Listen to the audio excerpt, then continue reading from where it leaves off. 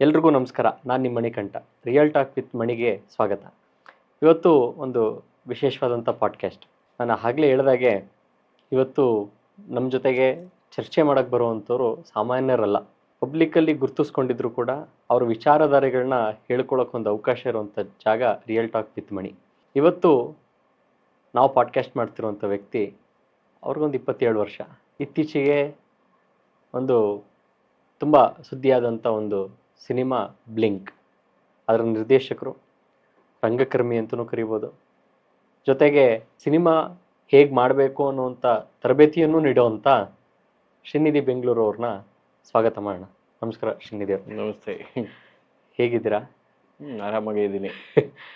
Cinema life ಅಂದಿದ ತಕ್ಷಣ ನೆನಪಿಗೆ ಬರುವಂಥದ್ದು ತುಂಬ ದೊಡ್ಡ ಕನಸುಗಳು ಅಂತ. ಕರೆಕ್ಟ್. ಸಾಮಾನ್ಯವಾಗಿ ಹಗ್ಲು ಕನಸು ಕಾಣುವಂಥವ್ರು ಯಾರು ಇದ್ದಾರೆ ಅಂದರೆ ಅದು ಸಿನಿಮಾದವರು ಅಂತ ಹೇಳ್ತಾರೆ. ಆ ಜರ್ನಿ ಬಗ್ಗೆ ಹೇಳ್ಬೋದು ನಿಮ್ಮ? ಜರ್ನಿ ಅಂದರೆ ಸಣ್ಣ ವಯಸ್ಸಿಂದಾನೇ ಇತ್ತು ಸಿನಿಮಾ ಪ್ರೀತಿ. ಅಂದರೆ ಸಿನಿಮಾ ಅನ್ನೋದಕ್ಕಿಂತ ರಂಗಭೂಮಿ, ಸಿನಿಮಾ ಇದೆರಡೂ ಕೂಡ ಜೊತೆಗೆ ನನ್ನ ಲೈಫ್ನಲ್ಲಿ ಬಂದವು. ಸಣ್ಣ ವಯಸ್ಸಿನಲ್ಲಿ ಈಗ ನಮ್ಮ ಅಪ್ಪನ ಒಂದು ಆಸೆಗೋಸ್ಕರ ಅವರು ನಾಟಕಗಳನ್ನು ತುಂಬ ನೋಡೋರು. ಹಾಗಾಗಿ ನಾನು ರವೀಂದ್ರ ಕಲಾಕ್ಷೇತ್ರಕ್ಕೆಲ್ಲ ಯಾವುದಾದ್ರೂ ಒಳ್ಳೆ ನಾಟಕ ಇದ್ದರೆ ಕರ್ಕೊಂಡು ಹೋಗೋರು. ಕೆಲವು ನಾಟಕಗಳು ಹಾಗೆ ನನಗೆ ತಲೆಯಲ್ಲೇ ಉಳ್ಕೊಂಡ್ಬಿಡ್ತಿತ್ತು. ಇವತ್ತಿಗೂ ನಾನೊಂದು ನಾಟಕ ನೋಡಿದ್ದೆ ಸಣ್ಣ ವಯಸ್ಸಿನಲ್ಲಿ, ಹೇ ರಾಮ್ ಅಂತ, ಗಾಂಧಿ ಅವರ ನಾಟಕ. ಆ ನಾಟಕ ತುಂಬ ಕಾಡಿತ್ತದು, ತುಂಬ ಚೆನ್ನಾಗಿ ಅದನ್ನು ಕೊರಿಯೋಗ್ರಾಫ್ ಮಾಡಿದರು. ಆ ನಾಟಕದ ಸಿಂಬಲಿಸಮ್ಮು ಆ ಟೈಮ್ನಲ್ಲಿ ನಮಗೇನು ಅರ್ಥ ಆಗ್ತಿರ್ಲಿಲ್ಲ.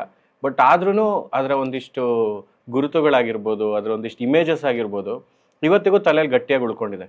ನಾನು ಅವಾಗ ಆ ನಾಟಕ ನೋಡ್ಕೊಂಬಂದಾಗ ನನಗೆ ತುಂಬ ಚಿಕ್ಕ ವಯಸ್ಸು, ಅವಾಗ ಏನೇನೋ ಯೋಚನೆ, ಇದೇನಕ್ಕೆ ಹಿಂಗಾಯಿತು, ಏನು ಮಾಡಿದ್ರು ಅಂತ. Over the period of time ಇಮೇಜ್ಗಳಿಗಿರುವಂಥ ಶಕ್ತಿ ನನಗೆ ಅರ್ಥ ಆಯಿತು. ಓಕೆ, ಆ ಒಂದು ಇಮೇಜಸ್ಸು ಎಷ್ಟು ದಿನದವರೆಗೆ ನಮ್ಮಲ್ಲಿ ಗಾಢವಾಗಿ ಉಳ್ಕೊಂಡ್ಬಿಡ್ಬೋದು, ಅದರ ತಾಕತ್ತೇನು ಅನ್ನೋದು ಅರ್ಥ ಆಯಿತು. ವಿಜುವಲ್ ಸ್ಟೋರಿ ಟೆಲ್ಲಿಂಗ್ ಮೇಲೆ ಒಂದಿಷ್ಟು ಲವ್ ಶುರುವಾಯಿತು. ಅದ್ರ ಜೊತೆಗೆ ನನಗೆ ಸಿನಿಮಾ ಮತ್ತು ನಾಟಕ ಇವೆರಡರಲ್ಲೂ ನನಗೆ ಬೇಸಿಕಲಿ ಸ್ಟೋರಿ ಟೆಲ್ಲಿಂಗ್ ತುಂಬ ಇಷ್ಟ. ಸಣ್ಣ ವಯಸ್ಸಿಂದ ಕತೆ ಹೇಳೋದು, ಕತೆ ಕೇಳಿಸ್ಕೊಳ್ಳೋದು, ಯಾರಾದರೂ ಕತೆ ಹೇಳ್ತಾ ಇದ್ರೆ ಕ್ಯೂರಿಯಾಸಿಟಿಯಲ್ಲಿ ಕಿವಿ ಕೊಟ್ಟು ಕೇಳೋದು, ಇದೆಲ್ಲ ತುಂಬ ಇಷ್ಟ. ಆ್ಯಂಡ್ ನಾನು ಸಣ್ಣ ವಯಸ್ಸಿನಲ್ಲಿ ಯಾವುದಾದ್ರೂ ಸ್ನೇಹಿತರ ಜೊತೆ ಇದ್ದ ಕತೆ ಹೊಡೆಯೋದು, ಸುಮ್ಮನೆ ಕತೆಗಳು ಹೇಳೋದು. ಕತೆ ಹೇಳೋದು ಅಂದರೆ ನನ್ನ ಬದುಕಿನ ಭಾಗ ಆಗಿಬಿಟ್ಟಿತ್ತು. ಈಗ ಕತೆ ಹೇಳೋದಕ್ಕೆ ಬೇರೆ ಒಂದು ಪ್ಲ್ಯಾಟ್ಫಾರ್ಮ್ ಬೇಕು ನನಗೆ ಅಷ್ಟೇ. ಸ್ಕೂಲಲ್ಲಿದ್ದಾಗ ಏನಾಗ್ತಿತ್ತು, ಅಶೋಕ ಶಿಶು ವಿಹಾರ ಸ್ಕೂಲಲ್ಲಿ ಓದಿದ್ದು ನಾನು. ಸ್ಕೂಲಲ್ಲಿ ನಮಗೆ ಮುನಿಸ್ವಾಮಿ ಸರ್ ಅಂತ ಇದ್ರು, ಪಿ ಟಿ ಟೀಚರು. ಅವ್ರದ್ದು ಬೆನಿಫಿಟ್ಸ್ ಏನಂದರೆ ಪಾಪ ಅವ್ರು ತುಂಬ ಆರ್ಟಿಗೆ ಎಂಕರೇಜ್ ಮಾಡೋರು. ಅವರೇ ನನಗೆ ಮೊದಲ ಗುರು ಥರ, ನನಗೆ ಎಂಕರೇಜ್ ಮಾಡಿದವ್ರು ಅವರೇ. ಆರ್ಟ್ ಪ್ರೈಮರಿ ಸರ್ ಅವರು, ಪ್ರೈಮರಿಲಿ ಪಿ ಟಿ ಸರ್ ಅವರು. ಕರೆಕ್ಟ್. ಅವ್ರದ್ದು ಏನಂದರೆ ಶನಿವಾರದೊತ್ತು ಏನು ಮಾಡೋರು, ಪ್ರೇಯರ್ ಆಗಿದ ತಕ್ಷಣ ಮೈಕ್ ಕೊಡೋರು. ಯಾರಾದರೂ ಒಂದು 3-4 ಜನಕ್ಕೆ ಮೈಕ್ ಕೊಟ್ಟು ಏನಾದರೂ ಎಂಟರ್ಟೈನ್ ಮಾಡಿ ಅಂತ ವೇದಿಕೆಯನ್ನು ಕಲ್ಪಿಸ್ಕೊಡೋರು. ಬೇಸಿಕಲಿ ಮೊದಲು ವೇದಿಕೆ ಕಲ್ಪಿಸ್ಕೊಡೋದಿದೆಯಲ್ಲ, ಅವರಷ್ಟು ಈಗೋಲೆಸ್ ಪರ್ಸನ್ ಇನ್ಯಾರು ಇರಲ್ಲ. ಯಾವುದೋ ಒಬ್ಬ ವ್ಯಕ್ತಿಗೆ ಒಂದು ಸ್ಟೇಜ್ ಕೊಡೋದು ತುಂಬ ದೊಡ್ಡ ವಿಚಾರ. ಅವರು ನಮಗೆಲ್ಲ ಸ್ಟೇಜ್ ಕೊಡೋರು, ಅವ್ರು ನಮ್ಗೆ ಸ್ಟೇಜ್ ಕೊಟ್ಟು ಏನಾದರೂ ಮಾಡಿ ಅಂತ. ನಾನು ಅವಾಗ ಏನು ಮಾಡ್ತಿದ್ದೆ, ರೇಡಿಯೋ ಮಿರ್ಚಿ ತುಂಬ ಕೇಳ್ತಿದ್ದೆ. ಅದರಲ್ಲಿ ಏನೇನೋ ಕಾಮಿಡಿಗಳೆಲ್ಲ ಬರ್ತಿತ್ತು, ಒಂದು 30 ಸೆಕೆಂಡ್ಸ್ ಕಾಮಿಡಿ ಬರ್ತಿತ್ತು ಅಡ್ವರ್ಟೈಸ್ಮೆಂಟ್ ಟೈಮ್ನಲ್ಲಿ. ಏನೇನೋ ಸ್ಟೋರಿಗಳು, ಗೂಬೆ ಮ್ಯಾನ್ ಸ್ಟೋರಿ ಅಂತೆ, ಆ ಸ್ಟೋರಿ ಅಂತ, ಈ ಸ್ಟೋರಿ ಅಂತ ಅದೆಲ್ಲ ಕದ್ಬಿಡೋದು. ಶನಿವಾರದ ಹೊತ್ತಿಗೆ ರೆಡಿ ಮಾಡ್ಕೊಳ್ಳೋದು, ಒಂದು 3-4 ಸ್ಟೋರಿ ಕದ್ದು ಮಿಕ್ಸ್ ಮಾಡ್ಕೊಂಡ್ಬಿಟ್ಟು, ನಾನು ನನ್ನ ಸ್ನೇಹಿತ ಒಬ್ಬನಿದ್ದ ಗೌತಮ್ ಅಂತ, ನಾವಿಬ್ಬರು ಸೇರಿಕೊಂಡು ಒಂದು ಸ್ಕಿಟ್ ಮಾಡ್ತಿದ್ವಿ. ನಮ್ಮ ಶಾಲೆಯಲ್ಲಿ ಏನಾಗ್ತಿತ್ತು, ಆ ಸ್ಕಿಟ್ಟೇ ಫೇಮಸ್. ನಾನು ಡೈರೆಕ್ಟರು, ಅವನು ಪ್ರೊಡ್ಯೂಸರು. ಒಬ್ಬ ಡೈರೆಕ್ಟ್ರು ಪ್ರೊಡ್ಯೂಸರ್ ಕತೆ ಹೇಳೋದೇ ಸ್ಕಿಟ್ಟು. ನನಗೆ ಅವಾಗ ಡೈರೆಕ್ಟ್ರ್ ಜಾಬ್ ಏನು ಗೊತ್ತಿರಲಿಲ್ಲ. ಪ್ರೊಡ್ಯೂಸರ್ ಮೂವಿಗಳಲ್ಲಿ ನೋಡಿ ಓಕೆ ಇದು ಅಂದ್ಕೊಂಡು ಅದನ್ನು ಮಾಡ್ತಿದ್ವಿ. ಏನಂದರೆ, ಸರ್ ಒಂದು ಇಂಟರ್ನ್ಯಾಷನಲ್ ಸ್ಟೋರಿ ಮಾಡಿದ್ದೀನಿ ಸರ್, ಇದು ಸೂಪರ್ ಹಿಟ್ ಆಗುತ್ತೆ ಸರ್ ಅನ್ನೋದು.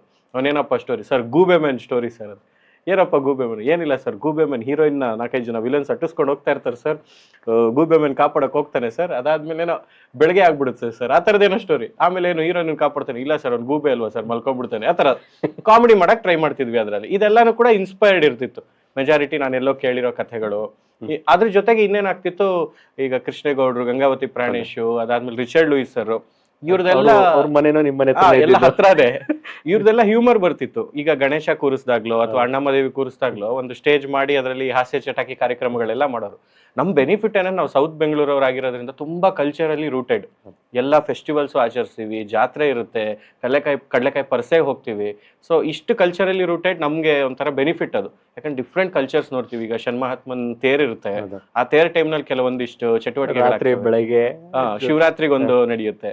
ಸೊ ನಾವು ಎಲ್ಲ ಹಬ್ಬ ಹರಿದಿನಗಳನ್ನು ತುಂಬಾ ಹತ್ರದಿಂದ ನೋಡಿದೀವಿ. ಅಂಡ್ ಈ ಹಬ್ಬಗಳಿದ್ದಷ್ಟು ಆ ಹಬ್ಬಗಳ ಟೈಮ್ನಲ್ಲಿ ಎಂಟರ್ಟೈನ್ಮೆಂಟ್ ಕೊರತೆ ಇರಲ್ಲ. ಈಗ ಶಿವರಾತ್ರಿ ಆದಾಗ ಒಂದು ಟಿವಿಲಿ ಒಂದು ಯಾವ್ದೋ ಶಿವಂದ ಸಿನಿಮಾ ಹಾಕ್ಬಿಡೋದು, ಶಿವ ಮೆಚ್ಚಿದ ಕಣ್ಣಪ್ಪ, ಬೇಡರ ಕಣ್ಣಪ್ಪನೋ, ಆಮೇಲೆ ಭಕ್ತ ಸಿರಿಯಾಳ, ಇವೆಲ್ಲ ಸಿನಿಮಾಗಳು ರಿಪಿಟೇಷನಲ್ಲಿ ಅದನ್ನೇ ನೋಡ್ತಾ ಇದ್ವಿ. ಅದ್ರ ಜೊತೆಗೆ ಸ್ಟೇಜ್ನಲ್ಲಿ ಪ್ರೋಗ್ರಾಮ್ಸ್ ಮಾಡೋದು. ಸೊ ಪ್ರೋಗ್ರಾಮ್ಸ್ ಮಾಡೋಕೆ ಜನರಲಿ ಇದೊಂದು ಹಾಸ್ಯ ಕಾರ್ಯಕ್ರಮ. ಈ ಹಾಸ್ಯ ಕಾರ್ಯಕ್ರಮನೂ ನೋಡಿ ನನಗೆ ಕದಿಯೋದು, ಅದೆಲ್ಲ ಜೋಕ್ಸ್ ಎಲ್ಲ ಬರ್ಕೊಂಬಿಡೋದು, ಒಂದು ಬುಕ್ ಇಟ್ಕೊಂಡು ಯಾವ ಜೋಕ್ಸ್ ಅಂತ. ಅದರಲ್ಲಿ ಒಂದಿಷ್ಟು ಕೃಷ್ಣೇಗೌಡರ ಜೋಕ್ಸ್ಗಳಾಗಿರ್ಬೋದು, ಆಮೇಲೆ ಪ್ರಾಣೇಶ್ ಅವ್ರದ್ದು ಜೋಕ್ಸ್ಗಳು, ಇವೆಲ್ಲ ಬರ್ಕೊಂಡು ಶನಿವಾರದೊತ್ತು ಪರ್ಫಾರ್ಮ್ ಮಾಡ್ತಿದ್ದೆ. ಅಲ್ಲಿ ಪರ್ಫಾರ್ಮ್ ಮಾಡುವಾಗ ಮೊದಲು ಕಲಾವಿದನಿಗೆ ತುಂಬಾನೇ ಖುಷಿ ಕೊಡೋದೇನಂದ್ರೆ ಚಪ್ಪಾಳೆ. ಸೊ ಆ ಚಪ್ಪಾಳೆ ಸಿಕ್ತಿತ್ತಲ್ಲ, ಅದು ಇನ್ನೂ ಎಂಕರೇಜ್ ಮಾಡ್ತಿದ್ದೆ, ಇನ್ನೇನಾದ್ರೂ ಮಾಡ್ಬೇಕಂತ. ಜೊತೆಗೆ ಏನಾಯ್ತು, ಪ್ರೈಮರಿಯಲ್ಲಿ ಒಂದು ನಾಟಕ ಮಾಡಿಸಿದ್ರು ಏಕಲವ್ಯಂದು. ನಾನು ಅದರಲ್ಲಿ ದ್ರೋಣಾಚಾರ್ಯನ ಪಾತ್ರ ಮಾಡಿದೆ. ಅದಕ್ಕೆ ಬಿಫೋರ್ ಪೈಡ್ ಪೈಪರ್ ಮಾಡಿಸಿದ್ರು, ಅದು ಇಂಗ್ಲಿಷ್ ನಾಟಕ. ನಮ್ದು ತುಂಬಾ ಅದ್ಭುತವಾದ ಇಂಗ್ಲಿಷ್. ಸಿನಿಮಾದಲ್ಲೂ ಆಕ್ಟಿಂಗ್ ಮಾಡಿದ್ರಿ ಅನ್ಸುತ್ತೆ. ಅದೇ ಒಂದು ಗುರುಕುಲ ಅಂತ ಒಂದು ಮೂವಿಲ್ ಮಾಡಿದ್ದೆ. ದೊಡ್ಡ ರೋಲ್ ನಂದು, ನನಗೆ ಸಖತ್ ದೊಡ್ಡ ರೋಲ್ ಕೊಟ್ಟಿದ್ರು. ಆಮೇಲೆ ಡಬ್ಬಿಂಗಿಗೆಲ್ಲ ಕರೆದಿದ್ರು. ಹೋದೆ. ಏನಪ್ಪ ಡಬ್ಬಿಂಗ್ ಅಂದ್ರೆ ಗಾಳಿ. ಇಡೀ ಮೂವಿಲ್ ನಂದು ಅದೊಂದೇ ಡೈಲಾಗು, ಗಾಳಿ ಅಷ್ಟೇ. ಇಡೀ ನಾನು ಎಲ್ಲಾರ್ಗು ಹೇಳ್ಕೊಂಬಂದ್ ನಂದು ದೊಡ್ಡ ರೋಲ್ ಇದೆ ಈ ಮೂವಿಲಿ ಬನ್ನಿ ಅಂತ. ಹೋದೆ, ನಂದು ಅಷ್ಟೇ ಶಾರ್ಟ್ ಆಗಿರೋದು, ಗಾಳಿ ಬಿಟ್ಟಿದ್ದ. ಅವಾಗ ಶಾಕ್ ನನಗೆ ಅವತ್ತು ಫಿಲ್ಮ್ ಮೇಕಿಂಗ್ ಒಂಥರ ಕನ್ಫ್ಯೂಸಿಂಗ್, ಒಂಥರ ಮ್ಯಾಜಿಕ್ ಅನ್ಸಿದೆ. ಆಗ ಶೂಟ್ ಮಾಡುವಾಗ ಏನೋ ಮಾಡ್ತಿದ್ರು, ಏನೇನೋ ತೆಗಿತಿದ್ರು. ನನ್ನನ್ನು ಸುಮ್ಮನೆ ಯಾವ್ದೋ ವಾಲ್ ಹತ್ರ ನಿಲ್ಸಿ ಗಾಳಿ ಅನ್ನೋ ಅಂದಿದ್ರು. ನನಗೇನು ಗೊತ್ತು, ನಾನು ಗಾಳಿ ಅಂದಿದ್ದೆ ಅಷ್ಟೇ. ಆಮೇಲೆ ಎಡಿಟ್ ಅಲ್ಲಿ ಆಗುವಾಗ ಗುರುಕುಲದಲ್ಲಿ ಗುರುಗಳು ಏನೇನೋ ಪ್ರಶ್ನೆಗಳನ್ನ ಕೇಳ್ತಾರೆ, ಒಬ್ಬೊಬ್ಬ ಸ್ಟೂಡೆಂಟ್ಸ್ ಒಂದೊಂದು ಉತ್ತರ ಕೊಡ್ತಾರೆ. ಆಗ ನಾನ್ ಕೊಡೋ ಉತ್ತರ ಗಾಳಿ. ಅದಕ್ಕೆ ಗುರುಗಳು ಶಬಾಷ್ ಅಂತ ಜನ ಎಲ್ಲ ಚಪ್ಪಾಳೆ ಹೊಡ್ತಾರೆ. ಅದು ಸೀನು. ನಾನು ಹೌದಾ, ಇದು ಯಾರು ಇರ್ಲೇ ಇಲ್ವಲ್ಲ ಶೂಟ್ ಮಾಡುವಾಗ, ನಾನು ಒಬ್ಬನೇ ನಿಲ್ಸ್ಬಿಟ್ಟು ಗಾಳಿ ಅನ್ಸಿದ್ರಲ್ಲ ಅಂತ. ಸೊ ನನಗೆ ಅವೆಲ್ಲ ಶಾಕ್ ಕೊಡ್ತಾ ಹೋಯ್ತು, ಒಂದೊಂದೇ ಎಲಿಮೆಂಟ್ಸ್. ಹಿಂಗೆ ನಾಟಕ ಮಾಡ್ಕೊಂಡು ಬರುವಾಗ ನಮ್ಮ ಶಾಲಾ ರಂಗಭೂಮಿಯಲ್ಲಿ ಇದ್ದೆ. ಅಲ್ಲೂ ಕೂಡ ಅವಾರ್ಡ್ಸ್ ಬರೋದಕ್ಕೆ ಸ್ಟಾರ್ಟ್ ಆಯ್ತು. ಈ ಅವಾರ್ಡ್ಸ್ ಬರುವಾಗ ಸ್ವಲ್ಪ ಜೋಶ್ ಹತ್ಬಿಡ್ತು, ಇನ್ನೂ ಏನಾದ್ರು ಮಾಡ್ಬೇಕಂತ. ಏಕಪಾತ್ರ ಅಭಿನಯಗಳನ್ನು ಮಾಡ್ತಿದ್ದೆ. ಆಮೇಲೆ ಮಕ್ಕಳ ಕೂಟ, ಅದು ತುಂಬಾನೇ ದೊಡ್ಡ ಗಿಫ್ಟ್. ಅದು ಮಕ್ಕಳ ಕೂಟದಲ್ಲಿ ಸಮ್ಮರ್ ಕ್ಯಾಂಪ್ಸ್ ಆದಾಗ ಅಲ್ಲಿ ಬೇರೆ ಬೇರೆ ಸ್ಟ್ರೀಮ್ಸ್ ನಲ್ಲಿ ತುಂಬಾ ಆಕ್ಟಿವ್ ಇರುವಂತ ಟೀಚರ್ಸ್ ಬರೋರು, ನಮ್ಗೆ ಹೇಳ್ಕೊಡೋರು. ಇದೆಲ್ಲ ಮಾಡ್ತಾ ಮಾಡ್ತಾ ಮಾಡ್ತಾ ಗೊತ್ತಿಲ್ದಲೆ ನನ್ನೊಳಗೆ ಒಂಥರ ಈ ರಂಗಭೂಮಿ ಆಗಿರ್ಲಿ, ಚಿತ್ರರಂಗ ಅದರ ಪ್ರೀತಿ ಹುಟ್ಕೋತು. ಅಂಡ್ ಸಿನಿಮಾದ ಹುಚ್ಚಾಗ್ಬಿಟ್ಟೆ, ಹೆವಿ ಸಿನಿಮಾಗಳು ನೋಡಿ. ಮತ್ತೆ ನಾನು ಚಿಕ್ಕ ವಯಸ್ಸಲ್ಲಿ ಒಂದ್ಸತಿ ನೋಡಿದೆ, ಒಂದು ಕೀಪ್ಯಾಡ್ ಮೊಬೈಲ್ ಇಟ್ಕೊಂಡು ನಾಗವಲ್ಲಿ ಅನ್ಕೊಂಡು ಶೂಟ್ ಮಾಡಿದ್ದು. ಏನೇನೋ ಶೂಟ್ ಮಾಡ್ತಿದ್ದಿದ್ದು ಅವಾಗ, ಸುಮ್ನೆ ಏನೇನೋ ಶೂಟ್ ಮಾಡೋದು. ಯಾವ್ದಾದ್ರು ಮೂವಿ ಬಂದ್ರೆ ಅದ್ರದ್ದು ಸ್ಪೂಫ್ ಮಾಡೋದು, ಕ್ಯಾಮ್ರಾ ಇಟ್ಕೊಂಡು, ಮತ್ತೆ ಏರಿಯಾ ಹುಡುಗರನ್ನೆಲ್ಲ ಸೇರಿಸ್ಕೊಂಡು ಗುಡ್ಡೆ ಹಾಕೊಂಡು ಸಿನಿಮಾಗಳನ್ನ ಮಾಡೋದು. ಅವಾಗಿನ ಹುಚ್ಚಿತ್ತು, ಬಟ್ ಅದು ತೀವ್ರತೆಗೆ ದಾಟಿದ್ದು PUC ಟೈಮ್ನಲ್ಲಿ. ಆಗ ಒಂದ್ಸತಿ ನಾನು ಕೇಳ್ಪಟ್ಟಿದ್ದು, ಬಾಲಾಜಿ ನೀವೆಲ್ಲ ಸೇರಿ ನಾಟಕ ಮಾಡುತ್ತಿಲ್ಲ ಅನ್ನೋದೇ ಒಂದು ನಾಟಕ ಅನ್ನೋದು. ನಾನು ಮಾಡಿದ ಫಸ್ಟ್ ನಾಟಕನೇ ನಾವು ನಾಟಕ ಮಾಡ್ತಿಲ್ಲ ಅಂತ. ಸೊ ನನಗೇನಾಯ್ತು, ಒಂದು ಟೀಮ್ ಕಟ್ಟಬೇಕು ಅಂತೆಲ್ಲ ಡಿಸಿಷನ್ ಆಯ್ತು. ಧನುಷ್ ಅಂತ ನಿಮ್ಗೆ ಗೊತ್ತಿರುತ್ತೆ, ಧನುಷ್ ಅವರು ಒಂದು ಟೀಮ್ ಕಟ್ಟೋಣ, ಒಂದು ಮಾಡೋಣ ನಾಟಕ ಅಂತೆಲ್ಲ ಅಂದ್ರು. ಮುಂಚೆ ಒಂದು ಮಾಡಿದ್ವಿ ನಾವೆಲ್ಲ ಸೇರಿ, ಒಂದು ಅಂತಿಮ ತೀರ್ಪು ಅಂತ ಯೇಸು ಕ್ರಿಸ್ತಂದೊಂದು ನಾಟಕ ಮಾಡಿದ್ವಿ. ಅದಾದ್ಮೇಲೆ ಈಗ ನೀನೇ ಒಂದು ಯಾವ್ದಾದ್ರು ನಾಟಕ ಬರಿ ಅಂತ. ನನಗೆ ಕ್ರೈಸ್ಟ್ ಯೂನಿವರ್ಸಿಟಿಲಿ ಅವಾಗ ನನ್ನನ್ನು ಕರ್ಸೋರು ಯಾವ್ದಾದ್ರು ನಾಟಕ ಇದ್ರೆ ಮಾಡ್ಸಕ್ಕೆ. ಅವಾಗ ಅವ್ರಿಗೊಂದು ನಾಟಕ ಬರಿಬೇಕು. ಇನ್ 2 days ಇದೆ. ಅವ್ರು ಏನಂದ್ರೆ ಅವ್ರು ರೆಡಿ ಆಗಿಲ್ಲ ನಾಟಕಕ್ಕೆ. ಇನ್ 2 days ಅವ್ರ ಟೀಚರ್ಸ್ ಬಿಟ್ಟಿಲ್ಲ, ನೀವು ಮಾಡ್ಲೇಬೇಕು ಒಂದು ನಾಟಕ ನಿಮ್ ಕಡೆಯಿಂದ ಅಂತ, ಅವ್ರ ಪ್ರೊಡಕ್ಷನ್ಸ್ ಇಂದ ಕಾಲೇಜಲ್ಲಿ. ಅಂಡ್ ಅದು ಕೂಡ ಎಲ್ಲಾ ಕ್ರೈಸ್ಟ್ಗಳು ಸೇರಿ ಒಂದು ಯೂನಿವರ್ಸಿಟೀಸ್ ಒಂದು ಫೆಸ್ಟಿವಲ್. ಅದು ಎಲ್ಲ ಯಾವ್ಯಾವ್ದು ಕ್ರೈಸ್ಟ್ ಯೂನಿವರ್ಸಿಟೀಸ್ ಇದೆ ಅದ್ರದ್ದೆಲ್ಲ ಸೇರಿ ಒಂದು ಫೆಸ್ಟಿವಲ್. ಈಗ ಅದಕ್ಕೆ ಡೈರೆಕ್ಟ್ ಮಾಡಕ್ ಕರೆದ್ರು ನಂಗೆ ನಾಟಕ. ನಾನೇನ್ ಮಾಡಿದೆ, ಅದಕ್ಕೆ ಮುಂಚೆ ಒಂದು ಏಕಪಾತ್ರ ಅಭಿನಯ ಬರ್ದಿದ್ದೆ. ನಮ್ದೇನಂದ್ರೆ ರೈಟಿಂಗ್ ಅಲ್ಲಿ ಯಾವ್ದನ್ನು ಕ್ರಿಯೇಟಿವಿಟಿ ಅನ್ನೋದಿದೆಯಲ್ಲ, ಇದೊಂಥರ ಯುವದೋಪು ತರ. ನಮ್ದು ಕಾಮಿಡಿ ಇದೆಯಲ್ಲ, ಇಡ್ಲಿ ವಡೆ ಚಟ್ನಿ ಸಾಂಬಾರ್ ಎಲ್ಲ ಮಿಕ್ಸ್ ಮಾಡಿ ಒಂದು ಹೊಸ ಖಾದ್ಯ ಕೊಡಂಗೆ. ಕ್ರಿಯೇಟಿವಿಟಿ ಅಂದ್ರೆ ಅಷ್ಟೇನೆ, ನಮ್ಗೆ ಎಲ್ಲೆಲ್ಲಿಂದಾನು ಏನೇನೇನೇನೇನೇನೋ ಇಷ್ಟ ಆಗಿರುತ್ತೆ, ಅದನ್ನೆಲ್ಲ ಸೇರಿಸಿ ಹೊಸದೇನೇನೋ ಕೊಡೋದು ಜನಕ್ಕೆ. ಎಲ್ಲೋ ನಾವು ಆಕಾಶದಿಂದ ಏನೂ ತಗೊಂಡ್ಬರಲ್ಲ. ಯಾಕಂದ್ರೆ ನಮ್ ಪ್ರಪಂಚದಲ್ಲಿ ನಾವೇನ್ ನೋಡಿರ್ತೀವಿ, ನಾವೇನ್ ಕನ್ಸ್ಯೂಮ್ ಮಾಡಿರ್ತೀವಿ, ಅದನ್ನೇ ಜನಕ್ಕೆ ಕೊಡೋದು. ಎಕ್ಸಾಂಪಲ್ 99 ವೆರೈಟಿ ದೋಸೆ ಅಂತ ಮಾಡ್ತಾರೆ, ಅದೇ ದೋಸೆನೆ, ಎಲ್ಲ ಬೇರೆ ಬೇರೆ ಮೆಟೀರಿಯಲ್ಸ್ ಹಾಕ್ತಾರೆ ಅಷ್ಟೇ, ಬಿಟ್ರೆ ದೋಸೆ ಅದೇ ಅಲ್ವಾ, ಬೇಸ್ ಅದೇ ಅಷ್ಟೇ. ಆ ಥರ ನನಗೆ ಇನ್ 2 days ಇದೆಯಲ್ಲ ಏನ್ ಮಾಡೋದು, ಅದು ತುಂಬಾ ಚಾಲೆಂಜಸ್. ಅಂಡ್ ಫಿಲ್ಮ್ ಮೇಕಿಂಗ್ ಅಥವಾ ಆರ್ಟ್ ಅಲ್ಲಿ ಡೆಡ್ಲೈನ್ಸ್ ಚಾಲೆಂಜಸ್ ಇದ್ರೆ ಚೆನ್ನಾಗಾಗುತ್ತೆ ಕೆಲಸ. ನಾವೇನ್ ಅನ್ಕೊಂತೀವಿ, ಡೆಡ್ಲೈನ್ ಇಟ್ಕೊಳ್ಳಲ್ಲ. ಓಕೆ ನಮ್ ಸಿನಿಮಾ ಹಿಂಗ್ ಬರ್ಬೇಕು, ಹೋಗ್ತಾ ಇರ್ತೀವಿ, 1 ವರ್ಷ 2 ವರ್ಷ ಹೋಗ್ತಾ ಇರ್ತೀವಿ, ಮಾಡ್ತಾನೆ ಇರ್ತೀವಿ. ಯೋಚನೆ ಸಾಕು, ಒಂದಿಷ್ಟು ಮಾಡ್ಬೇಕು, ಬಿಟ್ಬಿಡ್ಬೇಕು. ನಾವು ಹೆವಿ ಯೋಚನೆ ಮಾಡಿ ಹಾಳಾಗ್ಬಿಡುತ್ತೆ ಕೆಲವು ಟೈಮ್ ಪ್ರಾಜೆಕ್ಟ್ಸ್. ಹಂಗಾಗಿ ನೀ ಹಿಡ್ದಿಂದಲ್ಲಿದೆ ಏನ್ ಮಾಡೋದು. ನಾನೊಂದು ಏಕಪತ್ರ ಅಭಿನಯ ಮಾಡಿದೆ. ಅದ್ರಲ್ಲಿ ಏನಂದ್ರೆ ಚಕ್ರವ್ಯೂಹ ಅಂತ, ಅಭಿಮನ್ಯು ಚಕ್ರವ್ಯೂಹದೊಳಗೆ ಸಿಲುಕೊಳ್ಳೋದು. ಒಬ್ನ ಯಾರೋ ನಾಟಕ ಪ್ರಾಕ್ಟೀಸ್ ಮಾಡ್ತಾ ಇರ್ತಾನೆ, ಅಭಿಮನ್ಯು ಪಾತ್ರ. ಅವನ ಪಾತ್ರನ ಒಬ್ಬ ಭಿಕ್ಷುಕ ನೋಡ್ತಾ ಇರ್ತಾನೆ. ಭಿಕ್ಷುಕ ಮತ್ತೆ ಅವನೊಂದು ಸ್ವಲ್ಪ ಮೆಂಟಲಿ ಡಿಸೇಬಲ್ಡ್ ಪರ್ಸನ್. ಅವ್ನು ನೋಡ್ಬಿಟ್ಟು ಅಭಿಮನ್ಯು ಬಾಯ್ಲಿ ಅಂತ ಕರೀತಾನೆ. ನಾನು ಅಭಿಮನ್ಯು ಅಲ್ಲ, ಅವ್ನ ಪಾತ್ರ ಆಗ್ದವ್ ನಾನು, ಬಾಯ್ ನಿನ್ನ ಹತ್ರ ಮಾತಾಡ್ಬೇಕು. ಅವ್ರಿಬ್ರು ನಡುವೆ ಆಗೋ ಕಾನ್ವರ್ಸೇಷನ್. ನೀನ್ ಹೆಂಗ್ ಚಕ್ರವ್ಯೂಹದಲ್ಲಿ ಸಿಕ್ಕಾಕೊಂಡೆ, ನಾನು ಇಲ್ಲಿ ಹಣದ ಚಕ್ರವ್ಯೂಹ, ವ್ಯಾಮೋಹದ ಚಕ್ರವ್ಯೂಹ ಮತ್ತೆ ಸಂಬಂಧಗಳ ಚಕ್ರವ್ಯೂಹದಲ್ಲಿ ಸಿಕ್ಕಾಕೊಂಡಿದ್ದೀನಿ, ಅದಕ್ಕೆ ಇಲ್ಲಿ ಬಂದಿದ್ದೀನಿ. ಗೊತ್ತಿಲ್ಲದೆ ನಾನು ಒಳಗೆ ಹೋಗ್ಬಿಟ್ಟೆ, ಈಗ ಆಚೆ ಬರಕ್ ಆಗ್ತಿಲ್ಲ ಅಂತ ಒಂದು ಬರ್ದಿದ್ದೆ. ನನಗೆ ಅವಾಗ ಅದ್ರ ಡೆಪ್ತೇ ಅರ್ಥ ಆಗಿರ್ಲಿಲ್ಲ. ಸುಮ್ನೆ ಒಂದು ಫಿಲಾಸಫಿ ಹೊಡಿಯೋಣ ಅಂತ ಬರ್ದಿದ್ದು. ಅದ್ ನನಗೆ ಅವಾರ್ಡ್ ಬಂದ್ಬಿಡ್ತು ಎಲ್ಲಾ ಕಡೆ. ಓಕೆ, ಅದೇ ಕಾನ್ಸೆಪ್ಟ್ ಎತ್ಬಿಡೋಣ ಅಂತ ನಾನೇ ಮಾಡಿದ್, ನಾನೇ ಎತ್ಬಿಟ್ಟು ಈ ಕಡೆಗೆ ಹಾಕೋಣ ಅಂತ ಎತ್ತದೆ. ಅದ್ರದ್ದು ಒಂಚೂರು ಮಿಕ್ಸ್ಚರ್ ಮಾಡ್ತಾ ಇದ್ದೆ. ಆಮೇಲೆ 3 ಜನ ಆಕ್ಟರ್ಸ್ ಅಷ್ಟೇ ಇದ್ದಿದ್ದು. ಈಗ 3 ಜನಕ್ಕೆ ಏನಾದ್ರು ಮಾಡ್ಬೇಕು. 3 ಜನ ಕೂರ್ಸ್ಕೊಂಡೆ. ನಿಮ್ ಲೈಫಲ್ಲಿ ಪ್ರಾಬ್ಲಮ್ ಏನು, ನಿಮ್ ಲೈಫಲ್ಲಿ ಪ್ರಾಬ್ಲಮ್ ಇಲ್ಲ, ನಿಮ್ ಲೈಫಲ್ಲಿ 3 ಜನರದ್ದು ಪ್ರಾಬ್ಲಮ್ ಬರ್ಕೊಂಡು 3 ಜನರದ್ದು ಒಂದು ಹುಚ್ಚಾಸ್ಪತ್ರೆ ಒಂದು ವಾರ್ಡ್ ನಲ್ಲಿ ನಡೆಯೋ ಕತೆ ತರ ಬರ್ಕೊಂಡ್ ಮಾಡಿದೆ. ಕೊನೆಯದೇನಂದ್ರೆ ನಾಟಕ ಕನ್ಕ್ಲೂಡ್ ಆಗದೆ, ನಾವು ನಾಟಕ ಮಾಡ್ತಿಲ್ಲ, ನಾಟಕ ಮಾಡ್ತಿರೋದು ನೀವು ಅಂತ ಆಡಿಯನ್ಸ್ ತೋರ್ಸೋದು. ಏನಾಗೋಯ್ತು, ಅದೇ ನನ್ನ ಮೊದಲನೇ ನಾಟಕ, ಮೊದಲನೇ ರಿವ್ಯೂ ಸೆಷನ್. ನಾವೇನ್ ಮಾಡಿದ್ವಿ, ನಾಟಕ ಆಗಿದ ತಕ್ಷಣ ಫೀಡ್ಬ್ಯಾಕ್ ಚೀಟಿ ಎಲ್ಲ ರೆಡಿ ಮಾಡಿದ್ವಿ. ಎಲ್ಲ ಬರೆದ್ರು ಫೀಡ್ಬ್ಯಾಕ್ಸು, ಎಲ್ಲ ಚೆನ್ನಾಗಿ ಮಾತಾಡ್ಸೋದ್ರು. ಹೌಸ್ಫುಲ್ ಆಗಿತ್ತು ಶೋ. ಫಸ್ಟ್ ಶೋನೇ ಹೌಸ್ಫುಲ್, ಯಾಕಂದ್ರೆ ನಮ್ಮ ಫ್ಯಾಮಿಲಿಯವರೇ ಬಂದಿದ್ದು ಎಲ್ಲರೂ. ಹೌಸ್ಫುಲ್ ಆಗೇ ಆಗುತ್ತೆ ಅದು. ಆಯ್ತು, ಹೌಸ್ಫುಲ್ ಆಯ್ತಲ್ಲ ಅಂದ್ಬಿಟ್ಟು ಫೀಡ್ಬ್ಯಾಕ್ ಸೆಷನ್ ನೋಡ್ತೀವಿ. ಫೀಡ್ಬ್ಯಾಕು, ಇದು ನಾಟಕನೇ ಅಲ್ಲ, ದಯವಿಟ್ಟು ನೀವು ಯಾರು ನಾಟಕ ಮಾಡ್ಬಿಡಿ, ಡಬ್ಬಾ ತರ ಬಂದಿದೆ, ನನ್ ದುಡ್ಡು ವೇಸ್ಟ್ ಆಯ್ತು, ಒಂದು ಪಾಸಿಟಿವ್ ರಿವ್ಯೂ ಇಲ್ಲ. ನಾವು ಈ ತರ ನೆಗೆಟಿವ್ ರಿವ್ಯೂ ಬರುತ್ತೆ ಅಂತ ಅನ್ಕೊಂಡಿರ್ಲಿಲ್ವಲ್ಲ ಅಂತ. ಆಮೇಲೆ ಓಕೆ, ಇದನ್ನ ಥಿಂಕ್ ಮಾಡ್ಬೇಕು ಯಾಕೆ ಅಂತ. ನನಗೆ ಯಾರೋ ಒಬ್ರು ಫೋನ್ ಮಾಡ್ಬಿಟ್ಟು, ಏನದು ನಾಟಕ ಮಾಡ್ತಿರೋದು ನೀನು, ನಾನು ದುಡ್ಡು ಕೊಟ್ಟು ಬೈಸ್ಕೊಳಕ್ ಬರ್ಬೇಕಾ ನಾನು ಥಿಯೇಟ್ರಿಗೆ? ನಮಗ್ ಬೈಯಂಗಿದ್ರೆ ನೀನೇ ನಾಟಕ ಮಾಡ್ಬೇಕು, ನಾವು ನಾಟಕ ಮಾಡ್ತಿರೋದು ನೀವು ಅಂತ ಆಡಿಯನ್ಸ್ ಬೇರೆ ಬೈತೀಯ ನೀನು, ಹಂಗೆ ಹಿಂಗೆ ಅಂತಲ್ಲ. ನಾನು ಕಾಂಟ್ರವರ್ಸಿ ಆಗೋಯ್ತಲ್ಲ ಇದು ನಾಟಕ ಅಂತ. ಸರಿ ಆಯ್ತು ಒಂಚೂರು ಅದನ್ನ ರೀವರ್ಕ್ ಮಾಡೋಣ ಅಂತ ನನಗೆ ಅವತ್ತೇ ಅನ್ಸಿದ್ದು. ಪ್ರಾಬಬ್ಲಿ ನಾನು ಅಲ್ಲೇ ಬಿಟ್ಬಿಡ್ಬೋದಿತ್ತು, ಯಾಕಂದ್ರೆ ಅದು ಎಕ್ಸ್ಟ್ರೀಮ್ಲಿ ನೆಗೆಟಿವ್ ರಿವ್ಯೂಸ್ ಬಂದಿತ್ತು. ನೀನ್ ಮಾಡ್ಲೇಬೇಡ, ನಿನಗ್ ಬರಲ್ಲ ಅಂದಾಗ ಒಬ್ಬ ಮನುಷ್ಯನ್ ಕುಗ್ಗಿಸ್ಬಿಡುತ್ತದೆ ಫಸ್ಟ್ ಪ್ರಯತ್ನ. ಬಟ್ ಆ ಟೈಮ್ನಲ್ಲಿ ಗೊತ್ತಿಲ್ಲ, ನನ್ಗೆ ಥ್ಯಾಂಕ್ಸ್ ಹೇಳ್ಕೋಬೇಕು ಆ ಟೈಮ್ಗೆ. ಮಾಡೋಣ, ಇನ್ನೇನಾದ್ರು ಕರೆಕ್ಷನ್ ಮಾಡೋಣ ಅನ್ಬಿಟ್ಟು ಇನ್ನೊಂದು ಶೋ ಮಾಡಿದ್ವಿ. ಆ ಶೋ ಮೈಲ್ಡ್ ರಿವ್ಯೂಸ್ ಬಂತು. ಚೆನ್ನಾಗಿ ಮಾಡಿದಿರ ಕಣ್ರ ಹುಡುಗರ, ಚೆನ್ನಾಗಿದೆ. ಓಕೆ, ಕರೆಕ್ಷನ್ಸ್ ಮ್ಯಾಟರ್ ಆಗುತ್ತೆ. ಕೆಲವು ಟೈಮ್ ನಾವ್ ಏನ್ ಅನ್ಕೋತೀವಿ, ಸಿನಿಮಾ ಆಗ್ಲಿ ನಾಟಕ ಆಗ್ಲಿ ಇದೊಂದು ಸಂವಹನ, ಒಂದು ಮಾಸಸ್ಗೆ ನಾವೇನೋ ಕಮ್ಯುನಿಕೇಟ್ ಮಾಡಕ್ ಟ್ರೈ ಮಾಡ್ತಿದೀವಿ. ಏನನ್ ಬೇಕಾದ್ರೂ ಆಗಿರ್ಬೋದು. ನಮ್ಮ ತಲೆಯಲ್ಲಿರುವಂತ ಒಂದು ಐಡಿಯಾಲಜಿನ ಕಮ್ಯುನಿಕೇಟ್ ಮಾಡ್ತಿದೀವಿ, ಯಾವುದೋ ಒಂದು ಮೈಥಾಲಜಿನ ಕಮ್ಯುನಿಕೇಟ್ ಮಾಡ್ತಿದೀವಿ, ಅಥವಾ ಏನೋ ಒಂದು ಫಿಲಾಸಫಿನ ಕಮ್ಯುನಿಕೇಟ್ ಮಾಡಕ್ ಟ್ರೈ ಮಾಡ್ತೀವಿ. ಕೆಲವು ಟೈಮ್ ನಾವು ಅದು ಎಡುವ ಸಾಧ್ಯತೆಗಳು ತುಂಬಾ ಇರುತ್ತೆ. ಸಂಭಾಷಣೆಯ ಮೂಲಕ ನಾನು ಅಂದ್ಕೊಂಡಿರೋದೇ ಬೇರೆ, ಅಲ್ಲಿ ಸಂಭಾಷಣೆಯಲ್ಲಿ ನಾನು ಪದಗಳನ್ನ ಜೋಡಿಸಿದಾಗ ಬಂದಿರೋಂಥ ಮೀನಿಂಗೇ ಬೇರೆ, ಅದು ಕೂಡ ಬೇರೆ ತರ ಅದು ಬ್ಯಾಕ್ ಫೈರ್ ಆಗೋ ಸಾಧ್ಯತೆಗಳಿರುತ್ತೆ. ಓ ಇದು ಈ ತರ ಅನ್ಕೊಂಡು ಆ ಫೀಡ್ಬ್ಯಾಕ್ನೆಲ್ಲ ತಗೊಂಡು ನಾವು ಕರೆಕ್ಟ್ ಮಾಡ್ತಾ ಇನ್ನು ಅದನ್ನ ಎನ್ಹಾನ್ಸ್ ಮಾಡಕ್ ಟ್ರೈ ಮಾಡಿದ್ವಿ. ಸೆಕೆಂಡ್ ಶೋ ಚೆನ್ನಾಗಾಯ್ತು. ಥರ್ಡ್ ಒಂದು ಕಾಂಪಿಟೇಷನ್ ಮಾಡಿದ್ವಿ, ರಾಜ್ಯ ಮಟ್ಟದ ಒಂದು ಕಾಂಪಿಟೇಷನ್. ನಮ್ಮ ಅಪ್ಪ ಅವ್ರು ಹೇಳಿದ್ರು ಅದಕ್ಕೆ ಹೋಗಿ ಸಬ್ಮಿಟ್ ಮಾಡಿ ಅಂತ. ಅಲ್ಲೂ ಮಾಡಿದ್ವಿ. ಕಾಂಪಿಟೇಷನ್ ಎಲ್ಲ ಆಯ್ತು ಚೆನ್ನಾಗಿ. ಹೊರಗಡೆ ಆಡಿಯನ್ಸ್ ಏನೋ ಹಂಗ ರಿಯಲ್ ಆಗಿ ಹೊಡಿಸ್ತಿರಲ್ಲ ನೀನು, ಡೈರೆಕ್ಟ್ರು ಒಂದು ಕ್ಯಾರೆಕ್ಟರ್ ಇನ್ನೊಂದು ಕ್ಯಾರೆಕ್ಟರ್ ಹೊಡೆಯೋದು. ನಾವು ನಮ್ಮ ಹುಡುಗ ಜೋಶ್ಕೋಗಿ ಹೊಡೆದ್ಬಿಟ್ಟ ರಿಯಲ್ ಆಗಿ. ಹಂಗೆಲ್ಲ ಮಾಡಿಸ್ಬಾರ್ದು, ಅಭಿನಯ ಮಾಡ್ಬೇಕು ನೀವು, ಅಲ್ಲಿ ಹೊಡೆಯೋದ್ ಗಿಡಿಯೋದೆಲ್ಲ ಮಾಡಬಾರ್ದು ಆನ್ ಸ್ಟೇಜು ಅಂತ. ಆಮೇಲೆ ರಿವ್ಯೂ, ಅದ್ರದ್ದು ಫೈನಲ್ ಡೇ ಜಡ್ಜ್ಮೆಂಟು ಎಲ್ಲ ನಮ್ಗೆ ಭಯ. ಫಸ್ಟ್ ಸ್ಟೇಟ್ ಲೆವೆಲ್ ಕಾಂಪಿಟೇಷನ್ ಹೆಂಗಪ್ಪ ಅಂತ. ನಾಟಕಗಳು ಒಂದೊಂದೇ ರಿವ್ಯೂ ಕೊಡ್ತಾ ಇದ್ರು. ಇದು ಯಾವುದೋ ನಾಟಕದ ಹೆಸರು ಹೇಳೋದು, ನೀವು ದಯವಿಟ್ಟು ಇನ್ಮೇಲೆ ಯಾರು ನಾಟಕ ಮಾಡಬೇಡಿ, ನಿಮಗೆ ಬರಲ್ಲ ನಾಟಕ ಮಾಡಕ್ಕೆ, ಎಂತ ಅಸಹ್ಯವಾದ ನಾಟಕ ಮಾಡಿದಿರಾ, ಇಂಥ ನಾಟಕ ಮಾಡಕ್ ನೀವು ಯಾಕೆ ಬರ್ತೀರಾ ಕನ್ನಡ ರಂಗಭೂಮಿ, ಹಂಗೆಲ್ಲ ಬೈತಾ ಇದಾರೆ ಜಡ್ಜು. ಓ ನಮ್ದಿನ್ ಯಾವ ಲೆವೆಲ್ಗೆ ಬೈಬೋದು ಅಂತ ನಾವು. ಆಯ್ತು, ಒಬ್ರದ್ದು ಆದ್ಮೇಲೆ ಒಬ್ರದ್ದು ಹೇಳ್ತಾ ಇದಾರೆ, ನಮ್ದು ಹೇಳ್ತಾನೆ ಇಲ್ಲ ರಿವ್ಯೂ. ನಮ್ದು ಬಂತಾ, ಅಷ್ಟರಲ್ಲಿ ಯಾರೋ ಒಬ್ರು ಗೆಸ್ಟ್ ಏನೋ ಬಂದ್ರು, ಇದ್ ನೆಕ್ಸ್ಟ್ ಕಂಟಿನ್ಯೂ ಮಾಡ್ತೀವಿ ಅಂತ ಬಿಟ್ಬಿಟ್ರು. ನಮ್ದು ರಿವ್ಯೂನೇ ಕೊಡ್ಲಿಲ್ಲ. ಓ ಏನಿದ್ ರಿವ್ಯೂ ಕೊಡ್ಲಿಲ್ವಲ್ಲ, ಮೀಟರ್ ಆಫ್. ಆಮೇಲೆ ನೋಡಿದ್ರೆ ಪ್ರಶಸ್ತಿಗಳು ಅನೌನ್ಸ್ ಮಾಡ್ಬಿಟ್ರು, ನಮ್ದು ಹೇಳಲೇ ಇಲ್ಲ ರಿವ್ಯೂ. ನಾನು ಇದು ಯಾಕೋ ಮಕ್ಕರಾಯ್ತು, ನಮ್ಗೆ ಬರಲ್ಲ ಅವಾರ್ಡು ಅಂತ. ಆಮೇಲೆ ಅತ್ಯುತ್ತಮ ಅಭಿನಯ ನಮ್ಮ ನಾಟಕದವ್ನು ಒಬ್ನಿಗೆ ಕೊಟ್ರು, ಓವರ್ ಆಲ್ ಬೆಸ್ಟ್ ಆಕ್ಟರ್, ಪರವಾಗಿಲ್ಲ ಯಾವುದೋ ಒಂದು ಅವಾರ್ಡ್ ಬಂತು ಅಂತ. ಅತ್ಯುತ್ತಮ ತೀರ್ಪುಗಾರರು ಮೆಚ್ಚಿದ ಅಭಿನಯ ಅಂತ ಮತ್ತೆ ನಮ್ಮ ನಾಟಕದವ್ನು ಕೊಟ್ರು. ಅದಾದ್ಮೇಲೆ ನಾಟಕದಲ್ಲಿ ಅತ್ಯುತ್ತಮ ಅಭಿನಯ ಮತ್ತೆ ನಮ್ಮ ನಾಟಕ 3 ಅವಾರ್ಡ್ ಬಂತು. ಅತ್ಯುತ್ತಮ ಇನ್ನೊಂದೇನು ರಂಗಸಜ್ಜಿಕೆ ಬಂತು. ಆಮೇಲೆ ಅತ್ಯುತ್ತಮ ನಿರ್ದೇಶನ ಶ್ರೀನಿಧಿ ಬೆಂಗಳೂರು, ಫಸ್ಟ್ ಅವಾರ್ಡ್ ನನಗೆ ಬೆಸ್ಟ್ ಡೈರೆಕ್ಟರ್ಗೆ. ಅದು ಓ ನನಗೆ ಅವಾರ್ಡ ಅಂತ ನಾನು, ಯಾಕಂದ್ರೆ ನನ್ನ ಸುತ್ತಮುತ್ತ ತುಂಬಾ ದೊಡ್ಡ ದೊಡ್ಡ ರಂಗಕರ್ಮಿಗಳು ಮಾಡಿದ್ರು ನಾಟಕಗಳು. ಅದ್ರಲ್ಲಿ ಕಾಂಪಿಟೇಟಿವ್ ಆಗಿದ್ದವರು ರಾಜೇಂದ್ರ ಕಾರಂತರದ್ದು ಒಂದು ನಾಟಕ ಬಂದಿತ್ತು. ಪಾಪ ಅವ್ರನ್ನ ಕರೆಸಿದ್ರು ಸ್ಟೇಜ್ ಮೇಲೆ. ಅವ್ರು ತುಂಬಾ ಪ್ರೀತಿಯಿಂದ ಯಂಗ್ಸ್ಟರ್ಸ್ ಬರ್ಬೇಕಂದ್ರೆ ಆ ಸ್ಟೇಜ್ಗೆ ತಗೋಂತ ಅವಾರ್ಡ್ ಕೊಟ್ರು. ಅವತ್ತು ನನಗೆ ಒಂಥರ ಎಮೋಷನಲ್ ಆಯ್ತು. ಹೌದಲ್ವಾ, ಅಂದ್ರೆ ಯಾವ ನಾಟಕಕ್ಕೆ ಜನ ಇದು ನಾಟಕನೇ ಅಲ್ಲ ಅಂದ್ರೆ ಆ ನಾಟಕಕ್ಕೆ ಗುರ್ತ್ಸಂಗ್ ಆಯ್ತು ಅಂದ್ರೆ ಬಿಕಾಸ್ ನಾವು ಅದ್ರಲ್ಲಿ ಮಾಡಿರೋ ಕರೆಕ್ಷನ್ಸ್. ಪ್ರತಿ ಸಿನಿಮಾದಲ್ಲೂ ಕೂಡ ಕರೆಕ್ಷನ್ ಅನ್ನೋದು ತುಂಬಾ ದೊಡ್ಡ ಮ್ಯಾಟ್ರ್ ಆಗುತ್ತೆ ಅನ್ನೋದು ಈ ಕತೆ ಕೇಳ್ತೀವಿ.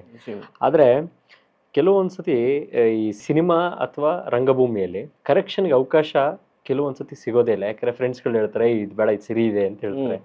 ಪ್ರೊಡ್ಯೂಸರ್ ನೋಡಿದ್ರೆ, ಸಿನಿಮಾದ ನೋಡಿದ್ರೆ ಇಲ್ಲ ರೀ ಇದು ಹಿಂಗೆ ಮಾಡ್ಬೇಕು ಅಂತ ಹೇಳ್ತಾರೆ. ಕ್ರಿಯೇಟಿವ್ ಫ್ರೀಡಮ್ನ ಕಿತ್ಕೊಳ್ಳೋದಕ್ಕೆ ಇದೊಂದು ದೊಡ್ಡ ಕ್ರಿಯೇಟಿವ್ ಫ್ರೀಡಮ್ನ ಕಿತ್ಕೊಳ್ಳುತ್ತೆ ಅನ್ನುವಂಥದ್ದನ್ನ ನೀವು ನಂಬ್ತೀರಾ? ಅಂದ್ರೆ ಕೆಲವು ಟೈಮ್ ಏನಾಗುತ್ತೆ, ಕೆಲವರು ಕಿತ್ಕೊಳ್ಳೋ ಸಾಧ್ಯತೆಗಳು ಇರುತ್ತೆ, ಕೆಲವರು ಸ್ವಲ್ಪ ಫ್ರೀಡಮ್ ಕೊಡ್ತಾರೆ. ಮತ್ತೆ ಸಿನಿಮಾ ಬಂದ್ರೆ ತುಂಬಾ ರಿಸ್ಕಿ ಬಿಸ್ನೆಸ್, ಹೆವಿ ರಿಸ್ಕ್ ಇದೆ ಅದರಲ್ಲಿ. ಆಮೇಲೆ ತುಂಬಾ ಹೆವಿ ಅಮೌಂಟ್ ಅದರಲ್ಲಿ ಫೀಡ್ ಆಗಿರುತ್ತೆ. ಆಮೇಲೆ ರೆವೆನ್ಯೂ ಸೋರ್ಸಸ್ನ ಹುಡುಕ್ತಾ ಇರ್ತಾರೆ, ರಿಟರ್ನ್ಸ್ ಆಗುತ್ತಾ ನೋಡ್ತಾ ಇರ್ತಾರೆ. Cinema mixture of art and business ಆಗಿರೋದ್ರಿಂದ ಅಲ್ಲಿ ಸ್ವಲ್ಪ ಸಮಸ್ಯೆಗಳು ಬರ್ತವೆ. ಆದ್ರೆ ನಾಟಕ ಕಂಪ್ಲೀಟ್ಲಿ ಅದೊಂದು ನಾವು ನಮ್ಮ ಹವ್ಯಾಸಕ್ಕೆ ಮಾಡ್ತಾ ಇರೋದು, ನಮ್ಮ ಖುಷಿಗೆ ಮಾಡ್ತಿರೋದು ಇರುತ್ತೆ. ಸಿನಿಮಾಲ್ ಏನಾಗುತ್ತೆ, ಎಕ್ಸಾಂಪಲ್ ಹೇಳ್ತೀನಿ, ಬ್ಲಿಂಕಲ್ಲೇ ಬ್ಲಿಂಕ್ ಮಾಡುವಾಗ ನಿರ್ಮಾಪಕರು ಹೊಸೊಬ್ರು ಇದ್ರು ಪಾಪ. ಅವರು ಕಷ್ಟಪಟ್ಟು ಅರ್ನ್ ಮಾಡಿರೋ ಅಮೌಂಟನ್ನು ತೊಗೊಂಡ್ಬಂದು ಹಾಕಿದ್ರು. ಸಿನಿಮಾ ರೆಡಿ ಆಯಿತು. ಅಂದರೆ ನಾವು ಒಂದು ಎಡಿಟ್ ಮಾಡಿದ್ವಿ, ಬೇಸಿಕ್ ಒಂದು ಮ್ಯೂಸಿಕ್ ಕೂತಿತ್ತು ಅದ್ರ ಮೇಲೆ, ಸೌಂಡ್ ಎಫೆಕ್ಟ್ಸ್ ಎಲ್ಲ ಆಗಿರಲ್ಲ. ನಮಗೊಂದು ಬೇಸಿಕ್ ಕಟ್ ಅಂತ ಆಗಿರುತ್ತೆ, ಡಬ್ಬಿಂಗ್ ಆದಮೇಲೆ ಒಂದು ಕಟ್ ರೆಡಿ ಆಗುತ್ತೆ, ರಫ್ ಕಟ್. ಈಗ ನಾವೇನು ಮಾಡಬೇಕು, generally majority film makers test screenings ಅಂತ ಮಾಡ್ತಾರೆ. ಟೆಸ್ಟ್ ಸ್ಕ್ರೀನಿಂಗ್ಸಲ್ಲಿ ಏನಾಗುತ್ತೆ, ಒಂದಿಷ್ಟು ಬೇರೆ ಬೇರೆ ವರ್ಗದ ಆಡಿಯನ್ಸು, ಬೇರೆ ಬೇರೆ ರುಚಿ ಇರುವಂಥ ಆಡಿಯನ್ಸು, ನಮ್ಮ ಹತ್ತಿರದ ಸಂಬಂಧಿಕರ ಅಲ್ಲದ ಆಡಿಯನ್ಸ್ಗೆ ಸಿನಿಮಾನ ತೋರಿಸೋದು. ಸೊ ದಟ್ ಅವರ ಫೀಡ್ಬ್ಯಾಕ್ ಏನಿದೆ ಆ ಫೀಡ್ಬ್ಯಾಕ್ನ ನೋಟ್ ಮಾಡ್ಕೊಳ್ಳೋದು. ಯಾಕಂದ್ರೆ ನಮ್ಗೇನಾಗಿರುತ್ತೆ, over the period of time ಸಿನಿಮಾದು ಎಡಿಟ್ ಮಾಡಿ ಮಾಡಿ ಮ್ಯೂಸಿಕ್ ಕೇಳಿ ಕೇಳಿ ಜಡ್ಜ್ಮೆಂಟ್ ಹೋಗ್ಬಿಟ್ಟಿರುತ್ತೆ. ಈ ಸೀನ್ ವರ್ಕ್ ಆಗ್ತಿದೆಯಾ ಇಲ್ವಾ ಗೊತ್ತಾಗ್ತಿರಲ್ಲ, ಈ ಎಮೋಷನ್ ನಾನು ಬರೀವಾಗಿದ್ದ ಹಾಗೇನೆ ಜನಕ್ಕೆ ರೀಚ್ ಆಗ್ತಿದೆ ಗೊತ್ತಾಗ್ತಿರಲ್ಲ. ಈಗೇನಾಯ್ತು, ಮೊದಲು ನಾವು ಏನು ಮಾಡಿದ್ವಿ, ಒಂದಿಷ್ಟು ಟೆಕ್ನಿಷಿಯನ್ಸ್ಗೆ ಸಿನಿಮಾ ತೋರಿಸೋಣ ಅಂತ, ಜನರಲ್ ಆಡಿಯನ್ಸ್ಗೆಲ್ಲ ಟೆಕ್ನಿಷಿಯನ್ಸ್ಗೆ ತೋರಿಸಿದ್ವಿ. ತುಂಬ ನೆಗೆಟಿವ್ ರಿವ್ಯೂಸ್ ಬಂತು. ಅಂದರೆ ಇಲ್ಲ, ಪೋಸ್ಟರ್ಗೆ ಹಾಕಿರೋ ಕಾಸು ವಾಪಸ್ ಬರಲ್ಲ, ಚೆನ್ನಾಗಿಲ್ಲ ಇದು ಫಿಲಮು, ಅರ್ಥನೇ ಆಗ್ತಿಲ್ಲ, ಏನು ಹೇಳಕ್ಕೆ ಹೊರಟಿದ್ದೀರಾ ಅನ್ನೋದೇ ಗೊತ್ತಾಗ್ತಿಲ್ಲ ಅಂತ. ಬಟ್ ಅದರಲ್ಲಿ ಇನ್ನೊಂದು ಕಷ್ಟ ಏನಿತ್ತು ಅಂದರೆ, ನಮ್ಮದು ಇಡಿಪಸ್ ಕಾಂಪ್ಲೆಕ್ಸ್ ಎಲ್ಲ ಇತ್ತು, ಒಂದು ಸ್ವಲ್ಪ ಜನಕ್ಕೆ ಜೀರ್ಣಿಸ್ಕೊಳ್ಳೋದು ಕಷ್ಟ ಅನ್ನೋ ಥರದ್ದು ಒಂದಿಷ್ಟು ವಿಷಯಗಳಿತ್ತು ಅದರಲ್ಲಿ. ಈಗೇನಪ್ಪ ಮಾಡೋದು ಅಂತ ಪಾಪ ನಿರ್ಮಾಪಕರಿಗೇನು ನಿದ್ದೆ ಬರ್ತಿಲ್ಲ, ಕಷ್ಟಪಟ್ಟು ದುಡ್ಡು ಹಾಕಿದ್ದೀನಿ, ರಿವ್ಯೂ ಚೆನ್ನಾಗಿ ಬರ್ತಿಲ್ಲ, ಸ್ಕ್ರೀನ್ ಪ್ಲೇ ಚೇಂಜ್ ಮಾಡಿಬಿಡಿ ಅಂದರು. ಈಗ ಟಫ್ ಏನಂದರೆ, ಈ ಥರದ್ದು ಸಿನಿಮಾಲಿ ಸ್ಕ್ರೀನ್ ಪ್ಲೇ ಚೇಂಜ್ ಮಾಡೋಕ್ಕೆ ಆಗಲ್ಲ. ಯಾಕಂದ್ರೆ ನಾವು shoot according to the screen play ಮಾಡ್ಕೊಂಡ್ ಬಂದಿರ್ತೀವಿ. ಟೈಮ್ ಟ್ರಾವೆಲಿಂಗ್ ಮಾಡಿರುವಂಥದ್ದು ಕನ್ನಡದಲ್ಲಿ ನಾನು ಹಿಂದೆ ಮುಂದೆ ಮಾಡಿದ್ರೆ ನಾನು ಅನ್ಕೊಂಡಿರೋ ವಿಚಾರನೇ ಟ್ರಾವೆಲ್ ಆಗಲ್ಲ ಜನಕ್ಕೆ, ಸ್ಕ್ರೀನ್ ಪ್ಲೇ ಆಗಲ್ಲ. ಬೇಕಾದ್ರೆ ಟ್ರಿಮ್ಮಿಂಗ್ಸ್ ಮಾಡ್ಬೋದು, ಟ್ರಿಮ್ಮಿಂಗ್ಸು, ಶಾರ್ಟ್ ರೀಶಫಲ್ ಮಾಡ್ಬೋದು. ಕೆಲವು ಟೈಮು ನಾವು ಶಾರ್ಟ್ ಪ್ಲೇಸ್ಮೆಂಟೇ ತುಂಬ ಇಂಪಾರ್ಟೆಂಟ್ ನಮಗೆ. ಎಡಿಟಿಂಗ್ ಇದೆಯಲ್ಲ, ಎಡಿಟಿಂಗ್ ಅಂದರೆ ಬಿಗ್ಗೆಸ್ಟ್ ಪ್ಲೇಸ್ ಒಂದು ಸಿನಿಮಾ. ಅಲ್ಲಿ ಏನಂದರೆ ಉದ್ಧಾರನೂ ಆಗ್ಬೋದು, ಹಾಳು ಆಗ್ಬಿಡ್ಬೋದು ಎಡಿಟಿಂಗಲ್ಲಿ. ನಾರ್ಮಲ್ ಆಗಿರೋ ಸಿನಿಮಾನು ಎಲಿವೇಟ್ ಮಾಡೋದು ಎಡಿಟಿಂಗ್ಗೆ. ನಾನು ಯಾವಾಗಲೂ ಎಕ್ಸಾಂಪಲ್ಸ್ ಹೇಳ್ತಾ ಇರ್ತೀನಿ. ನಾನು ಕ್ಲಾಸ್ ಅಲ್ಲಿದ್ದಾಗ ರೀಸೆಂಟ್ಲಿನೇ ಯಾವುದೋ ಅಮೀರ್ ಖಾನ್ ಅವ್ರದ್ದು ಪಾಡ್ಕಾಸ್ಟಲ್ಲಿ ಅವರು ಹೇಳ್ತಾ ಇದ್ರು, ಚೆನ್ನಾಗಿತ್ತು. ಒಂದು ಯಾವುದೋ ಹುಡುಗಂದು ಶಾರ್ಟ್, ಹುಡುಗ ಏನೋ ಕೆಲಸ ಮಾಡ್ತಿದ್ದಾನೆ, ಈ ಕಡೆ ಕ್ಯಾಮ್ರಾ ಕಡೆ ನೋಡ್ತಾನೆ. ಆ ಕಡೆಯಿಂದ ಅವರಮ್ಮ ಅವನಿಗೆ ಕೇಕ್ ತೊಗೊಂಡು ಬರ್ತಾ ಇದ್ದಾರೆ. ಹುಡುಗ ಸ್ಮೈಲ್ ಮಾಡ್ತಾನೆ. ಏನಪ್ಪ ವಿಷಯ ಏನು ಜನಕ್ಕೆ ಕಮ್ಯುನಿಕೇಟ್ ಆಯಿತು, ಅಮ್ಮ ಕೇಕ್ ತಂದರೆ ಮಗು ಖುಷಿ ಆಯಿತು. ಈಗ ಸೇಮ್ ಅದೇ ಹುಡುಗಂದು ಅಷ್ಟೇ ಶಾರ್ಟು. ಮಧ್ಯ ನಾನು ಆಗ್ತಿರೋ ಶಾರ್ಟ್ ಏನಾದರೂ ಒಂದು ಮರ್ಡರ್ ಆಗ್ತಾ ಇದೆ, ಸೇಮ್ ಹುಡುಗ ನೋಡ್ತಾ ಇದ್ದಾನೆ, ಮರ್ಡರ್ ಆಗ್ತಿದೆ, ಹುಡುಗ ಸ್ಮೈಲ್ ಮಾಡ್ತಾನೆ, ಸೈಕೋಪಾತ್ ಅನ್ನಿಸ್ತಾನೆ ಹುಡುಗ. ಸೊ ಜಸ್ಟ್ ನಾನು ರಿಪ್ಲೇಸ್ಮೆಂಟ್ ಆಫ್ ಅದೊಂದು ಶಾರ್ಟು ಕಮ್ಯುನಿಕೇಷನ್ನೇ ಚೇಂಜ್ ಮಾಡ್ಬಿಡುದು. ಹಾಗಾಗಿ ಎಡಿಟಿಂಗ್ನ ವ್ಯಾಲ್ಯೂ ನಮ್ಗೆ ಅರ್ಥ ಆಗುತ್ತೆ. ನಾನು ಸ್ಕ್ರಿಪ್ಟಲ್ಲಿ ಬರೀವಾಗ ಎಷ್ಟೊಂದು ಕಮ್ಯುನಿಕೇಟ್ ಆಗುತ್ತೆ ಅನ್ಕೊಂಡಿದ್ದು ಆಗ್ತಾ ಇರಲಿಲ್ಲ. ಸೊ ನನಗೇನಿಸ್ತು, ಓಕೆ ಇನ್ನೂ ಫೀಡ್ ಮಾಡಬೇಕು, ಇಲ್ಲಿ ಶಾರ್ಟ್ಸ್ ಬೇಕು. ತೆಗ್ದಿದ್ವಿ ಶಾರ್ಟ್ಸು, ನಾವೇನಂದ್ರೆ ಅದನ್ನೆಲ್ಲ ಫೀಡ್ ಮಾಡೋದು ಬೇಡ, ಜನಕ್ಕೆ ಎಷ್ಟು ಸ್ಪೂನ್ ಫೀಡ್ ಮಾಡೋದು, ಸ್ವಲ್ಪ ಬಿಡೋಣ ಅಂತ ಇದ್ವಿ. ಇಲ್ಲ ಕೇಳ್ತಾ ಇದೆ ಅಂತ ಸ್ಪೂನ್ ಫೀಡ್ ಮಾಡೋದು ಮಾಡಿದ್ವಿ. ನೆಕ್ಸ್ಟ್ ಸ್ಕ್ರೀನಿಂಗ್ ರೆಡಿ ಮಾಡಿದ್ವಿ. ಈ ಸ್ಕ್ರೀನಿಂಗ್ ಏನಾಯ್ತು ಅಂದರೆ ಇಂಡಿವಿಜುವಲ್ ಸ್ಕ್ರೀನಿಂಗ್ಸ್ ಮಾಡಿದ್ವಿ. ಲೈಕ್ ತುಂಬ ನೋನ್ ಇರುವಂಥ ರೈಟರ್ಸು, ಡಿರೆಕ್ಟರ್ಸು, ಅವ್ರುಗಳಿಗೆ ಸಿನಿಮಾನ ಕಳಿಸೋದು ಅಥವಾ ನಾವೇ ಖುದ್ದಾಗಿ ತೋರಿಸೋದು ಮಾಡಿದ್ವಿ. ಮೈಲ್ಡ್ ರಿವ್ಯೂಸ್ ಬಂತು, ಓಕೆ ಏನೋ ಮಾಡಿದಿರೋ ಹುಡುಗರು, okay okay okay okay. So ನಮಗೆಲ್ಲ ಕಡೆ ಏನಾಗ್ತಿತ್ತು ಅಂದರೆ, ನಮ್ಮ ಸ್ಟೇಟಸ್ಸು ನಮಗೆ ಸಿನಿಮಾ ಮೇಲಿರೋ ನಂಬಿಕೆ ಕುಗ್ಗಿಸ್ತಾನೆ ಬಂತು. ಇದು ವರ್ಕೌಟೇ ಆಗಲ್ಲ ಸಿನಿಮಾ ಅನ್ನೋ ಥರ ಆಯಿತು. ಆ್ಯಂಡ್ ನಮ್ಮ ಮೇಲೆ ಒಂದು ಟೈಮ್ ಕ್ವಶನ್ ಬರುತ್ತಲ್ಲ, ನಾನು ಇಷ್ಟನ್ನ ರಾಂಗಾಗಿ ಅಸ್ಯೂಮ್ ಮಾಡಿದ್ನ ಇದು ಚೆನ್ನಾಗಿ ಆಗ್ಬೋದು ಅಂತ, ಅಥವಾ ಇದು ಮಾಡಿದ್ನ ಅಂತ. ಆ್ಯಂಡ್ ನಿರ್ದೇಶಕನಾಗಿ ಮೊದಲನೇ ಸಿನಿಮಾ ಮಾಡಿದಾಗ ಒಂಥರ ನೋವೇ ಅದು. ದುಡ್ಡು ಹಾಳು ಮಾಡಿಬಿಟ್ಟೆ ಅಂತ ಹೆಸರು ಬರುತ್ತಲ್ಲ ನಿರ್ಮಾಪಕಂದು, ಅಷ್ಟು ಕಷ್ಟಪಟ್ಟು ದುಡ್ಡು ಹಾಕಿರ್ತಾರೆ, ಹೆಂಗೆ ಈಗ ಬದುಕು ಹೆಂಗೆ ಅಂತ. ಆ ಟೈಮ್ನಲ್ಲಿ ಓಕೆ ಒಂದು ಕೆಲಸ ಮಾಡೋಣ ಅಂತ ಡಿಸಿಷನ್ ಮಾಡಿ ಆಡಿಯನ್ಸ್ಗೆ ತೋರಿಸೋಣ ಮೂವಿ. ಸಿನಿಮಾ ಇಂಡಸ್ಟ್ರಿಯಲ್ಲಿ ಕೆಲವೊಬ್ರು ಥಿಂಕ್ ಮಾಡೋದು, ರಿಲೀಸ್ಗೂ ಬಿಫೋರ್ ಆಡಿಯನ್ಸ್ಗೆ ತೋರಿಸೋಣ ಧೈರ್ಯ ಜಾಸ್ತಿ, ಹೆಂಗೆ ತೋರಿಸ್ತಾರೆ, ಏನು ಬೇಕಾದ್ರೂ ರಿವ್ಯೂಸ್ ಬರ್ಬೋದಲ್ಲ. ಮತ್ತು ಆ ರಿವ್ಯೂಸ್ ಟ್ರಾವೆಲ್ ಆಗಿಬಿಡುತ್ತೆ. ಸಿನಿಮಾ ಇಂಡಸ್ಟ್ರಿಯಲ್ಲಿ ಯಾವುದೂ ನಿಲ್ಲಲ್ಲ. ಒಂದು ಸತಿ ಬ್ಯಾಡ್ ರಿವ್ಯೂಸ್ ಬಂತು, ರಿಲೀಸಿಗೆ ಬಿಫೋರೇ ಅದು ಸ್ಪ್ರೆಡ್ ಆಗ್ಬಿಡುತ್ತೆ ಎಲ್ಲ ಕಡೆ ಬ್ಯಾಡ್ ರಿವ್ಯೂಸ್. ಏನಪ್ಪ ಮಾಡೋದು, ಸರಿ ತೋರಿಸೋಣ. ಒಂದು 40 ಜನ ಆಡಿಯನ್ಸನ್ನು ಗುಡ್ಡೆ ಹಾಕಿದ್ವಿ.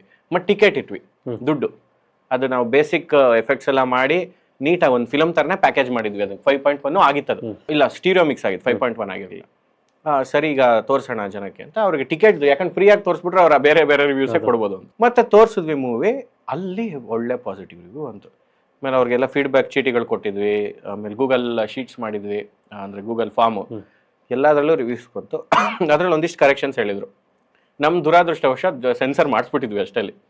ಓಕೆ ಇವ್ರು ಹೇಳಿದ ಕರೆಕ್ಷನ್ ಮತ್ತೆ ರೀಸೆನ್ಸರ್ ಅಪ್ಲೈ ಮಾಡಿ ಇನ್ನೊಂದ್ಸತಿ ಟ್ರಿಮ್ ಮಾಡಿದ್ವಿ, ಒಂದು 10 ಮಿನಿಟ್ಸ್ ಟ್ರಿಮ್ ಮಾಡಿದ್ವಿ ಮೂವಿನ. ಸೊ ಹಂಗಾಗಿ ಕರೆಕ್ಷನ್ಸ್ ತುಂಬ ಇಂಪಾರ್ಟೆಂಟು. ನಾವು ಈಗೋ ಬಂದ್ಬಿಡುತ್ತೆ ಕೆಲವು ಟೈಮ್ ಹೌದು. ಡೈರೆಕ್ಟರ್ಸ್ಗಾಗ್ಲಿ ರೈಟರ್ಸ್ಗಾಗ್ಲಿ. ನನಗೆ ನೀನ್ ಹೇಳೋದು ನನ್ನಷ್ಟು ನೀನ್ ಸಿನಿಮಾ ನೋಡಿದ್ಯಾ, ಸಿನಿಮಾ ಮಾಡಿದ್ಯಾ, ಯಾಕೆ ನೀನ್ ಹೇಳು. ಅದಂಗಲ್ಲ, ಫೈನಲಿ ಏನೋ ನಾವು ಕತೆ ಹೇಳೋರಷ್ಟೇ. ನಾವು ಮಾಡ್ತಿರೋದು ಒಂದು ಕತೆ ಹೇಳುವಂತ ಸರ್ವಿಸ್.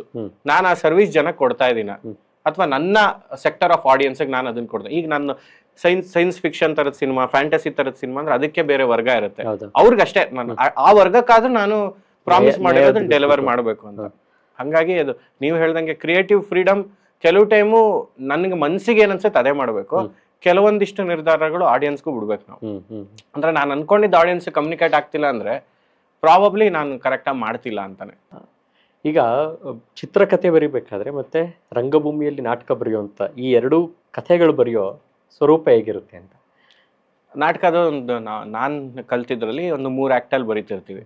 ಒಂದು ಸೆಟಪ್ ಅಂತ ಇರುತ್ತೆ, ಅದಾದ್ಮೇಲೆ ನಾವೇನೋ ಒಂದು ಕಾನ್ಫ್ಲಿಕ್ಟ್ ಅಂತ ಕೊಡ್ತೀವಿ, ಅದಕ್ಕೊಂದು ಕನ್ಕ್ಲೂಷನ್ ಅಂತ ಕೊಡ್ತೀವಿ, ರೆಸೊಲ್ಯೂಷನ್ ಅಂತ. ಸೊ ಸಿನಿಮಾಲು ಇದೇ 3 ಆ್ಯಕ್ಟ್ ಸ್ಟ್ರಕ್ಚರ್ನೇ ಫಾಲೋ ಮಾಡ್ತೀವಿ. ಟ್ರೆಡಿಷನಲ್ 3 ಆ್ಯಕ್ಟ್ ಅಂತ ಕರಿತೀವಿ. 3 ಆ್ಯಕ್ಟ್ಸಲ್ಲಿ ನಾವು ಕಥೆಯನ್ನು ವಿಂಗಡಣೆ ಮಾಡ್ಕೊಂಡಿರ್ತೀವಿ. ಫಸ್ಟ್ ಒಂದು 25 ನಿಮಿಷನೂ ನಾವು ಸೆಟಪ್ ಮಾಡ್ತಿದ್ವಿ. ಅಂದರೆ ಎಲ್ಲ ಇಂಟ್ರೊಡ್ಯೂಸ್ ಮಾಡ್ತಾ ಇದೀವಿ ಜನಕ್ಕೆ. ನಮ್ಮ ಪಾತ್ರ ಏನು, ಪಾತ್ರದ ಪ್ರಪಂಚ ಏನು, ಪಾತ್ರದ ಮೂಲಭೂತ ಸಮಸ್ಯೆಗಳೇನು, ಅವನ ನೀಡೇನು, ಅವನ ವಾಂಟೇನು, ಅಥವಾ ಅವಳ ನೀಡೇನು, ಅವಳ ವಾಂಟೇನು. ಯಾಕಂದ್ರೆ ಪ್ರತಿಯೊಂದು ಪಾತ್ರಕ್ಕೂ ಅದರದ್ದೇ ಆದಂಥ ನೀಡ್ಸ್ ಇರುತ್ತೆ, ಅದರದ್ದೇ ಆದಂಥ ವಾಂಟ್ಸ್ ಇರುತ್ತೆ. ಈ ಎಕ್ಸಾಂಪಲ್ಲು, ನನ್ನ ವಾಂಟು ಒಂದು ರಾಯಲ್ ಎನ್ಫೀಲ್ಡ್ ಗಾಡಿ ತೊಗೊಳೋದು, ನನ್ನ ನೀಡು ತಿಂಗಳಿಗೆ 10,000 ರೂಪಾಯಿ ದುಡಿಯೋದು. ಯಾಕಂದ್ರೆ ನನಗೊಂದಿಷ್ಟು ಕಮಿಟ್ಮೆಂಟ್ಸ್ ಇದೆ. ನಾನು ಅದನ್ನ ಈಗ ನಾನು ತಿಂಗಳಿಗೆ 10,000 ರೂಪಾಯಿ ದುಡಿದ್ರೆ ನನಗೆ ಉಳ್ಸೋಕ್ಕಾಗ್ತಿರೋದು 500 ರೂಪಾಯಿ. ಈ 500 ರೂಪಾಯಿ ಉಳಿಸ್ಕೊಂಡವನು ರಾಯಲ್ ಎನ್ಫೀಲ್ಡ್ ತಗೋತಾನೆ. ಅದೆರಡರ ನಡುವೆ ತುಂಬಾ ದೊಡ್ಡ ಒಂದು ವ್ಯತ್ಯಾಸ ಇದೆ, ತುಂಬಾ ದೊಡ್ಡ ಗ್ಯಾಪ್ ಇದೆ. ಈ ನೀಡು ವಾಂಟ್ ನಡುವೆ ಆಗೋ ಕಾನ್ಫ್ಲಿಕ್ಟೇ ಸಿನಿಮಾಗಳಲ್ಲಿ ಆಗೋದು. ನೀವು ಎಂಥ ಸಿನಿಮಾ ನೋಡಿದ್ರು ಇದ್ರ ಮೇಲೆ ನಡೀತಾ ಇರುತ್ತೆ. ಅದೊಂದು ಆಕ್ಷನ್ ಸಿನಿಮಾ ಆಗಿರ್ಬೋದು, ಒಂದು ಪ್ರೀತಿ ಆಗಿರ್ಬೋದು, ಏನಾದರೂ ಆಗಿರ್ಬೋದು. ಹಂಗಾಗಿ ನಾನು ಫಸ್ಟ್ ರಂಗಭೂಮಿಗೆ ಬರೆಯುವಾಗ ನಾವೊಂದಿಷ್ಟು ಡೈಲಾಗ್ ಓರಿಯೆಂಟೆಡ್ ಇರ್ತಿತ್ತು. ನಾನು ಬರಿತಾ ಇದ್ದಿದ್ದ ನಾಟಕಗಳು ಸ್ವಲ್ಪ ರಿಯಲಿಸ್ಟಿಕ್ ಆಗಿರ್ತಿತ್ತು. ಅದಾದ್ಮೇಲೆ ನಾನು ಸಿನಿಮಾಗೆ ಬಂದಾಗ ಮೊದಲು ಒಂದು ಕತೆ ಬರೆದೆ. ಅಂದರೆ ಈಗ ನಾನು ಮಾಡಿದ್ದಲ್ಲ, ಅದು ಬಿಫೋರ್ ಒಂದು ಬರೆದಿದ್ದೆ. ಅವಾಗ ಚಿತ್ರಕಥೆಯ ಸ್ವರೂಪ, ಅದ್ರ ಸ್ಟ್ರಕ್ಚರ್ ಎಲ್ಲ ನನಗೆ ಅಷ್ಟು ಅರ್ಥ ಆಗ್ತಾ ಇರಲಿಲ್ಲ. ನಾನೇ ನಾಟಕ ಥರನೇ ಇರುತ್ತೆ ಅಂತ ಪ್ರತಿಯೊಂದನ್ನು ಡೈಲಾಗಲ್ಲಿ ಹೇಳಕ್ಕೆ ಟ್ರೈ ಮಾಡ್ತಿದ್ದೆ. Over the period of time ಒಂದಿಷ್ಟು ವಿಡಿಯೋಗಳನ್ನು ನೋಡಿ ನಾವು ಯೂಟ್ಯೂಬಲ್ಲೇ ಮೆಜಾರಿಟಿ ಕಲ್ತಿದ್ದು ಸಿನಿಮಾ ಮೇಕಿಂಗ್ ಎಲ್ಲ. ಎಲ್ಲಾರ್ದು ನೋಡುವಾಗ ಓಕೆ, ಇಲ್ಲ ಇದು ಬೇರೆನೇ ಏನೋ ಇದೆ, ಇದು ನಾವು ಸ್ಕ್ರೀನ್ ರೈಟಿಂಗು, ನಾವು ಸ್ಕ್ರೀನಿಗೆ ಕತೆ ಹೇಳ್ಬೇಕಲ್ಲ ಈಗ. ಸೊ ಇದರಲ್ಲಿ ವಿಜುವಲ್ ಸ್ಟೋರಿ ಟೆಲ್ಲಿಂಗ್ ಜಾಸ್ತಿ ಡೈಲಾಗಿಂತ ಅಂತ.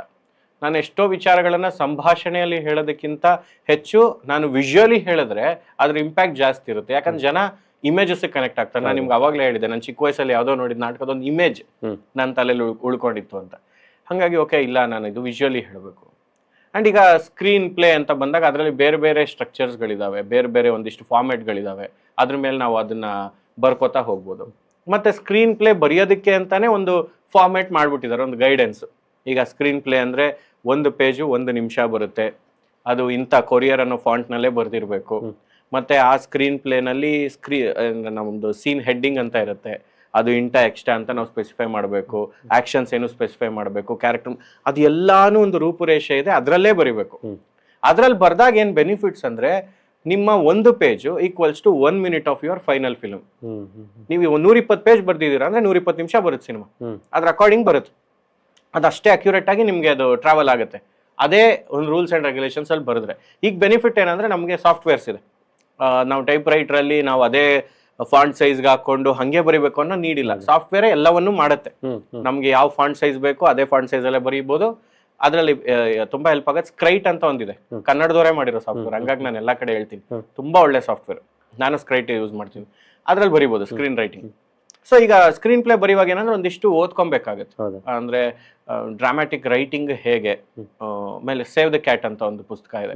ಸೇವ್ ದ ಕ್ಯಾಟ್ ಅಲ್ಲಿ ಸ್ಟ್ರಕ್ಚರ್ ಇದೆ, ಅದೇ ಹೇಗೆ ಆ ಸ್ಟ್ರಕ್ಚರ್ನ ಒಂದಿಷ್ಟು ಅರ್ಥ ಮಾಡ್ಕೊಳ್ಳೋದು. ಮತ್ತು ನಾನು ಲೀನಿಯರ್ ಆಗಿ ಕತೆ ಹೇಳ್ಬೇಕಾ, ನಾನ್ ಲೀನಿಯರ್ ಆಗಿ ಕತೆ ಹೇಳ್ಬೇಕಾ, ನಾನು ಯಾವ ತರ ಸ್ಕ್ರೀನ್ ಪ್ಲೇನ ಪ್ರೆಸೆಂಟ್ ಮಾಡ್ತಾ ಇದ್ದೀನಿ, ನನ್ನ ಪ್ರಿಮೈಸ್ ಏನು, ನನ್ನ ಪ್ಲಾಟ್ ಏನು, ನನ್ನ ಸ್ಟೋರಿ ಫಾರ್ವರ್ಡ್ ಯಾವ ತರ ಆಗ್ತಾ ಇದೆ.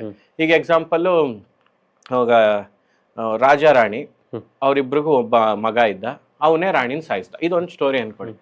ನಾನು ಎಲ್ಲಿಂದ ಸ್ಟಾರ್ಟ್ ಮಾಡ್ತಿದ್ದೀನಿ ಈಗ ಇದನ್ನ? ಓಕೆ, ಮಗ ರಾಣಿನ ಸಾಯಿಸೋದ್ರಿಂದ ಸ್ಟಾರ್ಟ್ ಮಾಡಿ ಮತ್ತೆ ಬ್ಯಾಕ್ ಸ್ಟೋರಿಗೆ ಬರ್ತಾ ಇದ್ದೀನಿ. ಹುಕ್ ಪಾಯಿಂಟ್ ಏನು, ಈಗ ಏನೇನೇನೋ ಥಿಂಕ್ ಮಾಡ್ಬೇಕಾಗುತ್ತೆ. ಸ್ಟ್ರಕ್ಚರಲ್ಲಿ ತುಂಬಾ ಕ್ಯಾಲ್ಕುಲೇಟಿವ್, ಅದು ಸ್ವಲ್ಪ ಹುಚ್ಚಿ ಹಿಡಿಯುತ್ತೆ. ಅಂದ್ರೆ ಏನಪ್ಪಾ ಎಲ್ಲಿ ಅಂತ ಟ್ರಾವೆಲ್ ಆಗಲ್ಲ ನಾವು ಅನ್ಕೊಂಡಂಗೆ. ಮತ್ತೆ ಕೆಲವೊಂದಿಷ್ಟೆಲ್ಲ ನಾವು ಒಂದಿಷ್ಟು ಅದಕ್ಕೆ ಮ್ಯಾಥ್ಸ್ ತರನೇ ಕೆಲಸ ಮಾಡ್ಬೇಕು, ಒಂದು ಫಾರ್ಮುಲಾ ಹಾಕೊಂಡೇ ಕೆಲಸ ಮಾಡ್ಬೇಕು. ನಾವು ಫಾರ್ಮುಲಾ ಹಾಕೊಂಡು ಕೆಲಸ ಮಾಡಿದ್ರೆ ಏನೋ ಬೇಗ ಮುಗಿಯುತ್ತೆ ಕೆಲಸ. ಅಂತಹ ಗಾಡಿ ಓಡಿಸೋದು ಕಲ್ತಂಗದು. ನಮ್ಗೆ ಗೇರ್ ಶಿಫ್ಟಿಂಗ್ ಗೊತ್ತಾಗ್ತಿರಲ್ಲ, ಫಸ್ಟ್ ಎಷ್ಟನೇ ಗೇರ್ ಅಲ್ಲಿ ಇದೀನಿ ನಾನು ಕ್ಯಾಲ್ಕುಲೇಟ್ ಮಾಡಿದೆ, 1 2 3 3 ಹೊತ್ತದೆ ಅನ್ಸುತ್ತೆ. ಈಗ over the period of time ಏನೋ ನಾವು ಅದ್ರ ಬಗ್ಗೆ ಯೋಚನೆನೂ ಮಾಡ್ತಿರಲ್ಲ, ಕಾಲದಷ್ಟು ಕದೆ ಗೇರ್ ಚೇಂಜ್ ಮಾಡ್ಕೊತಾ ಇರುತ್ತೆ, ನಮ್ಮ ಪಾಡಿಗೆ ನಾವು ಹೋಗ್ತಾ ಇರ್ತೀವಲ್ಲ. ಹಂಗೆ ನಮ್ಗೆ ಈ ಒಂದು ರೂಪುರೇಷೆ ಅರ್ಥ ಆಗ್ಬಿಟ್ರೆ ತುಂಬಾ ಈಸಿಯಾಗಿ ನಾವು ಟ್ರಾವೆಲ್ ಆಗ್ಬಿಡ್ತೀವಿ ಸ್ಟೋರಿ ಬರೀವಾಗ. ಮತ್ತೆ ಕೆಲವು ಟೈಮ್ ನಾವು ಸೆಕೆಂಡ್ ಆಕ್ಟ್ ಅಲ್ಲಿ ಕಚ್ಕೊಂಡ್ಬಿಡ್ತೀವಿ ರೈಟಿಂಗ್ ಮಾಡುವಾಗ, ಮುಂದೆನೂ ಹೋಗಲ್ಲ ಕತೆ, ಅಲ್ಲೇ ತಿರುಗ್ತಾ ಇರ್ತೀವಿ, ಯಾಕೋ ಏನೋ ವರ್ಕೌಟ್ ಆಗ್ತಿಲ್ಲ. ಅವಾಗ ನಮ್ಗೆ ಅರ್ಥ ಆಗ್ಬೇಕು, ಓಕೆ ನಾವು ಫಸ್ಟ್ ಅಲ್ಲಿ ಏನೋ ಮಿಸ್ಟೇಕ್ ಮಾಡಿದೀವಿ, ಫಸ್ಟ್ ಆಕ್ಟ್ ಅಲ್ಲಿ ಏನೋ ಮಿಸ್ಟೇಕ್ ಮಾಡಿದ್ವಿ, ಏನೋ ಕರೆಕ್ಟಾಗಿ ಇಂಟ್ರೊಡ್ಯೂಸ್ ಮಾಡಿಲ್ಲ, ಏನೋ ಕರೆಕ್ಟಾಗಿ ಒಂದು ಬ್ರಾಕೆಟ್ ಓಪನ್ ಮಾಡಿಲ್ಲ, ಹಂಗಾಗಿ ನಾವು ಇಲ್ಲೇ ತಿರುಗ್ತಾ ಇದೀವಿ, ಸುತ್ತಾ ಇದೀವಿ ಅಂತ. ಇಲ್ಲ ಅಂದ್ರೆ ಕ್ಲೈಮ್ಯಾಕ್ಸ್ ಗೊತ್ತಿರಲ್ಲ. ಕೆಲವು ಟೈಮ್ ಏನ್ ಮಾಡ್ತೀವಿ ಗೊತ್ತಾ, ನಮ್ಗೆ ನಮ್ಮ ಸಿನಿಮಾದ ಮೈನ್ ಕಂಟೆಂಟ್ ಏನಿದೆ ಅಥವಾ ಸಿನಿಮಾದ ಆತ್ಮ ಅಂತ ಏನ್ ಕರಿತೀವಿ, ಸೋಲ್, ಅಷ್ಟು ಗೊತ್ತಿರುತ್ತೆ ನನಗೆ. ಈಗ ಎಲ್ರಿಗೂ ಎಕ್ಸಾಂಪಲ್ ದುನಿಯಾ. ತಾಯಿಯ ಗೋರಿ ಕಟ್ಟಲು ಬೆಂಗಳೂರಿಗೆ ಬಂದವನು ತಾನೇ ಗೋರಿಯಾದ ಕತೆ. ಒಂದ್ ಲೈನಲ್ಲಿ ನಾನು ಸಿನಿಮಾದ ಲೈನ್ ಹೇಳ್ಬೇಕು ಅಂದ್ರೆ, ಈಗ ದಂಗಲು, ನಮ್ಮ ಹುಡುಗಿರು ಹುಡುಗರಿಗಿಂತ ಏನ್ ಕಮ್ಮಿ ಅಲ್ಲ, ಒಂದು ಲೈನ್ ನನಗೆ ಅದು ಗೊತ್ತಿದೆ. ಈಗ ನಾನು ಎಂಡಿಂಗ್ ಹೆಂಗ್ ಮಾಡ್ತಾ ಇದ್ದೀನಿ, ನಾನು ಎಂಡಿಂಗು ಸ್ವೀಟ್ ಆಗಿ ಮಾಡ್ಬೇಕಂತಿದ್ದೀನ, ಟ್ರಾಜಿಡಿ ಮಾಡ್ಬೇಕಂತಿದ್ದೀನ, ಅಥವಾ ನನ್ನ ಪಾತ್ರಕ್ಕೆ ನಾನು ಸೃಷ್ಟಿ ಮಾಡಿರುವಂತಹ ನಾಯಕ ಅಥವಾ ನಾಯಕಿಗೆ ಏನು ಸಿಗ್ಬೇಕಂತಿರುತ್ತೋ ಅದು ಸಿಗುತ್ತಾ, ಎನಿಥಿಂಗ್ ಏನ್ ಬೇಕಾದ್ರೂ ಸಿಗ್ಬೇಕಂತಿರ್ಬೋದು. ಈಗ ರಾಕಿ ಬಾಯ್ಗೆ ಒಂದ್ ಚಿನ್ನದ ಸಾಮ್ರಾಜ್ಯ ಕಟ್ಬೇಕು ಅಂತಿದೆ, ಅದಾಗುತ್ತಾ? ಏನ್ ಕಳ್ಕೊತಾನೆ, ಅದ್ ಸಿಗ್ಬೇಕು ಅಂದ್ರೆ ಅವ್ನು ಏನೇನೇನ್ ಕಳ್ಕೊತಾನೆ. ಯಾಕಂದ್ರೆ ಈಸಿಯಾಗಿ ಏನೂ ಸಿಗಲ್ಲ. ಸಿನಿಮಾ ಆಗ್ಲಿ, ಸಿನಿಮಾದಲ್ಲಿ ಬರೆಯೋ ಪಾತ್ರಗಳಾಗಿ, ಆ ಪಾತ್ರಗಳಿಗೆ ಮನುಷ್ಯನೇ ಅಲ್ವಾ, ಅದನ್ನು ನಾವೇ ಸೃಷ್ಟಿ ಮಾಡ್ತಿರೋ ಪಾತ್ರಗಳು. ಹಂಗಾಗಿ ಅದಕ್ಕೆ ಸಮಸ್ಯೆಗಳು ಇರಬೇಕು. ನಾನೆಲ್ಲ ಸ್ಕ್ರೀನ್ ರೈಟಿಂಗ್ ಕ್ಲಾಸ್ ಅಲ್ಲೂ ಹೇಳ್ತೀನಿ, ನಿಮಗ್ ಸಮಸ್ಯೆ ಇದೆಯಾ, ಮತ್ ಪಾತ್ರಕ್ಕೂ ಕೊಡಿ ಸಮಸ್ಯೆ. ಈಸಿಯಾಗಿ ಏನು ಕೊಡ್ಬೇಡಿ. ಆ ಪಾತ್ರಕ್ಕೆ ಒಂದ್ ಚಾಕ್ಲೇಟ್ ಕೊಡ್ಬೇಕಾ, ಸಮಸ್ಯೆ ಕೊಡಿ, ಈಸಿಯಾಗಿ ಕೊಡ್ಬೇಡಿ. ಈಗ ಒಬ್ಬನಿಗೆ ದೊಡ್ಡ ಸ್ಟಾರ್ ಆಗ್ಬೇಕು ಅಂತ ಆಸೆ ಇತ್ತು, ಅವ್ನ್ ಸ್ಟಾರ್ ಆದ, ಯಾರಿಗೂ ಅದ್ ನೋಡಕ್ ಇಷ್ಟ ಇಲ್ಲ. ಅವ್ನು ತುಂಬಾ ಕಡು ಬಡತನದಲ್ಲಿ ಹುಟ್ಟತಾನೆ, ಅವನಿಗೆ ಬೇಸಿಕ್ ವ್ಯವಸ್ಥೆನೂ ಇರಲ್ಲ, ಅಂತವನೊಬ್ಬ ಸೂಪರ್ ಸ್ಟಾರ್ ಆಗ್ತಾನೆ. ಜನಕ್ಕೆ ಈ ಅಂಡರ್ಡಾಗ್ ಸ್ಟೋರೀಸ್ ಕನೆಕ್ಟ್ ಆಗುತ್ತೆ. ಮತ್ತೆ ಸಿನಿಮಾದಲ್ಲೂ ಕೂಡ ಹ್ಯೂಮನ್ ಎಲಿಮೆಂಟ್ಸ್ ಅನ್ನುವಂಥದ್ದು ಸಿಕ್ಕಾಪಟ್ಟೆ ಇಂಪಾರ್ಟೆಂಟ್, ತುಂಬಾ ಇಂಪಾರ್ಟೆಂಟ್ ಅದು. ಅಂದ್ರೆ ಫೈನಲಿ ನೀನ್ ಎಂತ ಸಿನಿಮಾ ಆದ್ರೂ, ಹೈ ಆಕ್ಟೇನ್ ಆಕ್ಷನ್ ಫಿಲ್ಮ್ ಅಥವಾ ಸೈನ್ಸ್ ಫಿಕ್ಷನ್ ಏನೇ ಮಾಡ್ಲಿ, ಮನುಷ್ಯ ಸಂಬಂಧ ಇದೆಯಲ್ಲ ಅದಕ್ಕಿರೋಂಥ ವ್ಯಾಲ್ಯೂ ಇನ್ ಯಾವ್ದಕ್ಕಿಲ್ಲ. ಈಗ ಇಂಟರ್ಸ್ಟೆಲ್ಲರ್ ಒಂದು ತರದ್ ಸಿನಿಮಾ ತಗೊಂಡ್ರು ಮನುಷ್ಯ ಸಂಬಂಧ, ಅಪ್ಪ ಮಗಳು ಆಯ್ತಾ, KGF ತರದ ಒಂದು ಆಕ್ಷನ್ ಸಿನಿಮಾ ತಗೊಂಡ್ರು ತಾಯಿ ಮಗ, ಮನುಷ್ಯ ಸಂಬಂಧನೇ ಫೈನಲಿ ತುಂಬಾ ವ್ಯಾಲಿಡೇಟ್ ಮಾಡೋದು ಒಂದು ಸಿನಿಮಾಗೆ. ಕೆಲವು ಟೈಮ್ ಅನ್ನಿಸ್ತಿರುತ್ತೆ, ಈಗ ಹೀರೋ ಒಂದು 200 ಜನಕ್ಕೆ ಹೊಡಿತಾ ಇರ್ತಾನೆ, ಜನಕ್ಕೆ ಕನೆಕ್ಟ್ ಆಗಲ್ಲ ಆಯ್ತಾ. ಇನ್ನೊಂದು ಯಾವ್ದೋ ಸಿನಿಮಾ ಹೀರೋ ಯಾರಿಗೂ ಹೊಡಿತಾ ಇಲ್ಲ, ತುಂಬಾ ಪೈನ್ ಆಗಿ ಗೋಡೆಗೆ ಹೊಡಿತಾನೆ, ಜನ ಹತ್ಬಿಡ್ತಾನೆ. ಯಾಕಂದ್ರೆ ಅವನ ಬ್ಯಾಕ್ ಸ್ಟೋರಿ ಏನಿರುತ್ತೆ, ಅವನ ಪೈನ್ಸ್ ಏನಿರುತ್ತೆ, ಅವ್ನ್ ಏನಕ್ಕ ಆ ಗೋಡೆ ಗೊಡ್ದ ಅನ್ನುವಂತ ಒಂದು ಇಂಟೆನ್ಷನ್ ಇರುತ್ತೆ, ಅದು ತುಂಬಾ ಚೆನ್ನಾಗಿ ಫೀಡ್ ಮಾಡಿರ್ತಾರೆ ಜನಕ್ಕೆ. ಈಗ ನಾನು 100 ಜನಕ್ಕೆ ಹೀರೋ ಹೊಡಿತಾ ಇದ್ದಾನೆ, ನಾನು 100 ಜನಕ್ಕೆ ಹೊಡಿವಾಗ್ಲೂ ಕೂಡ ಜನ ಅವನಿಗೋಸ್ಕರ ರೂಟ್ ಮಾಡ್ಬೇಕಂದ್ರೆ ಆ ರೂಟ್ ಕಾಸ್ ಏನು. ಈಗ ಕಿಲ್ ಅಂತ ಒಂದು ಮೂವಿ ಬಂತು, ಸೂಪರ್ ಹಿಟ್ ಆಯ್ತು, ಎಕ್ಸ್ಟ್ರೀಮ್ಲಿ ಆಕ್ಷನ್ ವೈಲೆಂಟ್ ಫಿಲಮ್ ಅದು. ಬಟ್ ಅವ್ನು ಹೊಡಿತಾ ಇದ್ರೆ ಜನ ಹೊಡಿಯೋ, ಅವ್ನು ನೋಡಿಯೋ, ಅವ್ನು ಹೊಡೆದಾಕ್ಬಿಡೋ ಅಂತ ಜನಕ್ಕೆ ಆ ಎಮೋಷನ್ ಉತ್ಪತ್ತಿ ಆಗಕ್ಕೆ ಒಂದು ಬ್ಯಾಕ್ ಸ್ಟೋರಿ, ಸ್ಟ್ರಾಂಗ್ ರೀಸನಿಂಗ್ ಕೊಟ್ಟಿರ್ತಾರೆ. ಅದಕ್ಕೆ ಸಿನಿಮಾಲಿ ಎಮೋಷನ್ಸ್ ಮೇಲೆನೆ ವರ್ಕ್ ಆಗೋದು. ಮಣಿರತ್ನಂ ಅವರು ಅದೇ ಮಾಡೋದಲ್ಲ, ಎಮೋಷನ್ಸ್, ಪ್ಯೂರ್ಲಿ ಎಮೋಷನ್ಸ್. ಆ ಎಮೋಷನ್ಸ್ ಅದ್ರ ಜೊತೆಗೆ ನಾವು ಯೂಸ್ ಮಾಡುವಂತ ಸಂಗೀತ. ಮತ್ತೆ ಸಿನಿಮಾ ಅಂದ್ರೆ ಯಂಗೆಸ್ಟ್ ಆರ್ಟ್ ಫಾರ್ಮ್ ಅದು. ಈಗ ರೀಸೆಂಟ್ ಆಗಿ ಬಂದಿರೋದು 100 ವರ್ಷ 120 ವರ್ಷ ಆಗಿರೋದು ಅಷ್ಟೇ ಸಿನಿಮಾಗೆ. ಬೇರೆ ಎಲ್ಲ ಆರ್ಟ್ ಫಾರ್ಮ್ಗಳಿಗೂ ಹೊಸ ಆರ್ಟ್ ಫಾರ್ಮ್ ಅದು. And mixture of all art forms ಅದು. ಅದರಲ್ಲಿ ಬರವಣಿಗೆ ಇದೆ, ಪರ್ಫಾರ್ಮಿಂಗ್ ಆರ್ಟ್ಸ್ ಇದೆ, ಅದರಲ್ಲಿ ಫೈನ್ ಆರ್ಟ್ಸ್ ಇದೆ, ಆಮೇಲೆ ಅದರಲ್ಲಿ ನಿಮ್ಗೆ ಆಕ್ಷನ್ಸ್ ಇದೆ, ಆಮೇಲೆ ಲಿರಿಕ್ ರೈಟಿಂಗ್ ಇದೆ, ಅಂದ್ರೆ ಎಲ್ಲಾ ಒಂದು ಕಲೆಯನ್ನ ಮಿಕ್ಸ್ ಮಾಡಿ ನಾವು ಪ್ರೆಸೆಂಟ್ ಮಾಡ್ತಿರುವಂತ ಆರ್ಟ್ ಫಾರ್ಮ್. ಹಂಗಾಗಿ ಒಂಥರ ಫಿಲ್ಮ್ಗೆ ಬರೆಯುವಾಗ ಒಬ್ಬ ರೈಟರ್ಗೆ ವಿಜುವಲ್ಸ್ನ ತಲೆಯಲ್ಲಿ ಕೂರಿಸ್ಕೊಳ್ಳೋಂಥ ತಾಕತ್ತಿರ್ಬೇಕು. ಇಮ್ಯಾಜಿನೇಷನ್ ಇಂಪಾರ್ಟೆಂಟ್ ತುಂಬಾ ಅವನಿಗೆ. ನಾವು ಈ ಪಾತ್ರಗಳನ್ನ ನೀವು ಬರೀತಿರ್ಬೇಕಾದ್ರೆ ಪಾತ್ರಗಳ ಆಯ್ಕೆನೂ ತುಂಬಾ ಇಂಪಾರ್ಟೆಂಟ್ ಆಗುತ್ತೆ. ಕೆಲವೊಂದ್ಸತಿ ನವರಸಗಳು ಇದ್ರಲ್ಲಿ ವರ್ಕೌಟ್ ಆಗುತ್ತೆ, ಕೆಲವೊಂದು ಸುಮ್ಮನೆ ಸೈಲೆನ್ಸೇ ಒಂದು ದೊಡ್ಡ ಮೆಸೇಜ್ ಆಗು ಕೂಡ ಕೊಡುತ್ತೆ. ಅದ್ರ ಬಗ್ಗೆ ಹೇಳೋದಿದ್ರೆ ಅದೇ ಆಕ್ಟರ್ಸ್ ತುಂಬಾ ಇಂಪಾರ್ಟೆಂಟ್. ಪುಟ್ಟಣ್ಣ ಕಣ್ಗಾಲ್ ಅವ್ರದ್ದು ಒಂದು ಪುಸ್ತಕ ಇದೆ, ಬೆಳ್ಳಿತೆರೆಯ ಭಾವಶಿಲ್ಪಿ ಅಂತ. ಅದ್ರಲ್ಲಿ ಅವ್ರು ಹೇಳಿರ್ತಾರೆ, ಒಬ್ಬ ನಟ ನನಗೊಂದು ಟೂಲ್ ಅಂತ. ನನಗೆ ಹೆಂಗೆ ಕ್ಯಾಮ್ರಾ ಒಂದು ಟೂಲು, ಅಥವಾ ನನಗೆ ಹೆಂಗೆ ಸಂಗೀತ ಒಂದು ಟೂಲು, ಹಾಗೆ ನಾನು ಬರೆದಿರುವಂತಹ ಎಮೋಷನ್ಸ್ನ ಜನರವರೆಗೆ ದಾಟಿಸುವಲ್ಲಿ ಅವನನ್ನ ಮೀಡಿಯೇಟರ್ ಅಂತ. ಒಳ್ಳೆಯ ನಟನಿದ್ರೆ ಇದು ಹೇಗಂದ್ರೆ ಒಂದು ಒಳ್ಳೆ ನೆಟ್ವರ್ಕ್ ಇರೋ ಫೋನ್ ತರ. 5G ನೆಟ್ವರ್ಕ್, ಒಳ್ಳೆ ನೆಟ್ವರ್ಕ್ ಇದೆ. ನಾನು ನಿಮ್ಮ ಹತ್ರ ಮಾತಾಡ್ತಿದ್ದೀನಿ, ನಾನು ನಿಧಾನಕ್ಕೆ ಪಿಸ್ಕುಟ್ಕೊಂಡು ಮಾತಾಡ್ತಿದ್ರು, ಆ ಕ್ರೌಡ್ ಗಲಾಟೆ ಮಧ್ಯ ಆ ಕಡೆ ಇರೋವನ್ಗೆ ತಲುಪ್ತಾ ಇದೆ ನಾನು ಏನು ಹೇಳ್ತಾ ಇದ್ದೀನಿ. ಈಗ ಒಳ್ಳೆ ನಟ ಇಲ್ಲ ಅಂದ್ರೆ ನೆಟ್ವರ್ಕ್ ಜಾರಿಂಗ್ ಆಗಿರುವಂತ ಒಂದು ಫೋನು, ಎಲ್ಲ ಕಟ್ಸ್ ಹೋಗ್ತಾ ಇದೆ. ಹಂಗಾಗಿ ಏನೋ ಹೇಳ್ತಾ ಇದ್ದಾನೆ ಅಂತ ಗೊತ್ತಾಗ್ತಿದೆ, ಬಟ್ ಏನ್ ಹೇಳ್ತಾ ಇದ್ದಾನೆ ಅನ್ನೋ ಕ್ಲಾರಿಟಿ ಇಲ್ಲ. ಹಂಗಾಗಿ ನಟ ತುಂಬಾ ಇಂಪಾರ್ಟೆಂಟ್. ಯಾಕಂದ್ರೆ ಫೇಶಿಯಲ್ ಮಜಲ್ ಇದೆಯಲ್ಲ ಸಿನಿಮಾದಲ್ಲಿ, ನಾಟಕದ ಅಭಿನಯದಲ್ಲಿ ನಮ್ಗೆ ಪೂರ್ತಿ ಬಾಡಿನೇ ನಮ್ಗೆ ಒಬ್ಬ ನಟನಿಗೆ ಒಂದು ಟೂಲು.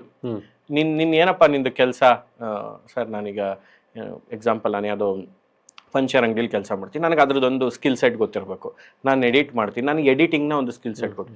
ಈಗ ನಟನಿಗೇನು ಅವ್ನು ಅರ್ಥ ಆಗಿರ್ಬೇಕು. ನಟನ ಟಫೆಸ್ಟ್ ಜಾಬ್ ಏನಂದ್ರೆ ಅವ್ನ ಬಾಡಿ ಅರ್ಥ ಆಗಿರ್ಬೇಕು. ಯಾವ ಜಾಯಿಂಟ್ಸ್ ನಂದು ಹೆಂಗಿದೆ, ನಾನು ಯಾವ ತರ ನಿಲ್ತಾ ಇದ್ದೀನಿ, ಓಕೆ ನನ್ನ ಬ್ಯಾಲೆನ್ಸಿಂಗ್ ಎಲ್ಲಿದೆ, ನಾನು ಯಾವ ಕಾಲ್ ಮೇಲೆ ಬ್ಯಾಲೆನ್ಸ್ ಮಾಡ್ತಾ ಇದ್ದೀನಿ, ಸೊ ನನ್ನ ಓವರ್ ಆಲ್ ಬಾಡಿ ಹೇಗೆ ರಿಯಾಕ್ಟಿವ್ ಆಗಿದೆ, ಅಂಡ್ ನನ್ನ ಮನಸ್ಸಿನಲ್ಲಿರುವಂತ ಎಮೋಷನ್ಸ್ ಫೇಸ್ ಮಸಲ್ಸ್ ಅಲ್ಲಿ ರೆಪ್ಲಿಕೇಟ್ ಆಗ್ತಿದ್ಯಾ, ನನ್ನ ಕಣ್ಣು ಫೋಕಸಿಂಗ್ ಕರೆಕ್ಟ್ ಆಗಿದೆಯಾ, ನಾನು ರೈಟ್ ಕಿವಿ ನೋಡಿದ್ರೆ ಯಾವ ತರ ಕಾಣಿಸುತ್ತೆ ಕ್ಯಾಮ್ರಾಲಿ, ನಿಮ್ ಮೂಗ್ ನೋಡ್ಕೊಂಡು ಮಾತಾಡಿದ್ರೆ ಯಾವ ತರ ಕಾಣಿಸುತ್ತೆ. ಸೊ ಸಿನಿಮಾಗೆ ಆಕ್ಟ್ ಮಾಡುವಾಗ ಈ ಟೆಕ್ನಿಕಾಲಿಟೀಸ್ ಎಲ್ಲ ಒಬ್ಬ ನಟನಿಗೆ ಗೊತ್ತಿರಬೇಕು. ಅಂಡ್ ಅವನಿಗೆ over the period of time ನಟನೆಯಲ್ಲೂ ಕೂಡ ವರ್ಷದಿಂದ ವರ್ಷಕ್ಕೆ ಫ್ಯಾಷನ್ಗಳು ಚೇಂಜ್ ಆದ ಹಾಗೆ ನಟನೆಯ ಒಂದಿಷ್ಟು ರೂಪುರೇಷೆ ಬದಲಾಗ್ತಾ ಇರುತ್ತೆ. ಜನ ನಟನೆಯನ್ನ ಯಾವ ತರ ಕನ್ಸ್ಯೂಮ್ ಮಾಡ್ತಾ ಇದ್ರು ಅದರ ಒಂದು ಸ್ಟೈಲು ವ್ಯಾಪ್ತಿ ಬದಲಾಗ್ತಾ ಹೋಗುತ್ತೆ. ಈಗ ನಾವು ಅರ್ಲಿ 60s 70s ಅಲ್ಲಿ ನೋಡ್ತಾ ಇದ್ರೆ ಒಂದ್ ಸ್ವಲ್ಪ ಎಲ್ಲ ಸ್ಟೈಲೈಸೇಷನ್ ಇತ್ತು, ಮೆಲೋ ಡ್ರಾಮಾ ಮಾಡ್ತಿದ್ರು, ಯಾಕೆ ಈ ತರ ಆಕ್ಟ್ ಎಲ್ಲ ಎಕ್ಸಾಜುರೇಷನ್ಸ್ ಇರ್ತಿತ್ತು. ಈಗ ತುಂಬಾ ರಿಯಲಿಸಮ್ ಬರ್ತಾ ಇದೆ ನಟನೆ. ರಿಯಲ್ ಹ್ಯೂಮನ್ ಬೀಯಿಂಗ್ಸ್ ಕೂತ್ಕೊಂಡು ಹೆಂಗ್ ಕಮ್ಯುನಿಕೇಟ್ ಮಾಡ್ತಾರೆ ಆ ತರನೇ ಕಾಣಿಸಿದ್ರೆ ಜನ ಅದಕ್ಕೆ ರಿಲೇಟ್ ಆಗ್ತಿದ್ದಾರೆ. ಇಲ್ಲಾಂದ್ರೆ ಇವ್ನು ಯಾರೋ ಡ್ರಾಮಾ ಮಾಡ್ತಾ ಇದೆ ಅನ್ಕೋಣ, ಓವರ್ ಆಕ್ಟಿಂಗ್ ಮಾಡ್ತಾ ಇದೆ ಅನ್ಕೋಣ ಅಂತ ಅಂತಾರೆ. ಅದೇ over the period of time ನಟನೆದು ಕೂಡ ಬದಲಾವಣೆ ಆಗ್ತಾ ಇರುತ್ತೆ. ಜನ ಯಾವ ತರ ಕನ್ಸ್ಯೂಮ್ ಮಾಡ್ತಿದ್ದಾರೆ. ನಾವು ಅದಕ್ಕೊಂದು ರೇಗಿಸ್ತಾ ಇದೀವಿ, 10 ರೂಪಾಯಿ ಕೊಟ್ರೆ 100 ರೂಪಾಯಿ ಆಕ್ಟಿವ್ ಮಾಡ್ತಾರೆ. ಕರೆಕ್ಟ್ ಯಾರು 100 ರೂಪಾಯಿ ಆಕ್ಟಿವ್ ಮಾಡ್ತಾರೆ ಕಡೆ. ಆ ತರ ಸಿನಿಮಾ ಸ್ಟಾರ್ಸ್ಗಳು ತುಂಬಾ ಜನ ಇದಾರೆ. ಹೌದೌದು. ಇವತ್ತಿಗೂ ಸುಮ್ನೆ ಕಾಲಿಟ್ಟಿದ ತಕ್ಷಣ ಧೂಳು ಬರ್ಬೇಕು, ಟ್ರೈನ್ ನ ನಿಲ್ಲಿಸ್ಬೇಕು, ಈ ತರ ಒಂದಷ್ಟು ನಟರು ಈಗಲೂ ಅದನ್ನ ಈ ತೆಲುಗು ಆಡಿಯನ್ಸ್ ನೋಡಿದ್ರೆ ನಿಮ್ಗೆ ಆಲ್ಮೋಸ್ಟ್ ಹಂಗೆ ಕಾಣಿಸುತ್ತೆ. ಟ್ರೈನ್ ನಿಲ್ಸೋದು ಯಾರು ಅಂತ ನಿಮ್ಗೆ ಗೊತ್ತೇ ಇದೆ. ಆ ರೀತಿ ಇದೆಲ್ಲವೂ ಕೂಡ ರಿಯಾಲಿಟಿಗೂ ಮತ್ತೆ ಪ್ರಾಕ್ಟಿಕಲ್ಗೂ ಇರುವಂತ ವ್ಯತ್ಯಾಸ ಸಿಕ್ಕಾಬಿಟ್ಟೆ ಇದೆ. ಅಂದ್ರೆ ಸಿನಿಮಾಲಿ ಏನಾಗುತ್ತೆ, ಅದೂ ಸಿನಿಮಾನೇ, ನಾನು ಇನ್ಕ್ಲೂಸಿವ್ ಆಗೇ ಥಿಂಕ್ ಮಾಡ್ತೀನಿ. ಬಿಕಾಸ್ ಅದು ಒಂದು ಬಿಸ್ನೆಸ್ಗೋಸ್ಕರ ಮಾಡ್ತಾ ಇರೋದು, ಅದು ಪ್ರಾಡಕ್ಟ್ ಪ್ಲೇಸ್ಮೆಂಟ್. ಈಗ ಜೀವನದಲ್ಲಿ ತುಂಬಾ ಬೇಜಾರುಗಳಿದೆ, ಪ್ರೆಷರ್ಸ್ ಇದೆ. ನಾನು ಎಷ್ಟೊಂದು ಕೆಲಸ ಮಾಡಿದ್ದೀನಿ, ಅಪ್ಪ ನಾನು ಒಂದು 2 ಅವರ್ AC ಕೂತ್ಕೊಂಡು ಒಂದು ಒಳ್ಳೆ ಎಂಟರ್ಟೈನ್ಮೆಂಟ್ ತೊಗೊಳ್ಳೋಣಪ್ಪ, ಎಂಟರ್ಟೈನ್ಮೆಂಟ್ಗೆ ಮಾಡ್ತಿರೋ ಫಿಲ್ಮ್. ಅಲ್ಲಿ ನಾವು ರಿಯಾಲಿಟೀಸ್ನ ಹುಡ್ಕೋಕ್ಕಾಗಲ್ಲ. ಯಾಕಂದ್ರೆ ಅಲ್ಲಿ ನಾವು ನೋಡ್ತಿರೋದೇನೆಂದ್ರೆ, ಈಗ ನಾನು ಒಬ್ಬ ಹೀರೋ ಅಲ್ಲ, ನನಗೆ ಜೀವನದಲ್ಲಿ ತುಂಬ ನೋವುಗಳಿದೆ, ನನಗೆ ಆಫೀಸಲ್ಲಿ ತುಂಬ ಪ್ರೆಷರ್ಸ್ ಇದೆ, ಬಾಸ್ ನೋಡಿದ್ರೆ ಹೊಡೆದಾಕ್ಬಿಡ್ಬೇಕು ಅನ್ನಿಸ್ತಾ ಇದೆ, ಬಟ್ ನನಗೆ ಆಗಲ್ಲ, ಅದೆಲ್ಲ ಎಮೋಷನ್ ನಾನು ಬ್ಲಾಸ್ಟ್ ಔಟ್ ಮಾಡೋಕ್ಕಾಗಲ್ಲ. ಈಗ ನಾನು ನಮ್ಮ ಫೇವ್ರೇಟ್ ಇರೋದು ಯಾವುದೋ ಮೂವಿ ನೋಡ್ತೀನಿ, ಕೂತ್ಕೋತೀನಿ, ನಾನು ಇರೋ 4-5 ಜನಕ್ಕೆ ಹೊಡಿತಾವ್, 4 ಹಾಕಿ ನನಗೊಂದು ಸ್ಯಾಟಿಸ್ಫ್ಯಾಕ್ಷನ್, ಹೊಡಿಗುರು ಇನ್ನೊಂದು 2 ವರ್ಡ್, ಯಾವುದೋ ಒಂದು ಒಳ್ಳೆ ರೊಮ್ಯಾಂಟಿಕ್ ಸಾಂಗ್ ಬರುತ್ತೆ, ನನ್ನಲ್ಲೊಂದು ಪ್ರೀತಿ ಇದೆ, ನಾನು ಅದು ನನ್ನ ಹುಡುಗಿ ಕಮ್ಯುನಿಕೇಟ್ ಮಾಡೋಕ್ಕಾಗ್ತಿಲ್ಲ, ನನಗೆ ಆ ಹಾಡು ಇಷ್ಟ ಆಗುತ್ತೆ, ನಾನು ರಿಂಗ್ ಟೋನ್ ಹಾಕೋತೀನಿ. ಸೊ ಕೆಲವು ಸಿನಿಮಾಗಳು ಎಂಟರ್ಟೈನ್ಮೆಂಟ್ಗೆ, ಕೆಲವು ಸಿನಿಮಾಗಳು ಎಂಗೇಜ್ಮೆಂಟ್ಗೆ, ಕೆಲವು ಸಿನಿಮಾಗಳು ಎಜುಕೇಶನ್ಗೆ, ಕೆಲವು ಸಿನಿಮಾಗಳು ಕನ್ಫ್ಯೂಷನ್ಸ್ ಕ್ರಿಯೇಟ್ ಮಾಡೋಕ್ಕೆ. ಹಾಗಾಗಿ ಒಂದೊಂದು ಸಿನಿಮಾಗಳಲ್ಲಿ ಒಂದೊಂದು ವಿಷಯ ಇರೋದ್ರಿಂದ ಆ ಥರದ ಸಿನಿಮಾಗಳು ನೋಡೋಕ್ಕೆ ಹ್ಯೂಜ್ ಆಡಿಯನ್ಸ್ ಇದ್ದಾರೆ. ಅಂಡ್ ಆ ಥರದ ಆಡಿಯನ್ಸ್ಗೂ ನಾವು ಅಂತ ಸಿನಿಮಾಲು ಕೂಡ ಏನಾದರೂ ಇಡಬೇಕು ಅಂತ ನನಗೆ. ಎಕ್ಸ್ಟ್ರೀಮ್ಲಿ ಹೈ ಆಕ್ಟೇನ್ ಆಕ್ಷನ್ ಆದ್ರೂ ಮಾಡಿ, ಎನಿಥಿಂಗ್ ಅದರಲ್ಲಿ ಏನಾದರೂ ಹೊಸ ಸ್ವರೂಪ, ಅಟ್ಲೀಸ್ಟ್ ಹೊಸ ಸ್ಟೈಲೈಸೇಷನ್, ಅಟ್ಲೀಸ್ಟ್ ಆಕ್ಷನ್ ಕೊರಿಯೋಗ್ರಫಿಯಲ್ಲಿ ಇನ್ನೇನಾದ್ರೂ ವಿಭಿನ್ನವಾಗಿ ಪ್ರಯತ್ನ ಮಾಡೋದು ಅಂತದ್ ಮಾಡಿದಾಗ ಜನ ಕಮ್ಯುನಿಕೇಟ್ ಆಗುತ್ತೆ. ಈ ಶೂಟಿಂಗ್ ಫಸ್ಟ್ ನಾವು ಹೇಳಿದಾಗ ಸ್ಕ್ರಿಪ್ಟ್ ರೈಟಿಂಗ್ ಬಗ್ಗೆ ಹೇಳಿದ್ವಿ, ಪಾತ್ರಗಳ ಆಯ್ಕೆ ಆಯ್ತು. ಈ ಇಂಪಾರ್ಟೆಂಟ್ ಏನಂತ ಕೇಳಿದ್ರೆ ಆನ್ ಫೀಲ್ಡ್ ವರ್ಕ್. ಕರೆಕ್ಟ್. ಅಲ್ಲಿ ಬರುವಂತ ಕ್ಯಾಮ್ರಾಮ್ಯಾನ್ ಆಗಿರ್ಬೋದು, ಅವ್ರ ಆಯ್ಕೆಗಳು, ಮತ್ತೆ ಲೈಟ್ಸ್ ಮ್ಯಾನ್ ಕೂಡ ತುಂಬಾ ಇಂಪಾರ್ಟೆಂಟ್. ಕರೆಕ್ಟ್. ಪ್ರತಿಯೊಂದು ಅಲ್ಲಿ ಹೇಗೆ ನಡೆಯುತ್ತೆ ಆ ಪ್ರೋಸೆಸ್? ಈಗ ರೈಟಿಂಗ್ ಎಲ್ಲ ಆಯ್ತು, ನನಗೆ ಆಕ್ಟರ್ಸ್ ಎಲ್ಲ ಸೆಲೆಕ್ಷನ್ಸ್ ಆಯ್ತು ಅಂದಾಗ ಬೇಸಿಕಲಿ ನಮ್ಮ ಸಿನಿಮಾ ಹೆಂಗೆ ಕಾಣಿಸ್ಬೇಕು ಅದರದ್ದು ಡಿಸಿಷನ್ ಆಗುತ್ತೆ. ನನ್ನ ಸಿನಿಮಾನ ನಾನು ಯಾವ ಥರ ತೋರಿಸ್ಬೇಕು ಅಂತ ಇದ್ದೀನಿ, ನನ್ನ ಕಲರ್ ಸೆಲೆಕ್ಷನ್ಸ್ ಏನೇನಿದೆ, ಓಕೆ, ನನ್ನ ಟೋನಾಲಿಟಿ ಏನಿದೆ ಸಿನಿಮಾದು, ಅದಾದಮೇಲೆ ನಾನು ಯಾವ ಥರದೊಬ್ಬ ಕ್ಯಾಮ್ರಾಮ್ಯಾನ್ ಜೊತೆ ಕೆಲಸ ಮಾಡ್ತಾ ಇದ್ದೀನಿ, ಅವರ ಅಂಡರ್ಸ್ಟ್ಯಾಂಡಿಂಗ್ ಟು ದಿ ಆರ್ಟ್ ಏನಿದೆ. ಯಾಕಂದರೆ generally he is a director of photography. ಬೆಳಕಿನ ಒಂದು ಕಿರಣಗಳ ಜೊತೆ ಡೈರೆಕ್ಷನ್ ಮಾಡುವಂಥ ವ್ಯಕ್ತಿ. ನಾನು ಹೇಗೆ ನಟರಿಗೆ ಬ್ಲಾಕ್ ಮಾಡ್ತೀನಿ, ಅವನು ಬೆಳಕನ್ನು ಬ್ಲಾಕ್ ಮಾಡುವಂಥ ವ್ಯಕ್ತಿ. ನಾನು ಹೇಗೆ ನಟರಿಗೆ ಗೈಡೆನ್ಸ್ ಕೊಡ್ತೀನಿ, ಅವನು ಬೆಳಕಿಗೆ ಗೈಡೆನ್ಸ್ ಕೊಡೋದು. ಮುಂದೆ ಇರೋ ಆಬ್ಜೆಕ್ಟ್ಸ್ಗೆ ಒಂದು ಗೈಡೆನ್ಸ್ ಕೊಡೋ ಥರದ ವ್ಯಕ್ತಿ ಆಗಿರೋದ್ರಿಂದ ಕ್ಯಾಮ್ರಾಮ್ಯಾನು, ಲೆನ್ಸ್ ಚಾಯ್ಸು, ಮತ್ತೆ ನಾವು ಯೂಸ್ ಮಾಡೋ ರಿಗ್ಗು ಎಲ್ಲಾನು ಕೂಡ ಸ್ಟೋರಿ ಟೆಲ್ಲಿಂಗ್ ತುಂಬಾ ಇಂಪಾರ್ಟೆಂಟ್. ನಾನು ಈ ಶಾರ್ಟ್ನ ನಾನು ಹ್ಯಾಂಡಲ್ಡ್ ಆಗಿ ಯೂಸ್ ಮಾಡ್ಬೇಕಾ, ಈ ಶಾರ್ಟ್ ನಾನು ಟ್ರೈಪಾಡ್ ಮೇಲೆ ಇಡ್ಬೇಕಾ, ಇದು ನಾನು ಡಾಲಿ ಮಾಡ್ಬೇಕಾ, ಇದಕ್ಕೆ ನಾನು ಯಾವುದೋ ಒಂದು ರಿಗ್ ಹಾಕಿ ಶೂಟ್ ಮಾಡ್ಬೇಕಾ, ಸ್ಪೆಸಿಫಿಕ್ ರಿಗ್ಗು ಇದಕ್ಕೆ ಅಂತಾನೆ ತರಿಸ್ಬೇಕಾ, ಅಥವಾ ನಾನು ಈ ಶಾರ್ಟ್ನ ಸಿಂಗಲ್ ಟೇಕಲ್ಲಿ ಹೋಗ್ಬೇಕಾ, ಇದು ಮಲ್ಟಿಪಲ್ ಟೇಕ್ಸ್ ಆಗಿ ನಾನು ಡಿವೈಡ್ ಮಾಡ್ಬೇಕಾ, ಇದೆಲ್ಲ ತುಂಬಾ ಟೆಕ್ನಿಕಾಲಿಟೀಸ್ ಬಂದ್ಬಿಡುತ್ತೆ. ಆಮೇಲೆ ನಾನು ಒಂದೊಂದು ಸೀನ್ ಬರೆದ್ರು ಆ ಸೀನ್ ಮೇಲೆ ಡಿಸ್ಕಷನ್ ಇರುತ್ತೆ. ಮೂಡ್ ಆಫ್ ದಿ ಸೀನ್ ಏನು, ಆ ಮೂಡಕ್ಕೆ ತಕ್ಕಂತೆ ಲೈಟಿಂಗ್ ನಾನು ಹೆಂಗ್ ಮಾಡಬೇಕು, ಪ್ರೊಡಕ್ಷನ್ ಡಿಸೈನ್ ಅಂತ ಕರಿತೀವಿ, ಆರ್ಟ್. ನಮ್ಮ ಹಿಂದೆ ಮುಂದೆ ಇರೋ ಪ್ರಾಪರ್ಟೀಸು, ನಾವು ಕೂತ್ಕೊಳ್ಳೋ ಕುರ್ಚಿ, ಯಾವುದೋ ಒಂದು ಟೇಬಲ್ಲು, ಅದರ ಕಲರ್ಸ್ ಏನಿರಬೇಕು, ಸೊ ಅದು ನನಗೆ ಯಾವ ಥರ ಒಂದು ಆಬ್ಜೆಕ್ಟಲ್ಲಿ ಬೇಕು, ಹೀರೋ ಹೀರೋಯಿನ್ ಬಟ್ಟೆ ಹಾಕ್ತಿದ್ದಾರೆ ಅಂದರೆ ಯಾವ ಕಲರ್ ಟೋನ್ಗೆ ಹೋಗ್ಬೇಕು, ಯಾವ ಥರದ ಬಟ್ಟೆ ಹಾಕಿಸ್ಬೇಕು, ಅದನ್ನೆಲ್ಲ ಒಂದು ಪ್ಲಾನಿಂಗ್ ಮಾಡ್ಕೋತೀವಿ. ಸೊ ಅದು ತುಂಬಾ ಇಂಪಾರ್ಟೆಂಟ್ ಆಗುತ್ತೆ. ಈ ಥರದೆಲ್ಲ ಇಂಪಾರ್ಟೆನ್ಸ್ ಆದ್ಮೇಲೆ ಸ್ಕ್ರಿಪ್ಟ್ ಏನು ಬರ್ದಿರ್ತೀವಿ ಅದ್ರ ಸ್ಕ್ರಿಪ್ಟ್ ಡಿವಿಷನ್ ಅಂತ ಆಗುತ್ತೆ. ಸ್ಕ್ರಿಪ್ಟ್ನೆಲ್ಲ ಡಿವೈಡ್ ಮಾಡ್ತೀವಿ. ಸ್ಕ್ರಿಪ್ಟ್ ಡಿವೈಡ್ ಮಾಡಿಬಿಟ್ಟು ಏನೇನು ಪ್ರಾಪರ್ಟೀಸ್ ಬರಬೇಕು ಅವತ್ತು ಸೆಟ್ಗೆ, ಯಾವ್ಯಾವ ಆ್ಯಕ್ಟರ್ಸ್ ಇರಬೇಕು, ಏನೇನು ವೆಹಿಕಲ್ಸ್ ಬರಬೇಕು, ಎಕ್ಸ್ಟ್ರಾಸ್ ಎಷ್ಟು ಜನ ಇರಬೇಕು, ಇವೆಲ್ಲ ಲಿಸ್ಟ್ ಔಟ್ ಮಾಡ್ಕೊಂಡ್ಬಿಡ್ತೀವಿ. ಇದೆಲ್ಲ ಇಟ್ಕೊಂಡು ಸ್ಕೆಡ್ಯೂಲ್ ಹಾಕೊಂಡು ಶೂಟ್ಗೆ ಹೋಗ್ತೀವಿ. ಬಟ್ ಶೂಟಿಂಗ್ ಪ್ರೋಸೆಸ್ ಇದೆಯಲ್ಲ ತುಂಬ ಹೆಕ್ಟಿಕ್ ಪ್ರೋಸೆಸ್ ಅದೇ. ಬಿಕಾಸ್ ಅಲ್ಲಿ ನೀವು ಡೈರೆಕ್ಟರ್ ಜಾಬ್ ಏನಿರುತ್ತೆ, ಮ್ಯಾನೇಜಿಂಗ್ ಪೀಪಲ್ ಕೂಡ ಡಿಫ್ರೆಂಟ್ ಈಗೋಸ್ ಇರುತ್ತೆ, ಡಿಫ್ರೆಂಟ್ ಮೆಂಟಾಲಿಟೀಸ್ ಇರುತ್ತೆ, ಆಮೇಲೆ ಬೇರೆ ಬೇರೆ ಮನಸ್ಥಿತಿಯ ಜನರ ಜೊತೆಗೆ ನಾವು ಕೆಲಸ ಮಾಡಬೇಕಾಗುತ್ತೆ. ಇಲ್ಲಿ ಪೀಪಲ್ ಮ್ಯಾನೇಜ್ಮೆಂಟೇ ತುಂಬಾ ಇಂಪಾರ್ಟೆಂಟ್ ಸ್ಕಿಲ್. ಈ ಸಿನಿಮಾ ಮಾಡೋದಕ್ಕಿಂತ ಇದೇ ದೊಡ್ಡ ಕೆಲಸ ಇದೆ, ಅದು ತುಂಬಾ ದೊಡ್ಡ ಕೆಲಸ ಇರುತ್ತೆ. ಅಂಡ್ ತುಂಬಾ ಡೆಡ್ಲೈನ್ಸ್ ಅಲ್ಲಿ ಇರುತ್ತೆ. ಸ್ಕೆಡ್ಯೂಲ್ ಕೆಲಸ ಮಾಡ್ತಿರ್ತೀವಿ, ಪರ್ ಡೇ ಕಾಲ್ ಶೀಟ್ಸ್ ಕೆಲಸ ಮಾಡ್ತಿರ್ತೀವಿ. ಈ ಕಾಲ್ ಶೀಟ್ಸ್ಗಿಂತ ದಾಟಿ ನಾನು 2 ಅವರ್ 3 ಅವರ್ ಹೋಗ್ಬಿಟ್ರೆ ನಾನು ಏನಂದ್ರೆ 20 ರೂಪಾಯಿ ಕೊಡೋ ಕಡೆ 30 ರೂಪಾಯಿ ಕೊಡಬೇಕಾಗುತ್ತೆ ಜಸ್ಟ್ ಒಂದು 2-3 ಅವರ್ಗೆ. ತುಂಬಾ ಪ್ರೆಷರಲ್ಲಿ ಇರ್ತೀವಿ ಎಲ್ಲರೂ ಕೂಡ. ಈಗ ಕಷ್ಟದ್ದೇನಂದ್ರೆ ನಾನು ಬರೀವಾಗ ನಾನೊಂದು ಫ್ರೀಡಮಲ್ಲಿ ಬರ್ದಿದ್ದೀನಿ. ಈಗ ನಾವು ಮಾಡ್ತಿರೋದೊಂದು ಬಡ್ಜೆಟ್ ಫಿಲಮ್ಸ್ ಆಗಿದ್ರೆ ಈಗ ನಮ್ಗೊಂಚೂರು ಸ್ಪೇಸ್ ಸಿಕ್ಕಿದ್ರೆ ಒಂಚೂರು ನೀಟಾಗಿ ಮಾಡ್ಬೋದು. ಬಡ್ಜೆಟಲ್ಲೂ ಕೂಡ ನಾವು ಅನ್ಕೊಂಡಿದ್ನ ಅಚೀವ್ ಮಾಡ್ಬೇಕಂದ್ರೆ ಇಷ್ಟೆಲ್ಲ ಅಡೆತಡೆಗಳಿದ್ರೂ ಕೂಡ ನಾವು ಅಲ್ಲಿ ಏನಾದರೂ ಕ್ರಿಯೇಟಿವ್ ಚಾಯ್ಸಸ್ ಹುಡುಕ್ಬೇಕಾಗುತ್ತೆ. ಕೆಲವು ಟೈಮ್ ಏನಾಗುತ್ತೆ, ಅಂಥ ಜಾಗದಲ್ಲಿ ನಮ್ಗೆ ಎಷ್ಟೋ ಕ್ರಿಯೇಟಿವ್ ಐಡಿಯಾ ಸಿಗುತ್ತೆ. ನಾನು ಒಂದು 10 ಶಾರ್ಟಲ್ಲಿ ಡಿವೈಡ್ ಮಾಡಿರ್ತೀನಿ ಯಾವುದೊಂದು ಸೀನ್ನ. ನಂಗೆ ತುಂಬಾ ಅರ್ಜೆನ್ಸಿ ಇದೆ, ಇನ್ನೊಂದು 2 ಅವರ್ಸಿಗೆ ಶೂಟ್ ಮುಗಿಸ್ಬೇಕು.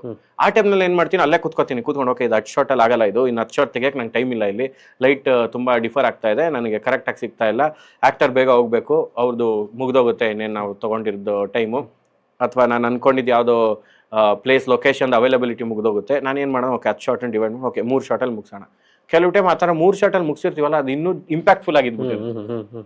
ನಾವು ಎಲ್ಲಾನು ಏನು ಮಾಡ್ತಿರ್ತೀವಿ, ಓಕೆ ಇದು ನಾನು ಡೀಟೇಲ್ ಆಗಿ ತೊಗೊಳ್ಳೋಣ. ಕೆಲವುದಕ್ಕೆ ಅಷ್ಟು ಡೀಟೇಲ್ಸ್ ಬೇಕಾಗಿರಲ್ಲ, ಜಸ್ಟ್ ಒಂದು ಇನ್ಫಾರ್ಮೇಟಿವ್ ಸೀನ್ ಆಗಿರುತ್ತೆ, ಲಾಜಿಕಲ್ ಮೇಲೆ ಮಾಡ್ತಾ ಹೋಗ್ಬೇಕು ಅಂತ. ಈಗ ಬ್ಲಿಂಕಲ್ಲಿ ಒಂದು ಸೀನ್ ಮಾಡಿದ್ವಿ, ಹರಿವು ಮನೆ ಬಿಟ್ಟು ಹೋಗ್ಬೇಕು, ಸಮಥಿಂಗ್ ಅವ್ನು ಮನೆಯವ್ರು ಕೂತ್ಕೊಂಡು ಮಾತಾಡಿದ್, ಮಳೆ ಬರಂಗಿದೆ ಯಾಕ್ರಿ ಹೋಗ್ತೀರಾ, ನಾಳೆ ಟ್ರೈನ್ ಇದೆ, ಟ್ರೈನ್ ನಾನು ರೈಲ್ವೆ ಸ್ಟೇಷನ್ ಬಿಡ್ತೀನಿ ಹೋಗಿ ಅಂತ ಹೇಳೋ ಸೀನು. ನಾವು ಅದು ಒಂದು 4 ಶಾರ್ಟ್ಸ್ ಮಾಡ್ಕೊಂಡಿದ್ವಿ. ಏನು ಫಸ್ಟು ಮಾಸ್ಟರ್ ವೈಡಲ್ಲಿ ಎಲ್ಲ ಮುಗಿಸ್ಬಿಡೋದು, ಇವ್ರ ಸಜೆಷನ್ ತೊಗೊಳೋದು, ಅವ್ರ ಸಜೆಷನ್ ತೊಗೊಳೋದು, ಇಂಪಾರ್ಟೆಂಟ್ ಲೈನ್ಗೆ ಒಂದು ಕ್ಲೋಸ್ ಆಗೋದು, ಇಷ್ಟು ನಾವು ಇಟ್ಕೊಂಡಿದ್ವಿ. ಈಗ ನಮ್ಗೇನಂದ್ರೆ ಮುಗಿಸ್ಬೇಕು, ಲಾಸ್ಟ್ ಇಟ್ಕೊಂಡಿದ್ವಿ, ಮುಗಿಸ್ಬೇಕು. ಈಗೇನು ಓಕೆ ಸಿಂಗಲ್ ಟೇಕ್ ಹೋಗ್ಬಿಡೋಣ, ಇಡೀ ಸೀನು 1.5 ನಿಮಿಷ ಏನಿದೆ ಕ್ಯಾಮ್ರಾ ಕಟ್ ಮಾಡೋದು ಬೇಡ, ವೈಡಲ್ಲಿ ಇಡೋಣ, ಸ್ಲೈಟಾಗಿ ಲೆಫ್ಟ್ ಟು ರೈಟ್ ಒಂದು ಟ್ರ್ಯಾಕ್ ಮಾಡೋಣ, ಮುಗಿಸ್ಬಿಡೋಣ. ಆ ಡಿಸಿಷನ್ ನಾನು ಅಲ್ಲಿ ತೊಗೊಂಡೆ. ನನಗೆ ಅಯ್ಯೋ ಬೇಡ ಇನ್ನೊಂದು ಶಾರ್ಟ್ಸ್, ಯಾಕಂದರೆ ಶಾರ್ಟ್ ಜಾಸ್ತಿ ಇದ್ರೆ ಎಡಿಟಿಂಗಲ್ಲಿ ನಮ್ಗೆ ಸ್ಪೇಸ್ ಇರುತ್ತೆ, ನಿಮ್ಗೆ ಗೊತ್ತಿರುತ್ತದೆ ಎಡಿಟಿಂಗಲ್ಲಿ ನಮ್ಗೆ ಬೇಕು ಅಂದರೆ ಎಷ್ಟು ಶಾರ್ಟ್ಸ್ ಇರುತ್ತೆ ಅಷ್ಟು ನಮ್ಗೆ ಹೆಲ್ಪ್ಫುಲ್ ಆಗುತ್ತೆ. ಈಗ ಓಕೆ ಮಾಡ್ಬಿಡೋಣ ಅಂತ ಅದನ್ನ ಸಿಂಗಲ್ ಶಾರ್ಟಲ್ಲಿ ಸಿಗುತ್ತೆ. ಬಟ್ ಅದು ತುಂಬ ಚೆನ್ನಾಗಿ ಕಾಣಿಸ್ತು ಔಟ್ಪುಟ್ ಮೂವಿ ನೋಡಿದಾಗ. ಅಂದ್ರೆ ಎಲ್ಲಾ ಪಾತ್ರಗಳು ಒಂದೇ ಫ್ರೇಮಲ್ಲಿ ಇದಾವೆ, ಏನು ಎಲ್ಲಾ ಪಾತ್ರಗಳು ಒಂದೇ ಅನ್ನೋ ಥರದೊಂದು ಭಾವನೆನ ಅದು ಕ್ರಿಯೇಟ್ ಮಾಡ್ತು. ಈ ಥರದ್ದು ಎಂಡ ಮೊಮೆಂಟ್ ಅಲ್ಲಿ ಶೂಟಿಂಗ್ ಅಲ್ಲಿ ತುಂಬಾನೇ ಚೇಂಜಸ್ ಆಗೋ ಸಾಧ್ಯತೆಗಳಿರುತ್ತೆ. ಅದು ಕೆಲವು ಟೈಮ್ ಹೆಲ್ಪ್ ಆಗುತ್ತೆ, ಕೆಲವು ಟೈಮ್ ಸಿನಿಮಾನ ಹಾಳು ಮಾಡುತ್ತೆ. ಅದೇ ಅದು ತುಂಬಾ ಪ್ರೆಷರ್ ಜಾಬ್. ಅದು ಶೂಟಿಂಗ್ ಅನ್ನೋದೇ ಪ್ರೆಷರ್ ಇರುತ್ತೆ, ಪ್ರೆಷರಲ್ಲಿ ಕ್ರಿಯೇಟಿವಿಟಿ ಹುಡುಕ್ಬೇಕಾದಂತ ಒಂದು ಜಾಬ್ ಅದು. ನಾನು ಇನ್ನೊಂದು ಪ್ರಶ್ನೆ ಅದಾಗಲೇ ಬರಬೇಕಾಗಿತ್ತು. ಪಾತ್ರಗಳಿಗೆ ಹೆಸರಿಡೋದಿದೆಯಲ್ಲ, ಅದು ಸಿಕ್ಕಾಬಟ್ಟೆ ಕನೆಕ್ಟಿಂಗ್ ಆಗೋದು ಸಿನಿಮಾದಲ್ಲದೆ. ಯಾರು ಹೇಳೋದು, ಒರಿಜಿನಲ್ ಹೆಸರೇ ಗೊತ್ತಿರಲ್ಲ ಅವ್ರಿಗೆ, ಪಾತ್ರಗಳ ಹೆಸರೇ ಎಷ್ಟೋ ಜನ ಗೊತ್ತಿರುತ್ತೆ. ಅದ್ರ ಬಗ್ಗೆ ಹೇಳೋದಿತ್ತು. ಅಂದ್ರೆ ಕೆಲವೊಬ್ರು ಏನ್ ಮಾಡ್ತಾರೆ, ಅದರಿಂದನೂ ಒಂದಿಷ್ಟು ಬ್ಯಾಕ್ ಸ್ಟೋರೀಸ್ ಇಟ್ಟಿರ್ತಾರೆ, ಅಥವಾ ಯಾವುದೋ ಒಂದು ಮೈಥಾಲಜಿ ಕನೆಕ್ಟ್ ಮಾಡಕ್ ಟ್ರೈ ಮಾಡಿರ್ತಾರೆ. ಈಗ ನಾನು ದೇವಕಿ ಯಶೋಧ ಅಂತೆಲ್ಲ ಇಟ್ಟಿದ್ದೆ, ನನ್ನೊಂದು ಮೈಥಾಲಜಿ ಕನೆಕ್ಟ್ ಮಾಡೋಣ ಅಂದ್ಕೊಂಡೆಲ್ಲ. ಹಾಗೆ ಕೆಲವೊಬ್ರದ್ದು ಒಂದೊಂದು ಪ್ಯಾಟರ್ನ್ ಇರುತ್ತೆ. ಕೆಲವೊಬ್ರು ಅವ್ರ ಜೀವನದಲ್ಲಿ ತುಂಬಾ ಹತ್ರ ಇರುವಂತ ವ್ಯಕ್ತಿಗಳ ಹೆಸರನ್ನ ಇಟ್ಕೊಂಡಿರ್ತಾರೆ. ಇನ್ನೊಂದಿಷ್ಟು ಜನ ಸೌಂಡಿಂಗ್ ಮೇಲೆ ಹುಡುಕ್ತಾರೆ, ಯಾವ ಸೌಂಡ್ ತುಂಬಾ ಚೆನ್ನಾಗಿ ಕೇಳುತ್ತೆ. ಈಗ ಕೃಷ್ಣ ಪ್ರಹ್ಲಾದ ಅಥವಾ ಮಾಧವ, ಇನ್ನೊಂದು ಯಾವುದೋ ಅಚ್ಯುತ, ಯಾವುದೋ ಕೃಷ್ಣನ್ಗೆ ಪ್ರಹ್ಲಾದ ಬಿಟ್ಟಾಗಿ ಕೃಷ್ಣ, ಅಚ್ಯುತ, ಮಾಧವ, ಆದಿದೇವ, ಈ ಕೃಷ್ಣಗೆ ಏನೇನೋ ನೇಮ್ಸ್ ಇದಾವಲ್ಲ, ಅದ್ರಲ್ಲಿ ನಾನು ಯಾವ ನೇಮ್ ಇಡ್ಬೋದು ಇವನಿಗೆ? ನನ್ನ ಕ್ಯಾರೆಕ್ಟರ್ ಕೃಷ್ಣನ್ ರೆಪ್ರೆಸೆಂಟ್ ಮಾಡೋ ಕ್ಯಾರೆಕ್ಟರ್ ಅನ್ಕೊಳ್ಳಿ, ನಾನು ಇದ್ರಲ್ಲಿ ಏನ್ ಇಡ್ಲಿ? ಓಕೆ, ನಾನು ಅಚ್ಯುತ್ ಅಂತ ಇಡ್ಲಾ, ಚೆನ್ನಾಗಿ ಕೇಳಿಸುತ್ತೆ ಸೌಂಡಿಂಗು, ಆ ಥರ ನನಗೆ ಸೌಂಡಿಂಗ್ ಮೇಲೆ ಕೆಲವೊಬ್ರು ಪ್ಲೇ ಮಾಡ್ತಾರೆ. ಅದು ಮ್ಯಾಟ್ರ್ ಆಗುತ್ತೆ, ತುಂಬಾ ಮ್ಯಾಟ್ರ್ ಆಗುತ್ತೆ. ಯಾಕಂದ್ರೆ ಫಿಲಮ್ ಮುಗಿಸ್ಕೊಂಡು ಹೋದ್ಮೇಲೆ ಅವ್ರಿಗೆ ಕ್ಯಾರೆಕ್ಟರ್ ನೇಮ್ಸೇ ನೆನಪಿರೋದು. ಹಂಗಾಗಿ ಈಗ ಅಪ್ಪು ಅಂತ ಕ್ಯಾರೆಕ್ಟರ್ ನೇಮ್, ಅಪ್ಪು ಅದೇ ನೇಮ್ ಬಂದ್ಬಿಡ್ತು. ಹಂಗಾಗಿ ಈಗ ಕಿಚ್ಚ ಅವ್ರಿಗೆ, ಕಿಚ್ಚ ಸುದೀಪ್ ಅವ್ರಿಗೆ ಕಿಚ್ಚ ನೇಮೇ ಬಂದ್ಬಿಡ್ತು. ಈ ಡಾಲಿ ಧನಂಜಯ್ ಅವ್ರಿಗೆ ಡಾಲಿ ನೇಮೇ ಬಂದ್ಬಿಡ್ತು. ಹಂಗೆ ಕೆಲವೊಂದು ಟೈಮ್ ಅದು ಕ್ಯಾರೆಕ್ಟರ್ ನೇಮ್ ಜನಕ್ಕೆ ತುಂಬಾ ಕನೆಕ್ಟ್ ಆಗಿ ಅವ್ರ ರಿಯಲ್ ನೇಮೇ ಮರೆಯೋ ಸಾಧ್ಯತೆ ಇರುತ್ತೆ, ಅಷ್ಟು ಜನಕ್ಕೆ ಕನೆಕ್ಟ್ ಆಗುತ್ತೆ. ಅದು ತುಂಬಾ ಇಂಪಾರ್ಟೆಂಟ್ ಅದು ನೇಮ್ಸ್. ಈಗ ಈ ಕಾಲ್ ಶೀಟ್ ತಗೊಳ್ಳೋದಿದೆಯಲ್ಲ, ಹೀರೋಗಳಿಗೆ ತುಂಬಾ ಜನಕ್ಕೆ ಕೇಳೋದು ಕಾಲ್ ಶೀಟ್ ಸಿಗ್ತಾ ಇಲ್ಲ ರೀ, ಅದರಿಂದ ನನ್ನ ಸಿನಿಮಾ ಲೇಟ್ ಆಗ್ತಿದೆ ಅಂತ. ಕಾಲ್ ಶೀಟ್ ತಗೊಳ್ಳೋದು ಹೇಗೆ? ಅಂದ್ರೆ ಅದು ನಾವು ಡೇಟ್ಸ್ ಪ್ಲಾನ್ ಮಾಡೋದು ಅಷ್ಟೇ. ಈಗ ನಮ್ಗೆ 12 ದಿನ ಅವ್ರದ್ದು ಬೇಕು. ನಮ್ಮ ಮೂವಿಯಲ್ಲಿ 12 ದಿನ ಅವ್ರು ಬರಬೇಕು ಸೆಟ್ಟಿಗೆ. ಆನ್ ಸೆಟ್ 12 ಡೇಸ್ ಇದೆ, ಅದರಲ್ಲಿ ಬೇರೆ ಬೇರೆ ಸ್ಕೆಡ್ಯೂಲ್ಸ್ ಅಲ್ಲಿ ಇದೆ ಅನ್ಕೊಳ್ಳಿ. ಈಗ ನಾನು ಬೆಂಗಳೂರಲ್ಲಿ ಶೂಟ್ ಮಾಡ್ತಿದ್ದೀನಿ, ಅಲ್ಲಿ 3 ದಿನ ಅವ್ರು ಬೇಕು. ಮುಂಬೈಯಲ್ಲಿ ಶೂಟ್ ಮಾಡ್ತೀನಿ, ಅಲ್ಲಿ 2 ದಿನ ಅವ್ರು ಬೇಕು. ಕಾಶ್ಮೀರಲ್ಲಿ ಶೂಟ್ ಮಾಡ್ತೀನಿ, ಅಲ್ಲಿ 2 ಡೇಸ್ ಅವ್ರು ಬೇಕು. ನನಗೆ ಈಗ ಡಿವಿಷನ್ ಅಲ್ಲಿ ಬೇಕು, ಓವರ್ ಆಲ್ ಅವ್ರಿಗೆ ನನಗೆ 12 ದಿನಕ್ಕೆ ಬೇಕು. ಈಗ ನಾವು 12 ದಿನಕ್ಕೆ ಒಂದು ಪ್ಯಾಕೇಜ್ಗೆ ಮಾತಾಡ್ಕೊಂಡಿರ್ತೀವಿ ಅನ್ಕೊಳ್ಳಿ. ಈಗ 12 ದಿನ ನಾನು ಸ್ಕೆಡ್ಯೂಲ್ ಮಾಡುವಾಗ ಹೆಂಗೆ ಮಾಡ್ಕೊಬೇಕಂದ್ರೆ, ಈಗ ನನ್ನ ತುಂಬಾ ನೋನ್ ಇರೋಂಥ ಹೀರೋ ಜೊತೆಗೆ ನಾನು ಕೆಲಸ ಮಾಡ್ತಿದ್ದೀನಿ, ಅವರ ಅವೈಲೇಬಿಲಿಟಿ ಮೇಲೆ ಮಿಕ್ಕವ್ರನ್ನ ನಾನು ಅಡ್ಜಸ್ಟ್ ಮಾಡಬೇಕು. ಇಲ್ಲ ಅಂದ್ರೆ ಎಲ್ರದ್ದು ಅವೈಲೇಬಿಲಿಟಿ ಕೇಳ್ಕೊಂಡು ನಾನು ಪ್ಲಾನ್ ಮಾಡ್ಕೊಬೇಕಾಗುತ್ತೆ. ಮತ್ತೆ ಕೆಲವು ಟೈಮ್ ಏನಾಗುತ್ತೆ, ಸ್ವಲ್ಪ ಹೆಕ್ಟಿಕ್ಸ್ ಆಗದೆ, ಅಲ್ಲಿ ನಮಗೆ ತುಂಬಾ ಇಂಪಾರ್ಟೆಂಟ್ ಇರುತ್ತೆ ಇಬ್ರು ಕಾಂಬಿನೇಷನ್. ಈಗ ನಂದು ನಿಮ್ದು ಸೀನ್ ಇದೆ, ಒಟ್ಟಿಗೆ ಮಾಡ್ಬೇಕು ಆ ಸೀನ್. ಈಗ ನಿಮ್ ಡೇಟ್ಸ್ ಇದೆ, ಆ ಡೇಟ್ಗೆ ನಂದಿಲ್ಲ. ಈಗ ಓಕೆ, ಇಬ್ರದ್ದು ಮ್ಯಾನೇಜ್ ಮಾಡೋಕ್ಕೆ 1 ತಿಂಗಳು, ಇವ್ರು ಕಂಪ್ಲೀಟ್ 1-2 ಮಂತ್ಸ್ ಯಾವುದೋ ಮೂವಿ ಶೂಟ್ಗೆ ಹೋಗ್ಬಿಟ್ಟಿರ್ತಾರೆ, ಇವ್ರದ್ದೇನೋ ಹೆಲ್ತ್ ಇಶ್ಯೂಸ್ ಆಗ್ಬಿಟ್ಟಿರುತ್ತೆ. ಈ ಬ್ಯಾಲೆನ್ಸಿಂಗ್ ಇದೆಯಲ್ಲ, ಅದಕ್ಕೆ ಮೇ ಬಿ ಡಿಲೇಸ್ ಆಗೋದು. ಅಂದ್ರೆ ಇವ್ರದ್ದು ಡೇಟ್ಸ್ ಇವ್ರ ಡೇಟ್ ಮ್ಯಾಚ್ ಆಗ್ತಿಲ್ಲ, ಇವ್ರ ಡೇಟ್ ಮ್ಯಾಚ್ ಆಗ್ತಿಲ್ಲ. ಆ ಸೀನ್ ಚೀಟ್ ಮಾಡೋ ಶೂಟ್ ಮಾಡೋಕ್ಕಾಗಲ್ಲ, ಅಥವಾ ನನ್ನ ಬಟ್ಟೆ ಹಾಕ್ಸ್ಬಿಟ್ಟು ಒಂದು ಸಜೆಷನ್ ಇಟ್ಟು ಶೂಟ್ ಮಾಡೋಕ್ಕಾಗಲ್ಲ, ಇಬ್ಬರೂ ಬೇಕು. ಆ ಥರ ಮ್ಯಾಂಡೇಟ್ಸ್ ಇದ್ದಾಗ ಕೆಲವು ಟೈಮ್ ಕಷ್ಟ ಆಗುತ್ತೆ. ಈಗ ನನ್ನ ಪ್ರಕಾರ with availability of technology probably ನಾವು ಇಬ್ರು ಬೇರೆ ಬೇರೆ ಟೈಮಿಗೆ ಕರ್ಸ್ಬಿಟ್ಟು ಶೂಟ್ ಮಾಡ್ಬೋದು. ಈಗ ಆರಾಮಾಗಿ ಮಾಡ್ಬೋದು, ಅಂತ ಏನು ಸಮಸ್ಯೆಗಳಿಲ್ಲ. ಹಂಗಾಗಿ ಮುಂಚೆ ಪ್ಲಾನಿಂಗ್ ಅಲ್ಲಿ ಒಂದು ಸ್ವಲ್ಪ ಅದು ಕಷ್ಟ ಆಗ್ತಿತ್ತು. ನಮ್ದು ಹಂಗೆ ಡಿಲೇ ಆಯ್ತು, 6 months ಡಿಲೇ ಆಯ್ತು ನಮ್ಗೆ ಡೇಟ್ಸ್ ಅವೈಲಬಿಲಿಟಿ ಇಶ್ಯೂಸ್ ಆಗಿ. ಹಂಗೆ ಈ ಸಿನಿಮಾದಲ್ಲಿ ಇಂಪಾರ್ಟೆಂಟ್ ರೋಲ್ ಬರುವಂಥದ್ದು ಡಾಕ್ಯುಮೆಂಟೇಷನ್. ಪ್ರಾರಂಭದಿಂದ ಕೊನೆಯವರೆಗೂ ಬರುವಂಥ ಒಂದು ಡಾಕ್ಯುಮೆಂಟೇಷನ್ ಯಾವ ರೀತಿ ಮಾಡಬೇಕು? ಅದು ನನಗೂ ಇಷ್ಟ. ಎಲ್ಲಾನು ಡಾಕ್ಯುಮೆಂಟ್. ಈಗ ಅಕೌಂಟ್ಸ್ ಆಗಿರ್ಬೋದು, ಫೈನಾನ್ಸ್ ಡಾಕ್ಯುಮೆಂಟೇಷನ್ಸು, ಆಮೇಲೆ ಯಾವ ದಿನ ಎಷ್ಟು ಖರ್ಚಾಯಿತು ಅನ್ನೋದು ಬೇಕಾಗುತ್ತೆ. ಮತ್ತು ನಾವು ಶೂಟ್ ಮಾಡಿರೋಂಥ ಮೇಕಿಂಗ್ ಕಲೆಕ್ಷನ್ಸು ತುಂಬ ಇಂಪಾರ್ಟೆಂಟ್ ಆಗುತ್ತೆ. ಯಾಕಂದರೆ ಅದು over the period of time ಅದೊಂದು ರಿಸೋರ್ಸ್, ಅದು ನಮಗೆ ಲರ್ನಿಂಗ್ ಮೆಟೀರಿಯಲ್ ಕೂಡ ಆಗುತ್ತೆ. ಅಥವಾ ಅಪ್ಕಮಿಂಗ್ ಫಿಲ್ಮ್ ಮೇಕರ್ಸ್ಗೆ ಓಕೆ, ಪ್ರೀವಿಯಸ್ ಹೆಂಗೆ ಸಿನಿಮಾ ಮಾಡ್ತಿದ್ರು, ಈಗ ನಾವು ಹೇಗೆ 20 ವರ್ಷದಿಂದ ಈ ಥರ ಮಾಡ್ತಿದ್ರಂತೆ, ರೀಲ್ ಕ್ಯಾಮ್ರಾಗಳಿದ್ದಾಗ ಹಿಂಗೆ ನಡೀತಿತ್ತಂತೆ ಅನ್ಕೋತೀವಿ.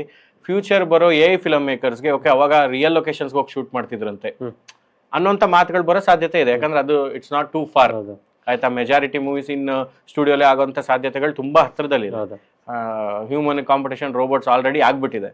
ಹಂಗಾಗಿ ಅದು ಡಾಕ್ಯುಮೆಂಟೇಶನ್ ಬೇಕಾಗುತ್ತೆ. ಸೊ ದಟ್ ಫಿಲಮ್ ಮೇಕಿಂಗ್ ಪ್ರೋಸೆಸ್ನ ಕಲ್ತ್ಕೊಳ್ಳೋದಕ್ಕೂ ಬೇಕು. ಆ್ಯಂಡ್ ನಮಗೂ ನಾವು ಅವತ್ತಿನ ದಿನ ಏನೇನು ಮಾಡಿದ್ವಿ, ಆ ಟೈಮ್ನಲ್ಲಿ ನಾವು ಪ್ರೆಷರ್ಸಲ್ಲಿ ಅದು ಗೊತ್ತಾಗಲ್ಲ. ನಮ್ಮ ಮೆಮೊರೀಸ್ಗೂ ಅದು ತುಂಬ ಬೇಕು.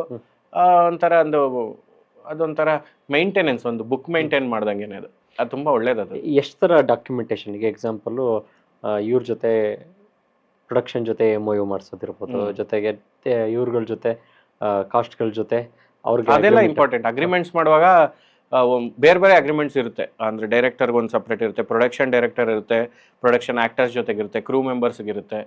ಅದರಲ್ಲಿ ಅಗ್ರಿಮೆಂಟ್ಸಲ್ಲಿ ಕೆಲವೊಂದು ವಿಚಾರಗಳನ್ನೆಲ್ಲ ಮೆನ್ಷನ್ ಆಗಿಬಿಟ್ಟಿರುತ್ತೆ. ಈಗ ಏನಂದರೆ ನೀವು ಇಷ್ಟು ದಿನ ಪ್ರಮೋಷನ್ಸ್ಗೆ ಬರಬೇಕು, ಆಮೇಲೆ ಅದು ಪ್ರೊಡಕ್ಷನ್ದೇ. ಈಗ ಫೈನಲಿ ಒಂದು ಮೂವಿನ ಮಾಡಿದ ಮೇಲೆ ಆ ಫಿಲಮ್ದು ಫುಟೇಜಸ್ ಎಲ್ಲ ಏನಿದೆ, ಆ ಸಿನಿಮಾಗೆ ಸಂಬಂಧಪಟ್ಟ BTS ಆಗಿರ್ಬೋದು, ಸಿನಿಮಾಲಿ ಯೂಸ್ ಆಗಿರೋಂಥ ಶಾರ್ಟ್ಸ್ ಆಗಿರ್ಬೋದು, ಅದೆಲ್ಲ ಪ್ರೊಡಕ್ಷನ್ಗೆ ಹೋಗ್ಬಿಡುತ್ತೆ. ಅವ್ರದ್ದು ಓನರ್ಶಿಪ್ಪಲ್ಲಿ ಇರುತ್ತೆ, ಅದು ಯಾವುದೂ ಮೇಕರ್ ಓನರ್ಶಿಪ್ಪಲ್ಲಿ ಇರೋದಿಲ್ಲ. ಹಾಗಾಗಿ ಅದನ್ನು ನಾವು ಬೇರೆ ಕಡೆ ಫೀಡ್ ಮಾಡುವಾಗಲೂ ಕೂಡ ವಿತ್ ಪರ್ಮಿಷನ್ಸ್ ಮಾಡಬೇಕಾಗುತ್ತೆ, ಅವ್ರದ್ದು NOC ತೊಗೋಬೇಕಾಗುತ್ತೆ. ಆ ಥರ ಪ್ರಮೋಷನ್ಸ್ನಲ್ಲಿ ಆ ಹೆಸರು ಕೆಲವು ಟೈಮ್ ತುಂಬ ಅದನ್ನ ಇಟ್ಕೊಂಡು ನಾವು ಬೇರೆ ಯಾವುದೋ ಮೂವಿನ ತುಂಬಾ ಪ್ರಮೋಟ್ ಮಾಡೋಕ್ಕಾಗಲ್ಲ. ಕೆಲವು ಟೈಮ್ ಕೆಲವೊಂದು ಅಡೆತಡೆಗಳು ಇರ್ತವೆ.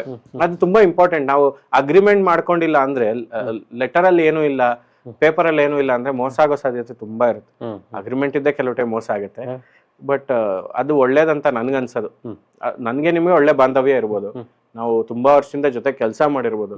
ಬಟ್ ಇದು ಬಂದಾಗ ಒಂದು ಅಗ್ರಿಮೆಂಟ್ ಮಾಡ್ಕೊಳ್ಳೋದ್ರಿಂದ ಬಾಂಧವ್ಯ ಏನು ಕಡಿಮೆ ಆಗಲ್ಲ. ಕೆಲವು ಟೈಮ್ ಅದು ಮಾಡ್ಕೊಳ್ದೆ ಏನೋ ಒಂದು ಮಿಸ್ಕಮ್ಯುನಿಕೇಶನ್ ಆಗೋದ್ರಿಂದ ತುಂಬಾ ಚೆನ್ನಾಗಿರೋ ಸಂಬಂಧಗಳೇ ಮುರಿದೋಗೋ ಸಾಧ್ಯತೆ ಇದೆ. ಯಾಕಂದ್ರೆ ಇದು ಫೈನಾನ್ಷಿಯಲ್ ಮ್ಯಾಟರ್ ಅಲ್ವಾ, ಈಗ ಸಂಬಂಧಗಳು ಹಾಳಾಗದೆ ಹಣದಲ್ಲಿ. ಹಂಗಾಗಿ ಅದು ತುಂಬಾ ಇಂಪಾರ್ಟೆಂಟ್ ಅನ್ಸುತ್ತೆ ನನಗೆ. ಜೊತೆಗೆ ಬಜೆಟಿಂಗ್ ಅನ್ನುವಂಥದ್ದು, ಈಗ ಸಿನಿಮಾ ಕತೆ ಬರ್ತೀವಿ, ಜೊತೆಗೆ ಈ ಶೂಟಿಂಗ್ ಈ ಭಾಗ ಎಲ್ಲ ಒಂದು ಭಾಗ ಆದರೆ ಬಜೆಟಿಂಗ್ ತುಂಬ ಇಂಪಾರ್ಟೆಂಟ್. ಈಗ ಒಂದೊಂದ್ಸತಿ ಬಜೆಟ್ ನಾವು ಅಂದ್ಕೊಂಡಿದ್ದ ಬಜೆಟ್ಗಿಂತ ಡಬಲ್ ಆಗ್ತಿರ್ಬೋದು, ಅಥವಾ ಹೋಗ್ತಾ ಹೋಗ್ತಾ ಕ್ರಿಯೇಟಿವಿಟಿ ಇನ್ನೂ ಜಾಸ್ತಿ ಆಗ್ತಾ ಹೋದರೆ ಖರ್ಚುಗಳು ಹಾಗೆ ಜಾಸ್ತಿ ಆಗ್ತದೆ. ಬಜೆಟಿಂಗ್ ಬಗ್ಗೆ ಹೇಳೋದಿದ್ರೆ ಅದೇ ಆಗುತ್ತೆ. ಕೆಲವು ಟೈಮು ಅಂದರೆ ನಮಗೆ ಶೂಟ್ಔಟ್ ಆಗುತ್ತೆ ಬಜೆಟ್, ನಾವು ಅನ್ಕೊಂಡಿದ್ದಕ್ಕಿಂತ ಜಾಸ್ತಿ ತಗೊಳುತ್ತೆ. ಕೆಲವು ಟೈಮು ನಾವು ಇಲ್ಲ ಅನ್ಕೊಂಡು ಇಷ್ಟರಲ್ಲೇ ಮಾಡಬೇಕು ಅಂದ್ರೆ ಅಷ್ಟರಲ್ಲೇ ಮಾಡುತ್ತೀವಿ. ಹಂಗಾಗಿ ಬಡ್ಜೆಟಿಂಗ್ ಮಾಡುವಾಗ ಎಲ್ಲಾನು ಯೋಚನೆ ಮಾಡಬೇಕಾಗುತ್ತೆ. ನನ್ನ ಆಡಿಯನ್ಸ್ ಯಾರು, ಈ ಸಿನಿಮಾ ಎಷ್ಟು ಜನಕ್ಕೆ ತಲುಪ್ಬೋದು, ಮತ್ತು ರೆವೆನ್ಯೂ ಸೋರ್ಸಸ್ ಯಾವ್ಯಾವ್ದು ಇರ್ಬೋದು, ಮತ್ತು ಯಾವ್ಯಾವುದು ಶಟ್ ಡೌನ್ ಆಗಿಬಿಟ್ಟಿದೆ ರೆವೆನ್ಯೂ ಸೋರ್ಸಸ್, ಈಗ ಯಾವ್ದು ಇಲ್ಲವೇ ಇಲ್ಲ, ಆ್ಯಂಡ್ ಎಲ್ಲಿಂದ ನಮ್ಗೆ ಬರೋದೇ ಇಲ್ಲ. ಸೊ ನಾವು ಇಟ್ಕೊಂಡು ಒಂದು ಸೇಫ್ ಮೆಷರ್ಸ್ ಇಟ್ಕೊಂಡು ಮಾಡಿದ್ರೆ ಬೆನಿಫಿಟ್ ಆಗುತ್ತೆ. ಅಂದರೆ ನಾನು ಇಷ್ಟರಲ್ಲೇ ಬಜೆಟ್ ಮಾಡಿದ್ರೆ ಅಟ್ಲೀಸ್ಟ್ ನಾನು ಇಷ್ಟು ರಿಕವರ್ ಮಾಡ್ಬೋದು ಅಂತ. ಇಲ್ಲಾಂದರೆ ಶೂಟೌಟ್ ಆಗಿಬಿಟ್ರೆ ನೆಗೆಟಿವ್ ಆಗೋ ಸಾಧ್ಯತೆ ಇರುತ್ತೆ. ಸಿನಿಮಾ ಅಂದಿದ ತಕ್ಷಣ ಬರುವಂಥದ್ದು ಥಿಯೇಟ್ರ್ಗಳ ಅವೈಲಬಿಲಿಟಿ. ಎಷ್ಟೋ ಸತಿ ಸಿನಿಮಾದಲ್ಲ ನೋಡ್ತೀವಿ, ಯಾವ ಸಿನಿಮಾಗಳಿಗೆ ನಮ್ಗೆ ಥಿಯೇಟ್ರ್ ಸಿಗ್ತಾ ಇಲ್ಲ ರೀ ಅಂತ ಗಲಾಟೆಗಳು ಆಗಿರೋದನ್ನ ನೋಡಿದೀವಿ. ಅದ್ರ ಬಗ್ಗೆ ಹೇಳೋದಿದ್ರೆ ಅಂದರೆ ಥಿಯೇಟರ್ ಸಿಗಲ್ಲ ಅಂದರೆ, ಈಗ ಬೆಂಗಳೂರಲ್ಲಿ ಮಲ್ಟಿ ಲ್ಯಾಂಗ್ವೇಜ್ ಮಾತಾಡೋ ಜನರು ವಾಸಿಸ್ತಾ ಇದ್ದಾರೆ, ಆ್ಯಂಡ್ ಇಲ್ಲೂ ಫೀಡಿಂಗ್ ಎಲ್ಲ ಲ್ಯಾಂಗ್ವೇಜ್ ಮೂವೀಸು ಆಗ್ತಿದೆ, ಆ್ಯಂಡ್ ಆ ಮೂವೀಸ್ಗೆ ಒಳ್ಳೆ ರೆಸೆಪ್ಷನ್ ಸಿಗ್ತಾ ಇದೆ. ಈಗ ಥಿಯೇಟ್ರ್ನಲ್ಲಿ ಏನಂದರೆ ಚೆನ್ನಾಗಿ ಬಿಸ್ನೆಸ್ ಆಗ್ತಿದೆ ಯಾವುದೋ ಒಂದು ಅಂಗಡೀಲಿ. ಆ ಅಂಗಡೀಲಿ ಓಕೆ, ನೀನು ಇವತ್ತು ಎಕ್ಸಾಂಪಲ್ ನಾನು ಹೇಳೋದು, ದೋಸೆಗೆ ಸೂಪರಾಗಿ ಬಿಸ್ನೆಸ್ ಆಗ್ತಿದೆ ಅಂಗಡೀಲಿ, ನೀನು ಇವತ್ತಿಂದ ಇಡ್ಲಿ ಹಾಕು. ಸರಿ, ನಾನು ಟ್ರೈ ಮಾಡ್ತೀನಿ ಇಡ್ಲಿ ಅಂತ ಹಾಕ್ದ. ಇಡ್ಲಿ ಚೆನ್ನಾಗಿ ಹೋಗಲಿಲ್ಲ ಅವನ ಅಂಗಡೀಲಿ, ದೋಸೆನೇ ಆಗ್ತಿದೆ. ಇಲ್ಲ ಗುರು, ದೋಸೆನೇ ಆಗ್ತಿದೆ, ನಾನು ಇಡ್ಲಿ ಹಾಕಲ್ಲ, ದೋಸೆ ಹಾಕ್ತೀನಿ. ಒಂದು ಕೆಲಸ ಮಾಡೋಣ, ನಿಂಗೆ ವಾರದಲ್ಲಿ ಒಂದಿನ ಟ್ರೈ ಮಾಡ್ತೀನಿ ಬೇಕಾದ್ರೆ ಇಡ್ಲಿ ಅಂತ ಅನ್ಬೋದವನು. ಈಗ ಸಿನಿಮಾಲೂ ಅದೇ ಆಗ್ತಿರುತ್ತೆ. ಯಾವುದೋ ಒಂದು ಮೂವಿ ತುಂಬ ಚೆನ್ನಾಗಿ ಹೋಗ್ತಿರುತ್ತೆ, ಅದನ್ನು ತೆಗೆದು ಇದಕ್ಕೆ ಸ್ಕ್ರೀನ್ ಕೊಡೋಕ್ಕಾಗಲ್ಲ. ಮತ್ತು ಇಲ್ಲಾಂದರೆ ಮಲ್ಟಿಪ್ಲೆಕ್ಸ್ ಅವರೆಲ್ಲ ತುಂಬ ಕ್ಯಾಲ್ಕುಲೇಟಿವ್ ಇರ್ತಾರೆ ಅವರು. ಅಂದರೆ ಯಾವ್ದು ಓಡ್ತಿದೆ, ಅವ್ರಿಗೇನು ರೆವೆನ್ಯೂ ಬರ್ತಾ ಇದೆ ಅದ್ರ ಮೇಲೆ ಮಾಡ್ತಿರ್ತಾರೆ. ಅವ್ರು ಏನು ಸರ್ವಿಸ್ ಮಾಡ್ತಿರಲ್ಲ ಇಲ್ಲಿ. ಅಂದರೆ ನಾನೇನೊಂದು ತೋಟದಪ್ಪನ ಛತ್ರನೋ ಏನೋ ಅಂತಾರಲ್ಲ, ನಾನು ಬಿಟ್ಟಿಯಾಗಿ ಏನು ಕೊಡ್ತಾ ಇಲ್ಲ ಅಂತ. ಅಲ್ಲೂ ಅವ್ರು ಬಿಸ್ನೆಸ್ಸೇ ನೋಡ್ತಾ ಇರ್ತಾರೆ, ಅದರಲ್ಲಿ ರಾಂಗ್ ಇಲ್ಲ, ಅವರು ಅಲ್ಲಿ ವ್ಯವಹಾರನೇ ನೋಡ್ತಿರ್ತಾರೆ. ಆ್ಯಂಡ್ ನಮ್ಗೆ ಏನಾಗುತ್ತೆ, ನಾವು ಕನ್ನಡ ಸಿನಿಮಾಗಳಂತ ಬಂದಾಗ ನಮಗೆ ಸಿಗೋಂಥ ಸ್ಕ್ರೀನು ಟೈಮಿಂಗ್ ಅಂತ ರಾಂಗ್ ಟೈಮಿಂಗ್ ಇರುತ್ತೆ. ನ್ಯೂ ಕಮರ್ ಮೂವೀಸ್ಗಂತೂ ರಾಂಗ್ ಟೈಮಿಂಗ್ ಸಿಕ್ಬಿಡುತ್ತೆ ನಮಗೆ. ಆ ಟೈಮ್ನ ನಮಗೆ ಪ್ರೂವ್ ಮಾಡ್ಕೊಳಕ್ಕಾಗಲ್ಲ, ಯಾಕಂದ್ರೆ ಆಡಿಯನ್ಸೇ ಬರೋಕ್ಕಾಗಲ್ಲ. ಸಿನಿಮಾ ಚೆನ್ನಾಗಿದ್ರು ಪಾಪ 9:30 ಬೆಳಗ್ಗೆ ಶೋ ಇಟ್ಟರೆ ಅವ್ನು ಕೆಲಸ ಬಿಟ್ಟು ಹೆಂಗೆ ಬರೋಕ್ಕಾಗತ್ತೆ ಆಡಿಯನ್ಸು. ಅವ್ರು ಪ್ರೈಮರಿ ಶೋಸ್ನ ತುಂಬ ಚೆನ್ನಾಗಿ ಓಡೋ ಫಿಲಮ್ಸ್ಗೆ ಹಾಕಿರ್ತಾರೆ, ಚೆನ್ನಾಗಿ ಹೋಗ್ತಾನೆ ಇರುತ್ತೆ ಆ ಫಿಲಮು. ಕೆಲವು ಟೈಮ್ ಅದು ಹೋಗ್ತಿಲ್ಲ ಅಂದ್ರೂ ಅದು ಆ ಟೈಮ್ ಫಿಕ್ಸ್ ಆಗಿಬಿಟ್ಟಿರುತ್ತೆ, ಅಲಾಟ್ ಮಾಡಿಬಿಟ್ಟಿರ್ತಾರೆ, ಕೊಡೋದೇ ಇಲ್ಲ ಅಂತಾರೆ. ಅಂಥ ಮೂಮೆಂಟ್ ತುಂಬ ಕಷ್ಟ. ಅದು ಅಂದರೆ ಅದು ಯಾರ ಕಂಟ್ರೋಲಲ್ಲೂ ಇಲ್ಲ, ಅದು ಬೇರೆ ಬೇರೆಯವರು ನಡೆಸ್ತಾ ಇರೋದ್ರಾಗಿರೋದ್ರಿಂದ ಇಲ್ಲಿನ ಲೋಕಲ್ ಅಥಾರಿಟೀಸ್ ಕಂಟ್ರೋಲಲ್ಲಿ ಇರೋದಿಲ್ಲ. ಎಲ್ಲೋ ಬಾಂಬೆಲೆಲ್ಲೋ ಕೂತ್ಕೊಂಡು ಶೋ ಡಿಸೈಡ್ ಆಗುತ್ತೆ, ಅಥವಾ ಟೈಮಿಂಗ್ಸ್ ಡಿಸೈಡ್ ಆಗೋದ್ರಿಂದ. ಅಂದರೆ ಎಂಥ ಸ್ಟ್ರಾಂಗ್ ಡಿಸ್ಟ್ರಿಬ್ಯೂಟರ್ ಇದ್ರೂ ಕೂಡ ಮೂವಿಗೆ ಜನ ಬರ್ತಿಲ್ಲ ಅಂದರೆ ಪಾಪ ಉಳಿಸ್ಕೊಳಕ್ಕಾಗಲ್ಲ. ಅಂದರೆ ಅವರು ಪ್ರಯತ್ನ ಪಡ್ಬೋದು, ರಿಕ್ವೆಸ್ಟ್ಗಳು ಮಾಡಿ ಒಂದು ಶೋಸ್ ಇಡ್ಬೋದು. ಎಕ್ಸಾಂಪಲ್ ಬ್ಲಿಂಕ್ ಕೂಡ ಭಾರತ್ ಸಿನಿಮಾಸಲ್ಲಿ ಪುತ್ತೂರಲ್ಲಿ ಶೋಸ್ ಕೊಟ್ಟಿದ್ದ. ಆರ್ಟಿಕಲ್ 375 ಏನೋ ರಿಲೀಸ್ ಆಗಿತ್ತು, ಚೆನ್ನಾಗಿ ಹೋಗ್ತಿತ್ತು ಆ ಮೂವಿ. ಅವನು ಏನು ಮಾಡ್ದ, ಓಕೆ ಕನ್ನಡ ಮೂವಿ ಪಾಪ ರಿಕ್ವೆಸ್ಟ್ ಮಾಡ್ತಾ ಇದ್ದಾರೆ, ಹೊಸೊಬ್ರು ಇಲ್ಲಿ ಆಡಿಯನ್ಸ್ ಕರೆಸ್ತೀವಿ ನಾವು ಅಂತ ಹೇಳಿದ್ವಿ. ನಮ್ಮ ಗೊತ್ತಿರೋರು ಒಂದಿಷ್ಟು ಜನ ಇದ್ದಾರೆ ಪುತ್ತೂರಲ್ಲಿ, ಅಟ್ಲೀಸ್ಟ್ ಅವರಾದ್ರೂ ಬರ್ತಾರೆ ಆಡಿಯನ್ಸು. ಬೇರ್ ಮಿನಿಮಮ್ 30% ಆಕ್ಯುಪೆನ್ಸಿ ಕೇಳ್ತಾರೆ ಅವರು. 30% ಆದರೂ ಆಕ್ಯುಪೆನ್ಸಿ ತೋರಿಸ್ಬೇಕು ನೀವು 30% ತೋರಿಸ್ತಿಲ್ಲ ನಾನು ಕೊಡೋಕ್ಕಾಗಲ್ಲ. ಅಟ್ಲೀಸ್ಟ್ ನನಗೆ ಏನಂದರೆ ಹೇಳ್ತಾರಲ್ಲ, ಪ್ರೊಜೆಕ್ಷನ್ ಕಾಸ್ಟ್ ಆದರೂ ಬರಬೇಕಲ್ಲ ನನಗೆ, ನನ್ನ ಅಲ್ಲಿ ಕೆಲಸ ಮಾಡೋ ಎಂಪ್ಲಾಯೀಸ್ ಕಾಸ್ಟ್ ಆದರೂ ನಾನು ಕೊಡಬೇಕಲ್ಲ. ಟ್ರೈ ಹಾಕಿದ್ರು ಅವ್ರು ಪಾಪ ಸ್ಕ್ರೀನು, ನಮಗೆ ಪ್ರಾಮಿಸ್ ಮಾಡಿದ್ರು ಆ ಕಡೆ ಪುತ್ತೂರಿಂದ ಜನ ಬರೋರು, ಪಾಪ ಅವ್ರು ಬಂದಿಲ್ಲ ಅವತ್ತಿನ ಶೋಸ್ಗೆ. ಜಸ್ಟ್ 16 ಜನ ಬಂದಿದ್ರು. ಫುಲ್ ಗಲಾಟೆ ಮಾಡಿದ್ರು, ಇಲ್ಲ ನನಗೆ ಪ್ರೈಮರಿ ಓಡ್ತಾ ಇತ್ತು, ಪ್ರೈಮ್ ಟೈಮ್ ಶೋನ ತೆಗೆದು ನಿಮಗೆ ಕೊಟ್ಟೆ, ನೀವು ಪ್ರೂವ್ ಮಾಡಿಲ್ಲ, ನಾಳೆಯಿಂದ ಕೊಡಲ್ಲ ಶೋಸು. ಅವ್ರ ಪಾಪ ಅವ್ರದ್ದು ರಾಂಗ್ ಇಲ್ಲ, ಅವ್ರು ಅದನ್ನು ಪೊಲೈಟಾಗಿ ಹೇಳಿದ್ರು, ನಾವು ಕೊಟ್ವಲ್ಲ ಒಂದು ಆಪರ್ಚುನಿಟಿ ಕೊಟ್ವಿ, ನೀವು ಅಲ್ಲಿ ಪ್ರೂವ್ ಮಾಡಿದರೆ ನಾವು ಶೋಸ್ ಕೊಡ್ತಿದ್ವಿ, ನಾವು ಕೊಡಲ್ಲ ಅಂತ. ಈಗ ವರ್ಡ್ ಆಫ್ ಮೌತ್ ಕ್ರಿಯೇಟ್ ಆಯಿತು ನಮ್ಮ ಮೂವಿಗೆ. ಲಿಮಿಟೆಡ್ ಶೋಸ್ ಇತ್ತು, 8 ಶೋಸು, ವರ್ಡ್ ಆಫ್ ಮೌತ್ ಚೆನ್ನಾಗಾಯಿತು. ಹಾಗಾಗಿ ಆಮೇಲೆ ಡಿಸ್ಟ್ರಿಬ್ಯೂಟರ್ಸ್ ಹತ್ರನೂ ಮಾತುಕತೆ ಆಗ್ತಾಯಿತ್ತು, ಶೋಸ್ನ ನೀಟಾಗಿ ಅಲಾಟ್ ಮಾಡಕ್ಕೆ ಸ್ಟಾರ್ಟ್. ನಿಮ್ದು ಸ್ಟಾರ್ಟಿಂಗ್ 1 ವಾರ 2 ವಾರ ಹೋಗ್ಲಿಲ್ಲ, 3ನೇದು 4ನೇ ಜಾಸ್ತಿ ಆಯಿತು ಅಂತ ಅನ್ಸುತ್ತೆ ನನಗೆ. ಇಲ್ಲ, ಫಸ್ಟು ಸ್ಕ್ರೀನ್ಸ್ ಕಮ್ಮಿ ಇತ್ತು, 8 ಸ್ಕ್ರೀನ್ಸ್ ಇತ್ತು. ಆಮೇಲೆ over the period of time screens ಜಾಸ್ತಿ ಆಗ್ತಾ ಹೋಯ್ತು. ಆಡಿಯನ್ಸು ನೋಡಿದ್ರು, ಅಂದರೆ ಯಾವುದು ಒಂದೆಷ್ಟು ಆಡಿಯನ್ಸ್ ನಾವು ಕವರ್ ಮಾಡಬೇಕಾಯ್ತು, ಆ್ಯಂಡ್ ನಮ್ಮ ಇದ್ದಂಥ ಲಿಮಿಟೇಷನ್ಸಲ್ಲಿ ನಾವು ಎಷ್ಟು ಜನಕ್ಕೆ ರೀಚ್ ಮಾಡೋಕ್ಕಾಯ್ತು ಅಷ್ಟು ಜನಕ್ಕೆ ಅಂತ ಹೋಯ್ತು ಸಿನಿಮಾ. ಬ್ಲಿಂಕ್ ಸಿನಿಮಾ ಅಥವಾ ಸಿನಿಮಾಗಳು ಸೆನ್ಸಾರ್ಗೆ ಹೋದಾಗ ಆಗುವಂಥ ಸಮಸ್ಯೆ ಏನಾಗಲಿಲ್ಲ ಸದ್ಯಕ್ಕೆ. ನಮ್ದು ನೋಡಿದ್ರು ಸೆನ್ಸರ್ ಒಂದಿಷ್ಟು ಬ್ಯಾಡ್ ವರ್ಡ್ಸ್ ಎಲ್ಲ ಇತ್ತು, ಅದು U/A ಕೊಡ್ತೀನಿ, U/A ಕೊಡ್ತೀವಿ, ಇದನ್ನ ರೀಪ್ಲೇಸ್ ಮಾಡಬೇಕಾಗತ್ತೆ, ಅಥವಾ ಇದನ್ನ ನೀವು ಕಂಪ್ಲೀಟ್ಲಿ ಮ್ಯೂಟ್ ಮಾಡಬೇಕು, ಆಮೇಲೆ ಸಬ್ ಟೈಟ್ಲಿಂಗಲ್ಲೂ ಈ ಥರ ವರ್ಡ್ಸ್ ಏನಿದೆ ಅದನ್ನ ತೆಗಿಬೇಕಾಗತ್ತೆ ಅಂದ್ರೆ ಯಾವುದನ್ನು ಕಟ್ಸ್ ಹೇಳಿಲ್ಲ. ನಮ್ಗೆ ಅದೇ ಭಯ ಆಯ್ತು, ಕಟ್ಸ್ ಏನಾದರೂ ಹೇಳ್ತಾರೆ ಅಂತ. ಬಟ್ ಅವ್ರು ಏನು ನೋಡಿದ್ರು, ಅವ್ರಿಗೆ ಏನೇನಿತ್ತು ಫೀಡ್ಬ್ಯಾಕ್ಸ್ ಅದನ್ನು ನೀಟಾಗಿ ಕೊಟ್ಟರು. ನಾವು ಅದನ್ನ ರೀವರ್ಕ್ ಮಾಡಿ ಕೊಟ್ವಿ ಅಷ್ಟೇ. ಅದೇನು ತುಂಬಾ ದೊಡ್ಡ ಸಮಸ್ಯೆ ನಮಗಾಗಿಲ್ಲ ಇದುವರೆಗೂ. ಪ್ರಾಬಬ್ಲಿ ಈಗ ನೆಕ್ಸ್ಟ್ ಬರೋ ಮೂವೀಸ್ಗೆ ಏನಾದ್ರು ಆಗುತ್ತಾ, ಆದ್ಮೇಲೆ ನಾನು ಎಕ್ಸ್ಪೀರಿಯನ್ಸ್ಡ್ ಪರ್ಸನ್ ಆಗ್ತೀನಿ. ಓಕೆ, ಒಟ್ಟಾರೆ ಬ್ಲಿಂಕ್ ಅನ್ನುವಂಥದ್ದು ನಿಮ್ಮ ಜೀವನದಲ್ಲಿ ಹೇಗೆ ಬದಲಾಯಿಸ್ತು? ಬಿಫೋರ್ ಬ್ಲಿಂಕ್, ಆಫ್ಟರ್ ಬ್ಲಿಂಕ್ ನನ್ನ ಬದುಕು. ಬ್ಲಿಂಕ್ ಬಿಫೋರ್ ಏನೇನು ಕನಸು ಕಟ್ಟಿದ್ದೆ ಅದೆಲ್ಲ ಬ್ಲಿಂಕ್ ಆದ್ಮೇಲೆ ಈಡೇರ್ತಾ ಬಂತು. ನನಗೆ ಒಂದೊಂದೇ ಜಾಬ್ ಸಿಗ್ತಾ ಬಂತು, ಮತ್ತೆ ಕೆಲಸಗಳು ಮಾಡೋದಕ್ಕೆ ನನಗೆ ಒಂದಿಷ್ಟು ಸಾಧ್ಯತೆಗಳಾಯಿತು, ಮತ್ತೆ ಪ್ರತಿಯೊಂದನ್ನು ಬದಲಾಯಿಸ್ತು ಲೈಫ್ನಲ್ಲಿ. ನಾನು ತೊಗೊಳ್ತಾ ಇದ್ದಿದ್ದ ನಿರ್ಧಾರಗಳು, ಮತ್ತು ನನಗೆ ಬದುಕು ಕಟ್ಕೊಳ್ಳೋದಕ್ಕೆ ಅದೊಂದು ತುಂಬ ಸ್ಟ್ರಾಂಗ್ ಸಿನಿಮಾ ಆಯಿತು. ನಾನು ರಿಲೇಷನ್ಶಿಪ್ಪಲ್ಲಿದ್ದೆ, ಮದುವೆ ಕೂಡ ಆಯಿತು ಬಿಕಾಸ್ ಆಫ್ ಬ್ಲಿಂಕ್. ಸೊ ನನಗೆಲ್ಲಾನು ಪಾಸಿಟಿವ್ ಆಗಾಯಿತು ಬ್ಲಿಂಕಿಂದ. ಒಂದು ಬ್ಲಿಂಕಲ್ಲಿ ಎಲ್ಲ ಬದಲಾದಾಗ ನನಗೊಂದು ಬ್ಲಿಂಕಲ್ಲಿ ಎಲ್ಲ ಪಾಸಿಟಿವ್ ಆಗಿದೆ. ನೆಕ್ಸ್ಟ್ ಅದನ್ನು ನಾನು ಎಷ್ಟಾಗುತ್ತೆ ಅಷ್ಟು ಪಾಸಿಟಿವ್ ಆಗಿ ಬಳಸ್ಕೊಂಡು ಒಳ್ಳೆ ಕೆಲಸಗಳು ಮಾಡ್ಬೇಕಂತ ಆಸೆ ಇದೆ ಅಷ್ಟೇ. ಕನ್ನಡ ಸಿನಿಮಾ ಅಂದಿದ ತಕ್ಷಣ ಅವಕಾಶಗಳು ಕಡಿಮೆ ಅಂತ ಕೇಳ್ತೀವಿ, ಅದ್ರ ಬಗ್ಗೆ ಹೇಳೋದಿದ್ರೆ? ಅವಕಾಶ ಕಮ್ಮಿ ಅಂತ ನನಗೆ ಅನ್ಸಲ್ಲ. ಪಾಪ ಜನ ತುಂಬ ಸಪೋರ್ಟಿವ್ ಇದ್ದಾರೆ, ಬಟ್ ಜನ ಸ್ಯಾಚುರೇಟ್ ಆಗೋಗಿದ್ದಾರೆ. ಅಂದರೆ ಪ್ರತಿ ಸತಿ ನಾವು ಪ್ರಾಮಿಸ್ ಮಾಡ್ತಿದ್ದೀವಿ, ಅದನ್ನು ಉಳಿಸ್ಕೋತಾ ಇಲ್ಲ. ಲೈಫಲ್ಲಿ ಈಗ ರಿಲೇಷನ್ಶಿಪ್ಪಲ್ಲಿ ಇದ್ದರೆ ಗೊತ್ತಿರುತ್ತೆ ನಮಗೆ, ತುಂಬ ಮುಖ್ಯ ಏನಿರುತ್ತೆ ಇಬ್ಬರು ಸಂಬಂಧದಲ್ಲಿ ಪ್ರಾಮಿಸಸ್. ಓಕೆ, ನೀನು ಏನೇ ಇದ್ರೂ ನನಗೆ ಹೇಳೋಗ್ತೀಯಾ, ಈ ಥರ ಏನೇನೋ ಒಂದಿಷ್ಟು ಪ್ರಾಮಿಸಸ್ಗಳಿರ್ತವೆ.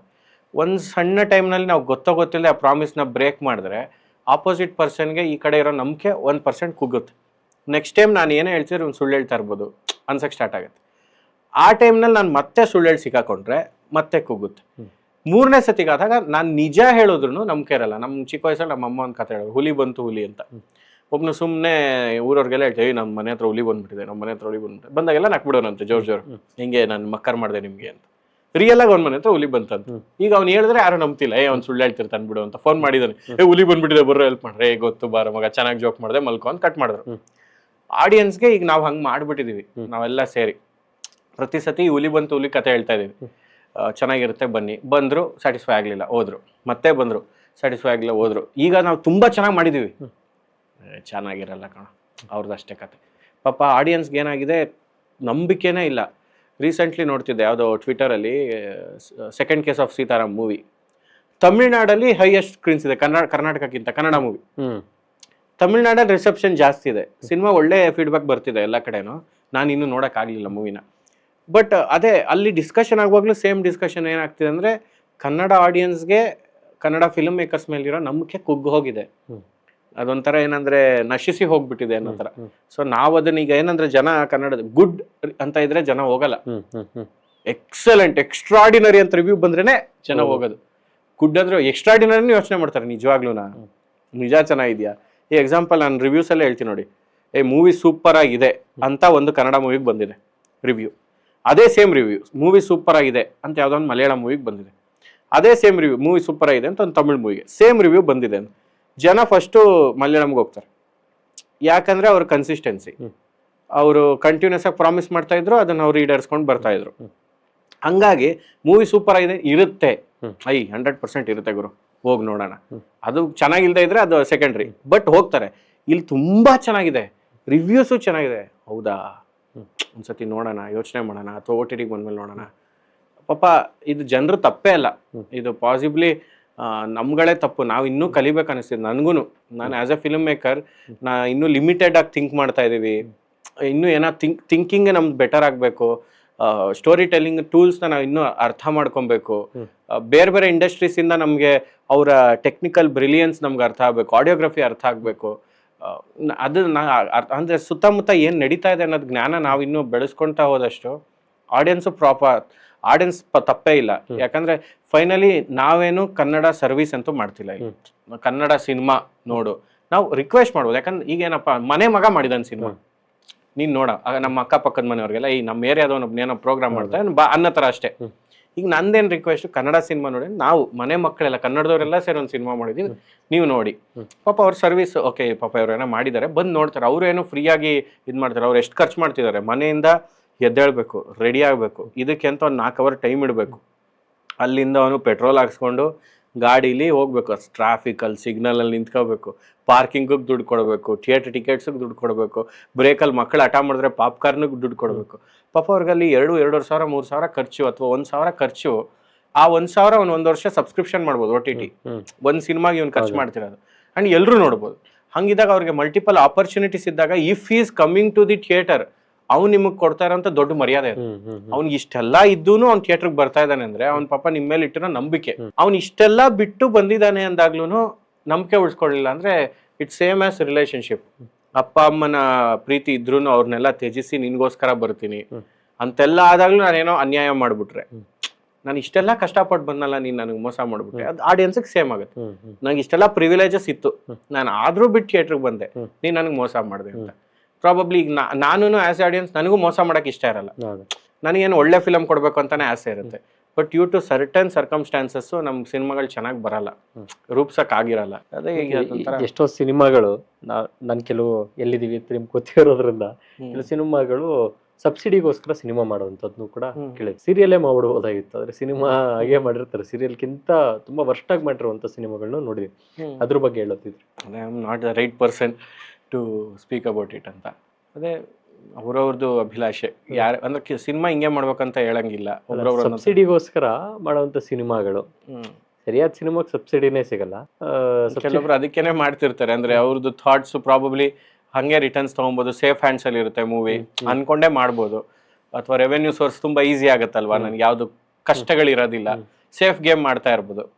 ಅದೇ ಅದು ನನಗೆ ಅಷ್ಟು ಗೊತ್ತೂ ಇಲ್ಲ ಅಷ್ಟು ಅದು ಹೆಂಗ್ ನಡೀತಾ ಇದೆ ಅಂತ. ಹಂಗಾಗಿ ಈ ಶಾರ್ಟ್ ಫಿಲಮ್ ಮಾಡೋವಂಥವ್ರ ಬಗ್ಗೆ ನೀವು ಹೇಳೋದಿದ್ರೆ? ಅಂದ್ರೆ ದೇ ಆರ್ ದಿ ಏನಂದ್ರೆ ಫ್ಯೂಚರ್ ಅಂತಾರ ಸ್ಟಾರ್ಸ್ ಫಿಲ್ಮ್ ಮೇಕಿಂಗ್ ಅಲ್ಲಿ.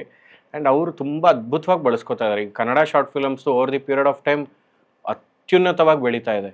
ಅಂದ್ರೆ ಮೂವಿ ಮೇಕಿಂಗ್ ತುಂಬಾ ಚೆನ್ನಾಗಿದೆ. ನನಗೆ ಎಷ್ಟೋ ಸತಿ ಹೊಟ್ಟೆ ಉರಿಯುತ್ತೆ, ನಾವು ಅಷ್ಟು ಚೆನ್ನಾಗಿ ಮಾಡಲ್ವಲ್ಲ, ಸಿನಿಮಾನೇ ನಾವು ಅಷ್ಟು ಚೆನ್ನಾಗಿ ಮಾಡಲ್ಲ. ಸೀರಿಯಸ್ಲಿ ಎಷ್ಟು ಜನ ಶಾರ್ಟ್ ಫಿಲ್ಮ್ ಮೇಕರ್ಸ್ ನಂಗೆ ತುಂಬಾ ಜನ ಕಳ್ಸಿರ್ತಾರೆ. ನಾನು ಕೆಲವು ನೋಡಿರ್ತೀನಿ, ಕೆಲವು ತುಂಬಾ ಟೈಮ್ ಆಗಲ್ಲ, ನೋಡಲ್ಲ. ಹೊಟ್ಟೆ ಉರಿ ಎಷ್ಟು ಚೆನ್ನಾಗಿ ಮಾಡಿರ್ತಾರೆ. ಅಂದ್ರೆ ಅವರಿಂದ ಕಲಿಬೇಕು ಅನ್ಸ್ತಾ ಇರುತ್ತೆ. ಎಷ್ಟು ಸಖತ ಮಾಡಿದ್ದಾರೆ ಅಂದ್ರೆ ಶಾರ್ಟ್ ಟೇಕಿಂಗ್ಸ್ ಆಗಿರ್ಬೋದು, ಲೈಟಿಂಗ್ ಆಗಿರ್ಬೋದು, ಯಾವ ಸಿನಿಮಾಗೂ ಕಮ್ಮಿ ಇರಲ್ಲ. ಸೌಂಡ್ ಡಿಸೈನ್ ಆಗಿರ್ಬೋದು. ನನ್ಗನ್ಸೋದು ಅವ್ರು ಅಲ್ಲೇ ಎಷ್ಟು ಚೆನ್ನಾಗಿ ಪರಿಪಕ್ವವಾಗಿ ಒಂದು ಕಿರುಚಿತ್ರನೇ ಮಾಡ್ತಿದ್ದಾರೆ ಅಂದ್ರೆ ಅವ್ರ ಸಿನಿಮಾ ಇನ್ನೂ ಚೆನ್ನಾಗಿ ಮಾಡ್ಬೋದು ಅವ್ರಿಗೆ. If they are given with what are the needs, ಅದನ್ನ ಅವ್ರನ್ನ ಫುಲ್ಫಿಲ್ ಮಾಡಿದ್ರೆ ನನ್ನ ಪ್ರಕಾರ ಅವರೆಲ್ಲ ತುಂಬ ಚೆನ್ನಾಗಿ ಮಾಡ್ಬೋದು. ಆ್ಯಂಡ್ ಈಗ ಅಪ್ಕಮಿಂಗ್ ಟೂಲ್ಸ್ ಎಲ್ಲ ತುಂಬ ಚೆನ್ನಾಗಿದೆ ಫಿಲ್ಮ್ ಮೇಕಿಂಗ್ಗೆ. ಅವ್ರಿಗೆ ಹೆಲ್ಪ್ ಮಾಡೋ ಥರ ಟೂಲ್ಸ್ ಇದ್ದಾವೆ. ಒಬ್ಬ ಬಡವ ಕೂಡ ಒಂದು ಮನೇಲಿ ಕೂತ್ಕೊಂಡು ಒಂದು ಸಣ್ಣದಾಗಿ ಕನಸಿದ್ರು ಅವ್ನು ಏನೋ ಒಂದು ಫಿಲ್ಮ್ ಮೇಕಿಂಗ್ ಮಾಡ್ಬೋದು. ಅಂದ್ರೆ ಅದೊಬ್ಬ ರಿಚ್ ಮ್ಯಾನ್ಸ್ ಕನಸು ಥರ ಇಲ್ಲ. ಈಗ ಮೊಬೈಲ್ ಇಟ್ಕೊಂಡು ಒಂದು ಸಿನಿಮಾ ಶೂಟ್ ಮಾಡಿರೋದೇ ಐಫೋನಲ್ಲಿ ಮಾಡಿರೋದು ಸಿನಿಮಾ ಮಾಡ್ಬೋದು. ಅಂದ್ರೆ ಈಗ ಒಂಥರ ಸಿನಿಮಾ ಅನ್ನೋದು ಯಾರ ಕನಸು ಬಂದರೂ ಅವ್ನು ಮಾಡ್ಬೋದು. ಒಂಥರ ಓಪನ್ ಪ್ಲಾಟ್ಫಾರ್ಮ್. ಅದು ತುಂಬ ಹೆಲ್ಪ್ ಆಗುತ್ತೆ ಎಷ್ಟೋ ಜನ ಫಿಲ್ಮ್ ಮೇಕರ್ಸ್. ನೀವು ನಿಮ್ಮ ಇನ್ಸ್ಟಾಗ್ರಾಮ್ ಪೇಜಲ್ಲಿ ನೋಡ್ತಾ ಇರ್ಬೇಕಾದ್ರೆ ನೀವು ಇತಿಹಾಸದ ಬಗ್ಗೆ ಮಾತಾಡ್ತಾರೆ. ಸಿನಿಮಾ ಇತಿಹಾಸ, ಸಿನಿಮಾ ಯಾಕೆ ಈಗ ಬಂತು, ಅದಕ್ಕೆ ಬರೋದಕ್ಕೆ ಹುಚ್ಚು ಯಾವಾಗ ಆಯ್ತು? ನನಗೆ ಕಾಂಟೆಂಟ್ಸ್ ಕನ್ನಡದಲ್ಲಿ ಇರಲಿಲ್ಲ. ನಾನು ಅವಾಗ ಮಾಡುವಾಗ ಯಾರು ಕನ್ನಡದಲ್ಲಿ ಕಾಂಟೆಂಟ್ ಮಾಡ್ತಿಲ್ವಲ್ಲ, ಸಿನಿಮಾ ರಿಲೇಟೆಡ್ ತುಂಬಾ ಕಮ್ಮಿ ಇದೆಯಲ್ಲ.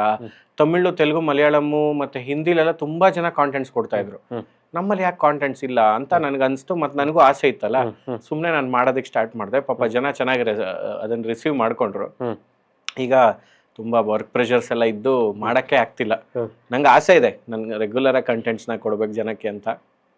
ಈಗ ಸ್ವಲ್ಪ ಬಿಡುವಿನ ಸಮಯ ಇಲ್ಲ, ಹಂಗಾಗಿ ಮಾಡೋಕ್ಕಾಗ್ತಿಲ್ಲ. ಇತ್ತೀಚೆಗೆ ನಿಮ್ಗೆ ಒಂದು ಫಿಲಮ್ ಫೇರ್ ಅವಾರ್ಡ್ ಕೂಡ ಸಿಕ್ತು. ಅಲ್ಲಿ ಕನ್ನಡದಲ್ಲಿ ಮಾತಾಡಿದ್ರಿ. ಮೋಸ್ಟ್ಲಿ ಚೆನ್ನೈಲಿ ನಡೀತು ಅಂತ, ಕೊಚ್ಚಿಯಲ್ಲಿ ನಡೀತು ಅಂತ. ಅಲ್ಲಿ ಕನ್ನಡದಲ್ಲೇ ಕೂಡ ಮಾತಾಡಿದ್ರಿ, ಜೊತೆಗೆ ಅಲ್ಲಿರೋರ್ನ ನೆನೆಸ್ಕೊಂಡ್ರಿ. ಶಿವಕಾರ್ತಿಕೇಯನ್ ಅವ್ರ ಜೊತೆ ಕೂಡ ಒಂದು ಫೋಟೋನ ತೆಗೆಸ್ಕೊಂಡ್ರಿ. ಅದ್ರ ಬಗ್ಗೆ ಹೇಳೋದಿದ್ರಿ? ಅಂದ್ರೆ ತುಂಬಾ ಸ್ಟ್ರಾಂಗ್ ಒಂಥರ ಎಮೋಷನ್ ಅದು. ಅಂದರೆ ಮೊದಲನೇ ಫಿಲ್ಮ್ ಫೇರ್, ಅದು ಕೂಡ ಅಷ್ಟು ಜನ ಸ್ಟಾರ್ಸ್ ನಡುವೆ. ನಾವು ಸಣ್ಣ ವಯಸ್ಸಿನಿಂದ ಯಾರ್ಯಾರನ್ನ ಬೆಳ್ಳಿ ತೆರೆಯಲ್ಲಿ ನೋಡಿರ್ತೀವಿ, ಅವ್ರನ್ನ ತುಂಬ ಹತ್ತಿರದಿಂದ ನೋಡೋ ಸಮಯ. ಆ್ಯಂಡ್ ತುಂಬ ದೊಡ್ಡ ವೇದಿಕೆ. ಅಂಥ ಒಂದು ವೇದಿಕೆ ಸಿಕ್ಕಾಗ ಒಂಥರ ಏನು ಮಾತಾಡಬೇಕು ಅಂತ ಗೊತ್ತಾಗೋದಿಲ್ಲ. ಒಂದು ಸಿನಿಮಾಗೆ ಬಂತು, ಹಿಂಗೆ ನನಗೆ ಅನೌನ್ಸ್ ಆಯಿತು. ನಾನು ಅನುರಾಗ್ ಕಶ್ಯಪ್ ಅವ್ರದ್ದು ಮೂವೀಸ್ ತುಂಬ ಫಾಲೋ ಮಾಡಿದ್ದೀನಿ. ಅವ್ರದ್ದು ದೇವ್ಡಿ ಆಗಿರ್ಬೋದು, ರಮನ್ ರಾಘವ್ 2.0 ಆಗಿರ್ಬೋದು, ಗ್ಯಾಂಗ್ಸ್ ಆಫ್ ವಾಸೇಪುರ್ ಆಗಿರ್ಬೋದು, ಅದಾದಮೇಲೆ ನೋ ಸ್ಮೋಕಿಂಗ್ ಆಗಿರ್ಬೋದು. ಅವ್ರದ್ದು ಸಾಕಷ್ಟು ಸಿನಿಮಾಗಳಿಂದ ಕಲ್ತಿದ್ವಿ ಕ್ರಾಫ್ಟ್ನ. ಹೆಂಗೆ ಎಡಿಟ್ ಮಾಡಬೇಕು, ಹೆಂಗೆ ಬ್ಲಾಕಿಂಗ್ ಮಾಡಬೇಕು, ಯಾವ ಥರದ್ದು ಡ್ರಾಮಾ ಕ್ರಿಯೇಟ್ ಮಾಡಬೇಕು ಆನ್ ಸ್ಕ್ರೀನು. ಬಿಕಾಸ್ ಈಸ್ ಅಂದರೆ one of the finest film maker, ತುಂಬ influential film maker film construct ಮಾಡೋದ್ರಲ್ಲಿ. ಹಾಗಾಗಿ ನಾನು ಅವ್ರು ನೋಡಿದ್ನಲ್ಲ, ಓಕೆ ನಾನು ಯಾರನ್ನು ನೋಡಿ ಫಿಲ್ಮ್ ಮೇಕಿಂಗ್ ಕಲಿತ್ನೋ ಅವ್ರಿದ್ದಾರೆ, ಅವ್ರ ಹತ್ರ ಅವಾರ್ಡ್ ತೊಗೊಬೇಕು ಅಂತ. ಏನಂತೆ ಸಡನ್ನಾಗಿ ಅವರೇ ಅವಾರ್ಡ್ ಕೊಡಕ್ಕೆ ನಿಂತಿದ್ರಲ್ಲಿ. ನನಗೆ ಒಂಥರ ಇದೊಂದು ಶಾಕ್ ಫ್ಯಾಕ್ಟರ್. ಅವರೇ ಕೊಟ್ಟು. ಸೊ ನಾನು ಸ್ಪೀಚ್ ಎಲ್ಲ ರೆಡಿ ಮಾಡ್ಕೊಂಡಿದ್ದೆ, ಟೆಕ್ಸ್ಟು. ಓಕೆ ಇವ್ರಿಗೆ ಥ್ಯಾಂಕ್ಸ್ ಹೇಳ್ಬೇಕು, ನನ್ನ ಟೀಮ್ ಮೇಟ್ಸಿಗೆ ಥ್ಯಾಂಕ್ಸ್ ಹೇಳ್ಬೇಕು, ಇವ್ರಿಗೆ ಥ್ಯಾಂಕ್ಸ್ ಹೇಳ್ಬೇಕು, ಲೈನ್ ಅಪ್ ಮಾಡ್ಕೊಂಡಿದ್ದೆ. ಅಲ್ಲೋಗಿ ಮಾತು ಬರಲಿಲ್ಲ, ಏನೇನೋ ಮಾತಾಡ್ಬಿಟ್ಟೆ ಅದ್ರ ಖುಷಿಗೆ. ಆ್ಯಂಡ್ ಅವ್ರ ಮೂವೀಸು ಥಿಯೇಟರ್ಸಲ್ಲಿ ಬಂದಿಲ್ಲ, ತುಂಬ ಫಿಲಮ್ಸ್ ಬ್ಯಾನ್ ಆಯಿತು. ಎಷ್ಟೊಂದು ಮೂವೀಸ್ಗೆ ಅವ್ರಿಗೆ ಸೆನ್ಸರ್ ಕ್ರಾಸ್ ಆಗಲಿಲ್ಲ ಫಿಲ್ಮ್ಗಳು. ಅವರೆಲ್ಲ ಅಂತ ಕಾಂಟ್ರವರ್ಷಿಯಲ್ಸೇ ಮಾಡಿರೋದಲ್ಲ, ಬ್ಲ್ಯಾಕ್ ಫ್ರೈಡೆ ಥರದ ಸಿನಿಮಾಗಳೆಲ್ಲ. ಆ ಸಿನಿಮಾಗಳೆಲ್ಲ ನಾವು ನಮಗೆಲ್ಲ ರೀಚ್ ಆಗ್ತಿದ್ವಿ ಟಾರೆಂಟ್ಗಳ ಮೂಲಕ, ಯಾವುದೋ ಒಂದು ಪೈರೇಟೆಡ್ ವೆಬ್ಸೈಟ್ಗಳ ಮೂಲಕ ಆ ಸಿನಿಮಾಗಳು ನಮ್ಗೆ ಬರ್ತಾ ಇದ್ದಿದ್ದು. ಸೊ ದಟ್ ನಾನು ಇಲ್ಲ ಅವ್ರ ಮೂವೀಸ್ ನಾನು ಪೈರೇಟೆಡ್ ವೆಬ್ಸೈಟ್ಸಲ್ಲಿ ನೋಡ್ಬಿಟ್ಟಿದ್ದೀನಿ ಅಂತೆಲ್ಲ ಹೇಳ್ಕೊಂಡೆ. ನನಗನ್ಸ್ತು ಆ ದೊಡ್ಡ ವೇದಿಕಲ್ಲಿ ನಾನು ಅದೆಲ್ಲ ಯೂಸ್ ಮಾಡ್ಬಿಟ್ಟಿದ್ದು. ಬಟ್ ಆ ಖುಷೀಲಿ ಹಾಗೆ ಮಾತಾಡಿದೆ. ಆ್ಯಂಡ್ ಅದಾದ್ಮೇಲೆ ನಾವು ಫೋಟೋ ಮುಗಿದ ಮೇಲೆ ನಮಗೆ ಏನಂತಾರೆ, ನಮ್ಮ ಬ್ಲ್ಯಾಕ್ ಲೇಡಿ ಜೊತೆಗೆ ಒಂದು ಫೋಟೋಗೆ ಅಂತ ನಿಲ್ಲಿಸ್ತಾರೆ. ಅಲ್ಲಿ ಶಿವಕಾರ್ತಿಕೇಯನ್ ಅವರು ನಿಂತಿದ್ರು. ನಾನು ಸರ್ ಒಂದು ಫೋಟೋ ತೆಗೆಸ್ಕೋಬೇಕು ಅವ್ರ ಜೊತೆ ಅಂತಂದೆ. ಇವರಿಲ್ಲ ಹಂಗೆ ಕೊಡೋಕ್ಕಾಗಲ್ಲ, ಅವ್ರನ್ನೇ ನೀವು ಕೇಳಬೇಕು ಅಂತ ಅಂದರು. ನಾನು ಆಯಿತು ಅಂದ್ಬಿಟ್ಟು ಸರ್ ಅಲ್ಲೇ ಇದ್ರಲ್ಲ ಸರ್ ಒಂದು ಫೋಟೋ ಅಂದೆ. ಪ್ರಾಬಬ್ಲಿ ವ್ಯಾಲಿಡೇಷನ್ ಸಿಕ್ಕಿದ್ದು ನನ್ನ ಕೈಯಲ್ಲೂ ಬ್ಲ್ಯಾಕ್ ಲೇಡಿ ಇದ್ದಿದ್ದರಿಂದ ಪ್ರಾಬಬ್ಲಿ ಇವ್ನು ಫಿಲ್ಮ್ ಮೇಕರ್ ಅಂದ್ಕೊಂಡು ಕಮಾನ್ ಬನ್ನಿ ಮಾತಾಡೋಣ ಅಂತ ಕರೆದ್ರು. ಸೊ ಕರೆದಾಗ ನಾನು ಬ್ಲಿಂಕ್ ಅಂತ ಒಂದು ಮೂವಿ ಮಾಡಿದ್ದೀನಿ. ಓ ಬ್ಲಿಂಕ್ ಹ್ಯೂಜ್ ಸಕ್ಸಸ್ ರೈಟ್ ಇನ್ ಕರ್ನಾಟಕ ಅಂದರು. ಅಲ್ಲೇ ನನಗೆ ಶಾಕ್ ಆಗೈತೆ. ಓಕೆ ಬ್ಲಿಂಕ್ ರೀಚ್ ಆಗಿದೆಯಲ್ಲ ತುಂಬ ಜನಕ್ಕೆ ಅಂತ. ಇಲ್ಲ ನನಗೆ ಆ ಸಿನಿಮಾ ಬಗ್ಗೆ ಕೇಳಿದ್ದೀನಿ, ತುಂಬ ಚೆನ್ನಾಗಿದೆ ಅಂತ ಹೇಳಿದ್ದಾರೆ. ಆ್ಯಂಡ್ ಚೈತ್ರ ಆಚಾರ್ ಅವ್ರು ಆ್ಯಕ್ಟ್ ಮಾಡಿದಾರಲ್ವಾ, ಅವರು ನನಗೆ ಹೇಳಿದ್ದಾರೆ ಆ ಮೂವಿ ಬಗ್ಗೆ. And Rukmini Vasanth was praising your film ಅಂತ ಅಂದರು. ತುಂಬ ಖುಷಿ ಆಯ್ತು. ಅಂದರೆ ಒಬ್ಬ ನಾನ್ ಕನ್ನಡ ಆ್ಯಕ್ಟರು, ಅಷ್ಟು ದೊಡ್ಡ ಸ್ಟಾರ್, ಅವರು ಕೂಡ ನಮ್ಮ ಸಿನಿಮಾ ನೋಡಿದ್ದಾರೆ ಅಥವಾ ನಮ್ಮ ಸಿನಿಮಾ ಬಗ್ಗೆ ಕೇಳಿದ್ದಾರೆ ಅಂದಾಗ ಒಂಥರ ಕಣ್ ತುಂಬ ಬಂದ್ಬಿಡ್ತು ಅಲ್ಲಿ. ಆಮೇಲೆ ತಮಿಳ್ ಡೈರೆಕ್ಟರ್ಸು 96 ಮೂವಿ ಡೈರೆಕ್ಟರ್ ಇದ್ರು. ಆ್ಯಂಡ್ ಮಹಾರಾಜ ಡೈರೆಕ್ಟರು, ಆಮೇಲೆ ಲಬ್ಬರ್ ಪಂದ್ ಅಂದರೆ ಒಂದು ತಮಿಳ್ ಮೂವಿ ತುಂಬ ಚೆನ್ನಾಗಿ ಮಾಡಿದ್ದಾರೆ, ಆ ಡೈರೆಕ್ಟರ್ ಇದ್ರು. ನನಗೊಂದಿಷ್ಟು Tamil film makers, Malayalam film makers, Basil Joseph, ಇವು ಎಲ್ಲರೂ ಇದ್ರು. ಸೊ ದಟ್ ಅವ್ರನ್ನೆಲ್ಲ ನನಗೆ ಮಾತಾಡ್ಸೋ ಒಂದು ಅವಕಾಶ ಸಿಕ್ತು. ಅದು ಸಿಗ್ತಿರ್ಲಿಲ್ಲ ಪ್ರಾಬಬ್ಲಿ. ಅವಾರ್ಡ್ಗಿಂತ ಹೆಚ್ಚು ನನಗೆ ಪೀಪಲ್, ನಮ್ಮ ಮಮ್ಮೂಟಿನ ನೋಡಿದ್ವಿ, ಆ ಒಂದು ಆರ ಇದೆಯಲ್ಲ, ಒಂದು 75 ವರ್ಷದ ವ್ಯಕ್ತಿ ಈಗಲೂ ಕೂಡ ಅವರು ಒಂದು ಮಾತು ಹೇಳಿದ್ರು, ನಾನು ಇನ್ನೂ ಹಾರ್ಡ್ ವರ್ಕ್ ಮಾಡ್ಬೇಕು ಅನಿಸ್ತಾ ಇದೆ, ನಾನು ಮಾಡಿದ ಸಾಲದು ಅಂತ. 25 ಮೇಲೆ ಬಂದಿದೆ ಫಿಲ್ಮ್ ಫೇರ್ ಅವ್ರಿಗೆ, ಅಲ್ಲಿ ವೇದಿಕೆ ಮೇಲೆ ಒಂದು 20-25 ಬಂದಿರ್ಬೋದು ನನಗೆ ಅಂತ. ಅಂದರೆ ಈಗ ಅಣ್ಣವ್ರಾಗಿರ್ಬೋದು, ಈ ಥರ ಒಬ್ಬ ದೊಡ್ಡ ದೊಡ್ಡ ಆರ್ಟಿಸ್ಟ್ಗಳು ಒಂದು ಆರ ಕ್ರಿಯೇಟ್ ಆಗುತ್ತಲ್ಲ ಅವ್ರ ಸುತ್ತ, because of their simplicity and unconditional love towards the work. Any field, ನಾನು ಮಾಡೋ ಯಾವುದೇ ಫೀಲ್ಡ್ ಆಗಿರಲಿ, ಅಲ್ಲಿ ನನಗೊಂಥರ ಅದು ಆ ಕಂಡೀಷನ್ಸ್ ಇರಬಾರ್ದು ಅದ್ರ ಮೇಲೆ ಇರೋ ಪ್ರೀತಿಗೆ, ವ್ಯಾಮೋಹಕ್ಕೆ. ಅವ್ರು ನೋಡಿದಾಗ ಅದೊಂಥರ ನಮಗೆ ಮೈಯಲ್ಲಿ ರೋಮ ಎಲ್ಲ ನಿಂತಂಗಾಯ್ತು. ಅವರ ಮಾತುಗಳು ಕೇಳಿದಾಗ. ಅಂದರೆ ಅವರ ಒಂದು ಆಸೆ ಇದೆಯಲ್ಲ, ಇನ್ನೂ ಹಪಹಪಿ ಇದೆ, ನಾನು ಹಾರ್ಡ್ ವರ್ಕ್ ಮಾಡಬೇಕು, ನಂದು ಯಾಕೋ ಆ್ಯಕ್ಟಿಂಗ್ ಅಷ್ಟು ಚೆನ್ನಾಗಿ ಅನಿಸ್ತಿಲ್ಲ, ಇನ್ನೂ ಬೆಟರ್ ಮಾಡಬೇಕು. ಆ್ಯಂಡ್ ಅವ್ರಿಗೆ ಬೆಸ್ಟ್ ಆ್ಯಕ್ಟರ್ ಬಂದರೆ ಅವ್ರ ಪಾಪ ಅವ್ರ ಫೆಲೋ ನಾಮಿನೀಸ್ನ ಕರೆದು ಸ್ಟೇಜ್ ಮೇಲೆ ಬಂದು ನಾನು ಅವಾರ್ಡ್ಸ್ನ ಇವ್ರ ಜೊತೆ ಶೇರ್ ಮಾಡ್ಕೊಬೇಕು ಅಂತ ಇದ್ದೀನಿ, ಬಿಕಾಸ್ ಇವ್ರು ನನಗಿಂತ ಬೆಟರ್ ಆ್ಯಕ್ಟರ್ಸ್ ಅಂತ. ಅಂದರೆ ಆ ಒಂದು ಇನ್ಕ್ಲೂಸಿವ್ನೆಸ್ ಇದೆಯಲ್ಲ, ಸ್ವಾರ್ಥ ಬಂದ್ಬಿಡುತ್ತೆ. ಒಂದು ಏಜ್ ಹೋದ್ಮೇಲೆ ನಾನು ಇಷ್ಟು ಎಕ್ಸ್ಪೀರಿಯನ್ಸ್ ಇದೆ, ನಾನು 50 ವರ್ಷ ಎಕ್ಸ್ಪೀರಿಯನ್ಸ್ ಇದೆ, ಇವರೆಲ್ಲ ಯಾರು ಅನ್ಸುತ್ತೆ. ಬಟ್ ಅವ್ರು ಈಗಲೂ ಕೂಡ ನನ್ನ ಇವ್ರು ಫೆಲೋ ಫಿಲ್ಮ್ ಮೇಕರ್ಸು, ಆ್ಯಕ್ಟರ್ಸ್ನ ನನ್ನವರು ಅಂತ ಕರ್ಕೊಂಡ್ರಲ್ಲ, ನನಗೆ ಅಲ್ಲಿಂದ ಕಲಿಬೇಕು ಅನ್ನಿಸ್ತು ತುಂಬ. ನಮ್ಮ ವರ್ಕಲ್ಲಿ ನಾವು ಅದನ್ನು ಮಾಡುವಾಗ ತುಂಬ ಖುಷಿ ಆಯಿತು ಬೇಸಿಕಲಿ. ನೀವು ಸಿನಿಮಾದಲ್ಲಿ ಮಾಡ್ತಿರ್ಬೇಕಾದ್ರೆ ಆ್ಯಕ್ಟ್ ಮಾಡಿದಂಥ ಚೈತ್ರ ಆಚಾರ್ ಇರ್ಬೋದು, ಜೊತೆಗೆ ನಮ್ಮ ಹೀರೋ ದೀಕ್ಷಿತ್ ಶೆಟ್ಟಿ ಅವರು, ಅವರಿಬ್ಬರನ್ನು ಕೂಡ ನಾನು ಥಿಯೇಟ್ರಲ್ಲೇ ಅವತ್ತು ನೀವು ಕರೆದಾಗ ಬಂದಿದ್ದೆ. ಅವರಲ್ಲೂ ಕೂಡ ಆ್ಯಕ್ಟಿಂಗ್ ಬಗ್ಗೆ ವಿಶೇಷವಾದಂಥ ಒಂದು ಹಸಿವು ಕಾಣಿಸ್ತು, ಅದ್ರ ಬಗ್ಗೆ ಹೇಳೋದಿದ್ರೆ. ಇಲ್ಲ, ತುಂಬ ಅದ್ಭುತವಾದ ಆ್ಯಕ್ಟರ್ಸು. ದೀಕ್ಷಿತ್ ಸರ್ ತುಂಬ ಅಂದರೆ he's star, already he's star. But ಅದೇ ಇನ್ನೂ ದೊಡ್ಡ ಮಟ್ಟದಲ್ಲಿ ರೀಚ್ ಆಗ್ತಾ ಇದ್ದಾರೆ. Over the period of time ಅವರು ತುಂಬ ಮ್ಯಾಸಿವ್ ಆಗಿ ಜನಕ್ಕೆ ಮನಸ್ಸಲ್ಲಿ ಇಳಿತಾರೆ. ಬಿಕಾಸ್ ಅವ್ರದ್ದು ಸ್ಟೋರಿ ಸೆಲೆಕ್ಷನ್ಸ್ ತುಂಬ ಚೆನ್ನಾಗಿದೆ, ಮತ್ತು ತುಂಬ ಹೆಲ್ಪ್ಫುಲ್ಲು, ತುಂಬ ಸಪೋರ್ಟಿವ್. ನನ್ನ ನೆಕ್ಸ್ಟ್ ಮೂವಿ ಪ್ರೊಡ್ಯೂಸರ್ ಕೂಡ ಅವರು ವಿಡಿಯೋಗೆ. ಆಮೇಲೆ ಚೈತ್ರ ಆಚಾರ್ ಅವರಾಗಿರ್ಬೋದು, ಅವರು ಕೂಡ ಅವರ ಆ್ಯಕ್ಟಿಂಗ್ನ ಸ್ಟ್ರಾಟಜೀಸ್ ಚೆನ್ನಾಗಿದೆ, ಅವ್ರ ಟೆಕ್ನಿಕಾಲಿಟೀಸ್ ತುಂಬ ಚೆನ್ನಾಗಿ ಅರ್ಥ ಮಾಡ್ಕೊಂಡಿದ್ದಾರೆ. ಅವ್ರಿಗೆ ಎಮೋಷನ್ಸ್ನ ತುಂಬ ಚೆನ್ನಾಗಿ ಕನ್ವೆ ಮಾಡೋದು ಗೊತ್ತು. ಆ್ಯಂಡ್ ಗೋಪಾಲ್ ಕೃಷ್ಣ ದೇಶಪಾಂಡೆ ಸರ್, ಅವರ ಫೈನೆಸ್ಟ್ ಆ್ಯಕ್ಟರ್, ಇವಾಗ ಯಾವ ಮೂವಿ ನೋಡಿದ್ರು ಅವ್ರು ಇರ್ತಾರೆ. ಅದಾದಮೇಲೆ ಸುರೇಶ್ ಆನಗಳಿ ಸರ್, ನನ್ನ ಗುರುಗಳು, ಅವರೇ ನನ್ನ ಈ ಫೀಲ್ಡಿಗೆ ಬರೋದಕ್ಕೆ ಮುಖ್ಯವಾದ ಕಾರಣ. ಅವರ ಅಭಿನಯ ಆಗಿರ್ಬೋದು, ಮಂದಾರ ಬಟ್ಟಲಹಳ್ಳಿ ಅವ್ರು ಮಾಡಿದರು, ನನ್ನ ವಜ್ರಧೀರ್ ಜೈನ್ ಅವರು. ನನಗೆ ಈ ಸಿನಿಮಾದಲ್ಲಿ ಪಾತ್ರಗಳು ಕಿರಣ್ ನಾಯಕರು, ಯಾರ್ಯಾರು ಆಕ್ಟರ್ಸ್ ಸಿಕ್ಕಿದ್ದಾರೆ ಅವರೆಲ್ಲ ನನಗೆ ವರದ ಥರನೇ ಸಿಕ್ಕಿದ್ರು. ಬಿಕಾಸ್ ಅವರೆಲ್ಲ ಸಿನಿಮಾನ ಎತ್ತಿಡಿದ್ರು. ನಾನು ಬರವಣಿಗೆಯಲ್ಲಿ ಮಾಡಿದ ಸಣ್ಣ ಪುಟ್ಟ ಮಿಸ್ಟೇಕ್ಸ್ನು ಅವ್ರು ಕವರ್ ಅಪ್ ಮಾಡಿಬಿಟ್ರು ಆ ಒಂದು ಆ್ಯಕ್ಟಿಂಗ್ ಪರ್ಫಾರ್ಮೆನ್ಸಲ್ಲಿ. ಹಂಗಾಗಿ ಅವರನ್ನು ಮರೆಯಲ್ಲ ಎಲ್ಲ ಆ್ಯಕ್ಟರ್ಸ್. ದೀಕ್ಷಿತ್ ಸರ್ ಆಗಿರ್ಬೋದು, ಅವ್ರಿಗೆ ಸುಮ್ಮನೆ ನರೇಟ್ ಮಾಡೋಣ ಅಂತ ಹೋಗಿದ್ದು, ಅವ್ರನ್ನ ನಾನು ಕಾಸ್ಟ್ ಮಾಡಬೇಕು ಅಂತ ಇರಲಿಲ್ಲ, ಯಾಕಂದ್ರೆ ನನಗೆ ಭಯ ಇತ್ತು. ನನಗೆ ಇನ್ನೊಂದು ಕೇಳ್ಪಟ್ಟಿದ್ದೆ, ಬ್ಲಿಂಕ್ ಶ್ರೀನಿಧಿನೇ ಮಾಡಬೇಕು ಅಂತ ಇತ್ತು ಅಂತ. ಅಲ್ಲ, ಅದು ಆ್ಯಕ್ಟ್ ನೀವೇ ಮಾಡಿ ಅಂತಿದ್ರು ಪ್ರೊಡ್ಯೂಸರು, ನೀವೇ ಮಾಡಿಬಿಡಿ ಆ್ಯಕ್ಟಿಂಗು ಅಂತ. ಬಟ್ ಭಯ ಇತ್ತು. ಅಂದರೆ ಐ ಆಮ್ ನಾಟ್ ನನ್ನ ಪ್ರೊಫೆಷ್ನಲ್ ಆ್ಯಕ್ಟರ್. ಒಬ್ಬ ಡೈರೆಕ್ಟರ್ ಒಬ್ಬ ಆಕ್ಟರ್ ಇರ್ತಾನೆ, ಬಟ್ ಅವನು ಪ್ರೊಫೆಷನಲ್ ಅಲ್ಲ. ಬಿಕಾಸ್ ನನಗೆ ಕ್ಯಾಮ್ರಾ ಗೇಜ್ ಗೊತ್ತಿರಬೇಕು, ನಾನು ಎಷ್ಟು ಅಭಿನಯ, ನನಗೆ ಯಾವುದು ಕಡಿಮೆ ಯಾವುದು ಜಾಸ್ತಿ, ಊಟಕ್ಕೆ ತಕ್ಕಷ್ಟು ಉಪ್ಪು ಹಾಕೋದು ಗೊತ್ತಿರಬೇಕು, ಅದು ಗೊತ್ತಿರಲ್ಲ. ಹಾಗಾಗಿ ನಾನು ಮಾಡಿದ್ರೆ ಪ್ರಾಬಬ್ಲಿ ಚೆನ್ನಾಗಿ ಆಗ್ತಿರ್ಲಿಲ್ಲ ಅದು. ನನಗೆ ಕತೆಗೆ ತೂಕ ಕೊಟ್ಟಿದ್ದ ಪಾತ್ರಗಳು, ಆಕ್ಟರ್ಸ್ ತುಂಬಾ ಅದ್ಭುತವಾಗಿ ಮಾಡಿದ್ರು. ಬಜೆಟಿಂಗ್ ಬಗ್ಗೆ ನಾವು ಮಾತಾಡ್ತಿರ್ಬೇಕಾದ್ರೆ ಬಂದಿದ್ದು ಶೂಟ್ ಆಗ್ಬಿಡ್ತೀವಿ ಅಂತಲ್ಲ, ಒಂದು ಸಿನಿಮಾಗೆ ಎಷ್ಟು ಬಜೆಟಿಂದ ಎಷ್ಟು ಬಜೆಟ್ವರೆಗೂ ಮಾಡ್ಬೋದು? Depending on the story telling. ಈಗ ಕೆಲವೊಂದು ಸಿನಿಮಾಗಳು 9 ಲಕ್ಷದಲ್ಲೆಲ್ಲ ಮುಗಿಸಿರ್ತಾರೆ, 10 ಲಕ್ಷದಲ್ಲಿ ಮುಗಿಸಿರ್ತಾರೆ. ಕೆಲವರು ಒಂದು 60 ಲಕ್ಷ ಆದರೂ ಖರ್ಚು ಮಾಡ್ತಾರೆ. ಒಂದಿಷ್ಟು ಸಿನಿಮಾಗಳು 1.5 ಕೋಟಿ 2 ಕೋಟಿ ತನಕ ಖರ್ಚು ಮಾಡ್ತಾರೆ. ಕೆಲವು 100 ಕೋಟಿ ತನಕ ಖರ್ಚು ಮಾಡ್ತಾರೆ. ಅದೇ ಅದರಲ್ಲಿರುವಂಥ ಸ್ಟಾರ್ ವ್ಯಾಲ್ಯೂ ಏನಿದೆ, ಅದು ಪ್ರೀವಿಯಸ್ ರೆಕಾರ್ಡ್ಸ್ ಏನಿದೆ, ಫ್ರಾಂಚೈಸಿನ, ಆಮೇಲೆ ಪ್ರೊಡಕ್ಷನ್ ಯಾವುದಿದೆ, ಆ್ಯಂಡ್ ಅದ್ರ PR ಸ್ಟ್ರಕ್ಚರ್ ಹೇಗಿದೆ, ಅದ್ರ ರೀಚ್ ಏನಿದೆ, ಅದ್ರ ಪ್ಲಾನಿಂಗ್ ಏನಿದೆ, ರಿಲೀಸ್ ಪ್ಲಾನ್ ಏನಿದೆ, ಕ್ಯಾಲೆಂಡರ್ ಏನಿದೆ, ಇದೆಲ್ಲಾನು ಡಿಸೈಡ್ ಮಾಡೇ ಬಜೆಟ್ ಹಾಕೋದವ್ರು. ಕೆಲವೆಲ್ಲ ರಿಕವರಿ ಮಾಡ್ಕೊಂಡ್ಬಿಡ್ತಾರೆ ಅವರು, ಬಜೆಟ್ ಹಾಕ್ತಾರೆ, ಪ್ರಾಫಿಟ್ ಅಲ್ಲಿದೆ ಸಿನಿಮಾ ಮಾಡ್ತಿರ್ತಾರೆ. ಕೆಲವು ಮೂವೀಸು, ಕೆಲವು ಪಾಪ ತುಂಬಾ ಆಂಬಿಷನ್ ಇಟ್ಕೊಂಡು ಮಾಡ್ತಾರೆ, ಆಂಬಿಷಿಯಸ್ ಪ್ರಾಜೆಕ್ಟ್ ಇರುತ್ತೆ. ಅಂದ್ರೆ ಈ ತರದ್ದು ಪ್ರೀವಿಯಸ್ ಫಿಲಮ್ ಹಿಟ್ ಆಗಿತ್ತು, ನಾವು ಅಂತದ್ ಮಾಡೋಣ ಅಂತ. ಕೆಲವು ಟೈಮ್ ಪಾಪ ಬ್ಯಾಕ್ ಫೈರ್ ಆಗ್ಬೋದು, ಬಜೆಟ್ ಹೋದ್ರೆ ನಷ್ಟ. ನಾವು ಆಗ್ಲೇ ಬಜೆಟ್ ಇದೆಲ್ಲೂ ಕೂಡ ಆದಾಗಮೇಲೆ ನೆಕ್ಸ್ಟ್ ಬರುವಂಥದ್ದು ಎಡಿಟಿಂಗ್ ಟೇಬಲ್. ಎಡಿಟಿಂಗ್ ಟೇಬಲಲ್ಲಿ ಸಿನಿಮಾ ಬಂದು ಕೂತಿದ ತಕ್ಷಣ ಶುರು ಆಗುವಂಥ ಕಷ್ಟ ಯಾವುದು? ಕಷ್ಟ ಏನಂದ್ರೆ ನಮ್ಗೆ ಅನ್ಸುತ್ತೆ ನಾವು ಚೆನ್ನಾಗಿ ಮಾಡಿಲ್ಲ ಅಂತ ಫಸ್ಟ್ ಅನ್ಸೋದು ಎಲ್ಲ ಮೂವಿ ಮೇಕರು. ನಾನು ಅನ್ಕೊಂಡಂಗೆ ಬಂದಿಲ್ಲ ಈ ಶಾರ್ಟ್ಸು, ನಾನೇನು ಅನ್ಕೊಂಡಿದ್ದೆ ಹಂಗೆ ಬಂದಿಲ್ಲ, ಇಲ್ಲಿ ಕಂಟಿನ್ಯೂಟಿ ಎರರ್ ಆಗಿದೆ, ಅಷ್ಟು ನೋಡ್ಕೊಂಡಿರ್ತೀವಿ ಕಂಟಿನ್ಯೂಟಿ ಎಲ್ಲ, ಆದ್ರೂ ಮಿಸ್ ಆಗ್ಬಿಟ್ಟಿದೆ, ಏನೋ ಕಂಟಿನ್ಯೂಟಿ ಇಶ್ಯೂ ಆಗ್ಬಿಟ್ಟಿದೆ. ಓಕೆ, ಇಲ್ಲೇನೋ ಪರ್ಫಾರ್ಮೆನ್ಸ್ ಚೆನ್ನಾಗಿ ಬಂದಿಲ್ಲ, ಇಲ್ಲೇನೋ ಲೈಟಿಂಗ್ ಕರೆಕ್ಟಾಗಿ ಆಗಿಲ್ಲ, ಇವೇ ಬರ್ತಿರ್ತವೆ. ಅದನ್ನೆಲ್ಲ ಈಗ ಕೂತ್ಕೊಂಡು ಕೂರಿಸ್ಬೇಕಾಗತ್ತೆ, ಕರೆಕ್ಟಾಗಿ ಎಡಿಟ್ ಮಾಡಬೇಕಾಗುತ್ತೆ. ಅದ್ರಲ್ಲಿ ಡ್ರಾಫ್ಟ್ಗಳಿರ್ತವೆ. ಫಸ್ಟ್ ಒಂದು ಡಬ್ಬಿಂಗ್ ಡ್ರಾಫ್ಟ್ ಮಾಡ್ತೀವಿ, ಅದಾದ್ಮೇಲೆ ಡಬ್ಬಿಂಗ್ ಮಾಡಿಸ್ತೀವಿ. ಡಬ್ಬಿಂಗ್ ಮುಗಿಸ್ಕೊಂಡು ಬಂದ್ಮೇಲೆ ಇನ್ನೊಂದು ಎಡಿಟ್ ಮಾಡ್ತೀವಿ, ಕಂಪ್ಲೀಟ್ ಟ್ರಿಮ್ಮಿಂಗು, ಕರೆಕ್ಷನ್ಸ್ ಏನಿದೆ, ಸ್ಕ್ರಿಪ್ಟ್ ಅಕಾರ್ಡಿಂಗ್ ಟು ಸ್ಕ್ರಿಪ್ಟೇ ಮಾಡ್ತೀವಿ. ಅದಾದ್ಮೇಲೆ ಕೆಲವು ಸ್ಕ್ರಿಪ್ಟಲ್ಲಿ ಅನ್ಕೊಂಡಂಗೆ ಇಲ್ಲಿ ಪ್ಲೇಸ್ ಆಗ್ತಿದೆ ಬಟ್ ಚೆನ್ನಾಗಿ ಕಾಣಿಸ್ತಿಲ್ಲ ಅಂದಾಗ ಇಲ್ಲೇನಾದ್ರೂ ಇಂಟರ್ ಕಟ್ಸ್ ಚೇಂಜ್ ಮಾಡೋದು, ಅಥವಾ ಪ್ಲೇಸ್ಮೆಂಟ್ ಆಫ್ ದಿ ಸೀಕ್ವೆನ್ಸ್ನ ಸ್ವಲ್ಪ ಆರ್ಡರ್ ಚೇಂಜ್ ಮಾಡೋದು, ಅವೆಲ್ಲ ಮಾಡ್ತಿರ್ತೀವಿ. ಅದಾದ್ಮೇಲೆ ನಾವು ರಫ್ ಒಂದು ಮ್ಯೂಸಿಕ್ ಹಾಕೋತೀವಿ, ಜಸ್ಟ್ ಒಂದು ಮ್ಯೂಸಿಕ್, ರೆಫರೆನ್ಸ್ ಮ್ಯೂಸಿಕ್ ಅಂತ. ಆ ರೆಫರೆನ್ಸ್ ಮ್ಯೂಸಿಕ್ ಮೇಲೆ ಕಟ್ ಮಾಡ್ತಿರ್ತೀವಿ, ಯಾಕಂದ್ರೆ ಅದ್ರಲ್ಲೊಂದು ಬೀಟ್ಸ್ ಇರುತ್ತೆ, ಆ ಬೀಟ್ಸ್ ಕಟ್ ಮಾಡ್ತಾ ಇರ್ತೀವಿ ಫ್ಲೋ ಕರೆಕ್ಟಾಗಿ ಹೋಗೋದಕ್ಕೆ. ಟ್ರಾನ್ಸಿಷನ್ ಇರುತ್ತೆ, ಸೀನ್ ಟು ಸೀನ್ ಟ್ರಾನ್ಸಿಷನ್ ಆಗುವಾಗ ನಾವು ಟ್ರೆಡಿಷನಲ್ ಟ್ರಾನ್ಸಿಷನ್ಸ್ ಯೂಸ್ ಮಾಡ್ತಿದೀವ, ಅಥವಾ ನಾವೇನಾದ್ರೂ ಅಲ್ಲಿ ಸ್ಟೈಲೈಸೇಷನ್ ಮಾಡ್ತಿದೀವ ಸೀನ್ ಟು ಸೀನ್ ಟ್ರಾನ್ಸಿಷನ್ಸ್ಗೆ, ಅಥವಾ ಈಸಿ ಕಟ್ಟು ಹೋಗ್ತಾ ಇದೀವ, ಅದೆಲ್ಲಾನು ಎಡಿಟಿಂಗಲ್ಲಿ ಡಿಸೈಡ್ ಮಾಡ್ಕೋತೀವಿ. ಮತ್ತೆ ಎಡಿಟ್ ಮಾಡುವಾಗ ಕೆಲವು ಟೈಮ್ ಹೇಳೋದು, ಎಡಿಟ್ ಮಾಡುವಾಗ ನಮ್ಗೆ ಅಲ್ಲಿ ಕಂಟಿನ್ಯೂಟಿ ಕೆಲವು ಟೈಮ್ ಮಿಸ್ ಆದ್ರೂ ನಾವು ಟೆನ್ಷನ್ ಆಗಬಾರ್ದು. ಇಫ್ ಪರ್ಫಾರ್ಮೆನ್ಸ್ ಚೆನ್ನಾಗಿ ಬರ್ತಿದ್ಯಾ, ಇಫ್ ನಾನು ಅನ್ಕೊಂಡ ಹಂಗೇನೆ ಆ ಎಮೋಷನ್ ಕಮ್ಯುನಿಕೇಟ್ ಆಗ್ತಿದ್ಯಾ, ಕಂಟಿನ್ಯೂಟಿ ಎರರ್ ಆದ್ರೂ ಆಗ್ಲಿ ಅಂತ ದೊಡ್ಡ ದೊಡ್ಡ ಫಿಲಮ್ ಮೇಕರ್ಸೇ ಅದನ್ನ ತಲೆ ಕೆಡ್ಸ್ಕೊಳ್ಳಲ್ಲ. ನಾವು ಕೆಲವು ಟೈಮ್ ತುಂಬಾ ಕಾನ್ಶಿಯಸ್ ಇರ್ತೀವಿ, ಕಂಟಿನ್ಯೂಟಿ ಮಿಸ್ ಆಗ್ತಿದೆ, ಜನ ನೋಡ್ಬಿಡ್ತಾರೆ, ಜನ ಅಬ್ಸರ್ವ್ ಮಾಡಲ್ಲ ಅದನ್ನ. ಇಫ್ ಜನ ನಿಮ್ ಕಂಟಿನ್ಯೂಟಿ ಎಲ್ಲ ನೋಡ್ತಾ ಇದ್ದಾರೆ ಅಂದ್ರೆ ಸಿನಿಮಾ ಚೆನ್ನಾಗಿಲ್ಲ ಅಂತ. ಎಮೋಷನ್ ಚೆನ್ನಾಗಿ ಅಪೀಲ್ ಆಗ್ತಿದೆ ಅಂದ್ರೆ ಯಾವ ಕೈಯಲ್ಲಿ ಕಾಫಿ ಇಟ್ಕೊಂಡಿದ್ದ, ಲೆಫ್ಟ್ ಅಲ್ಲಿ ಇಟ್ಕೊಂಡಿದ್ದ, ಸಡನ್ ಆಗಿ ರೈಟ್ ಬಂತು ಗಮನಕ್ಕೂ ಬರಲ್ಲ ಅವ್ರಿಗೆ. ಇಲ್ಲಾಂದ್ರೆ ಅವ್ನು ಲೆಫ್ಟ್ ಅಲ್ಲಿ ಇಟ್ಕೊಂಡು ರೈಟ್ ಬಂದ್ಬಿಡ್ತು ನೋಡು ಕಾಫಿ ಕಪ್, ಅವಾಗ ಗಮನಕ್ಕೆ ಬರುತ್ತೆ.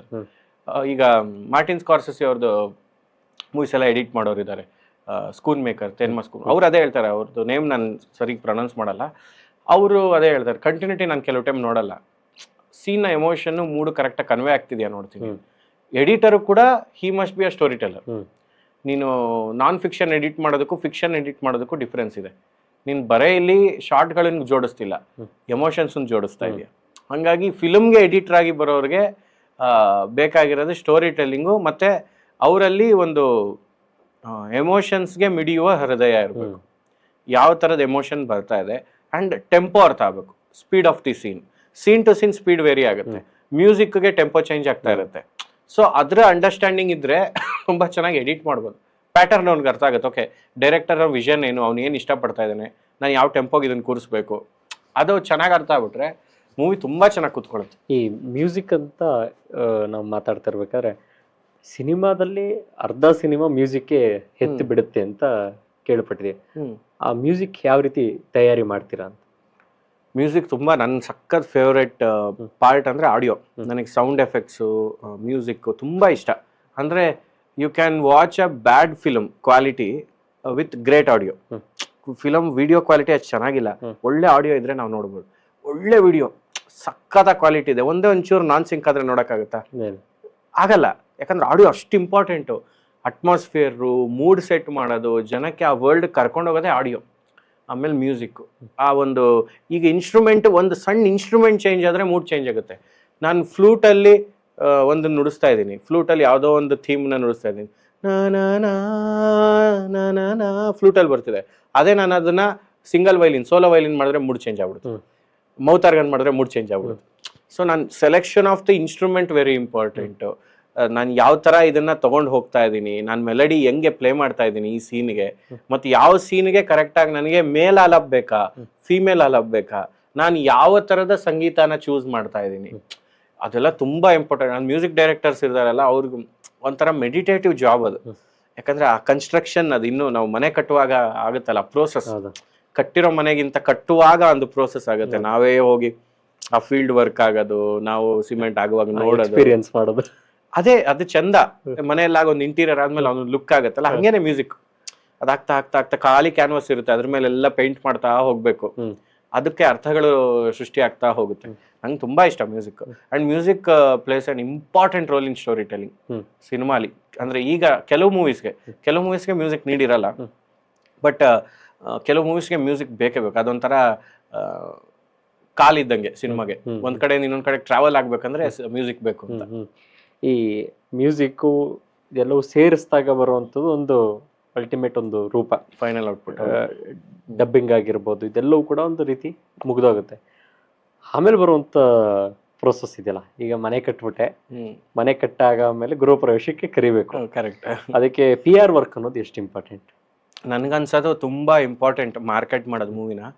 ಆಮೇಲೆ ಮಾರ್ಕೆಟಿಂಗ್ ಖರ್ಚು ಆಗುತ್ತೆ. ಮತ್ತೆ ಈಗ ಏನಾಗಿದೆ ಅಂದ್ರೆ, ನನ್ನ ಟಾರ್ಗೆಟ್ ಆಡಿಯನ್ಸ್ನ ಹುಡುಕೋದು ಸ್ವಲ್ಪ ಕಷ್ಟ ಆಗ್ತಿದೆ. ಅಂದ್ರೆ ಆಡಿಯನ್ಸ್ ತುಂಬಾ ಛಿದ್ರ ಆಗ್ತಾ ಇದ್ದಾರೆ, ಅಂಡ್ ಜನ ಯಾವುದನ್ನು ನಂಬಕ್ ರೆಡಿ ಇಲ್ಲ. Because of so many gimmicks film makers ನಾವು ಮಾಡ್ಕೊಂಡ್ ಬಂದಿರೋದು.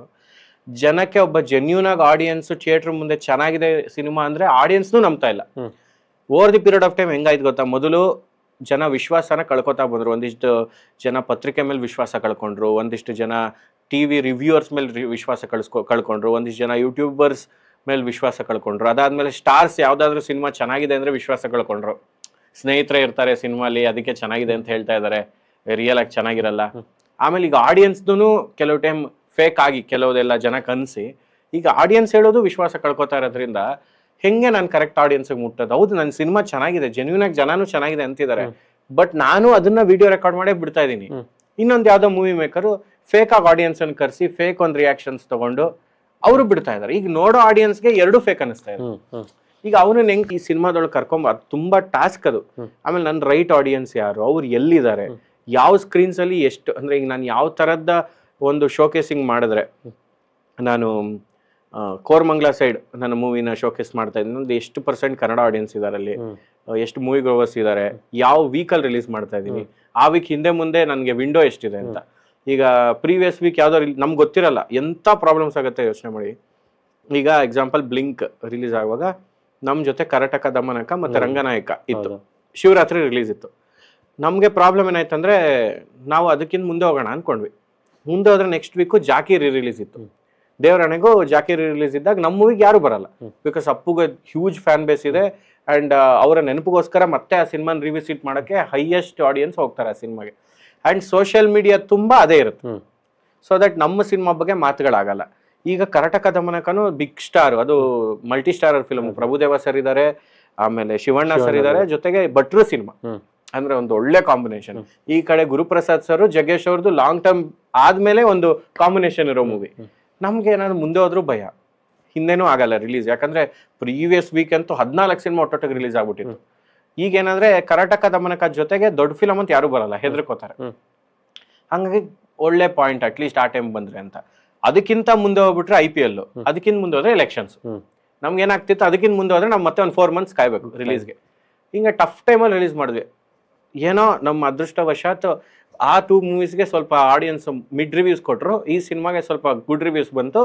ಇದು ಕಚ್ಬೋದು. ನಾನು ಪ್ರಮೋಷನ್ ನೋಡ್ತಾ ಇದ್ದೆ ನಿಮ್ದು, ಮಾರ್ಕೆಟ್ ಅಲ್ಲಿ ಎಲ್ಲೋ ಒಂದ್ ಕಡೆ ಇದು ಹಿಡ್ಕೊಂಡು ಬೀದಿ ನಾಟಕ ಮಾಡಿದ್ವಿ, ಫ್ಲೆಕ್ಸ್ ಇಟ್ಕೊಂಡು ಹೋದ್ವಿ. ಫಸ್ಟ್ ಮೂವಿ ಅಲ್ವಾ, ಎಷ್ಟಾಗುತ್ತೋ ಅಷ್ಟು ರೋಡ್ಗೆ ಇಳಿದು ಮಾಡೋಣ ಅಂತ ಎಲ್ಲರೂ ಸಪೋರ್ಟ್ ಮಾಡಿದ್ರು.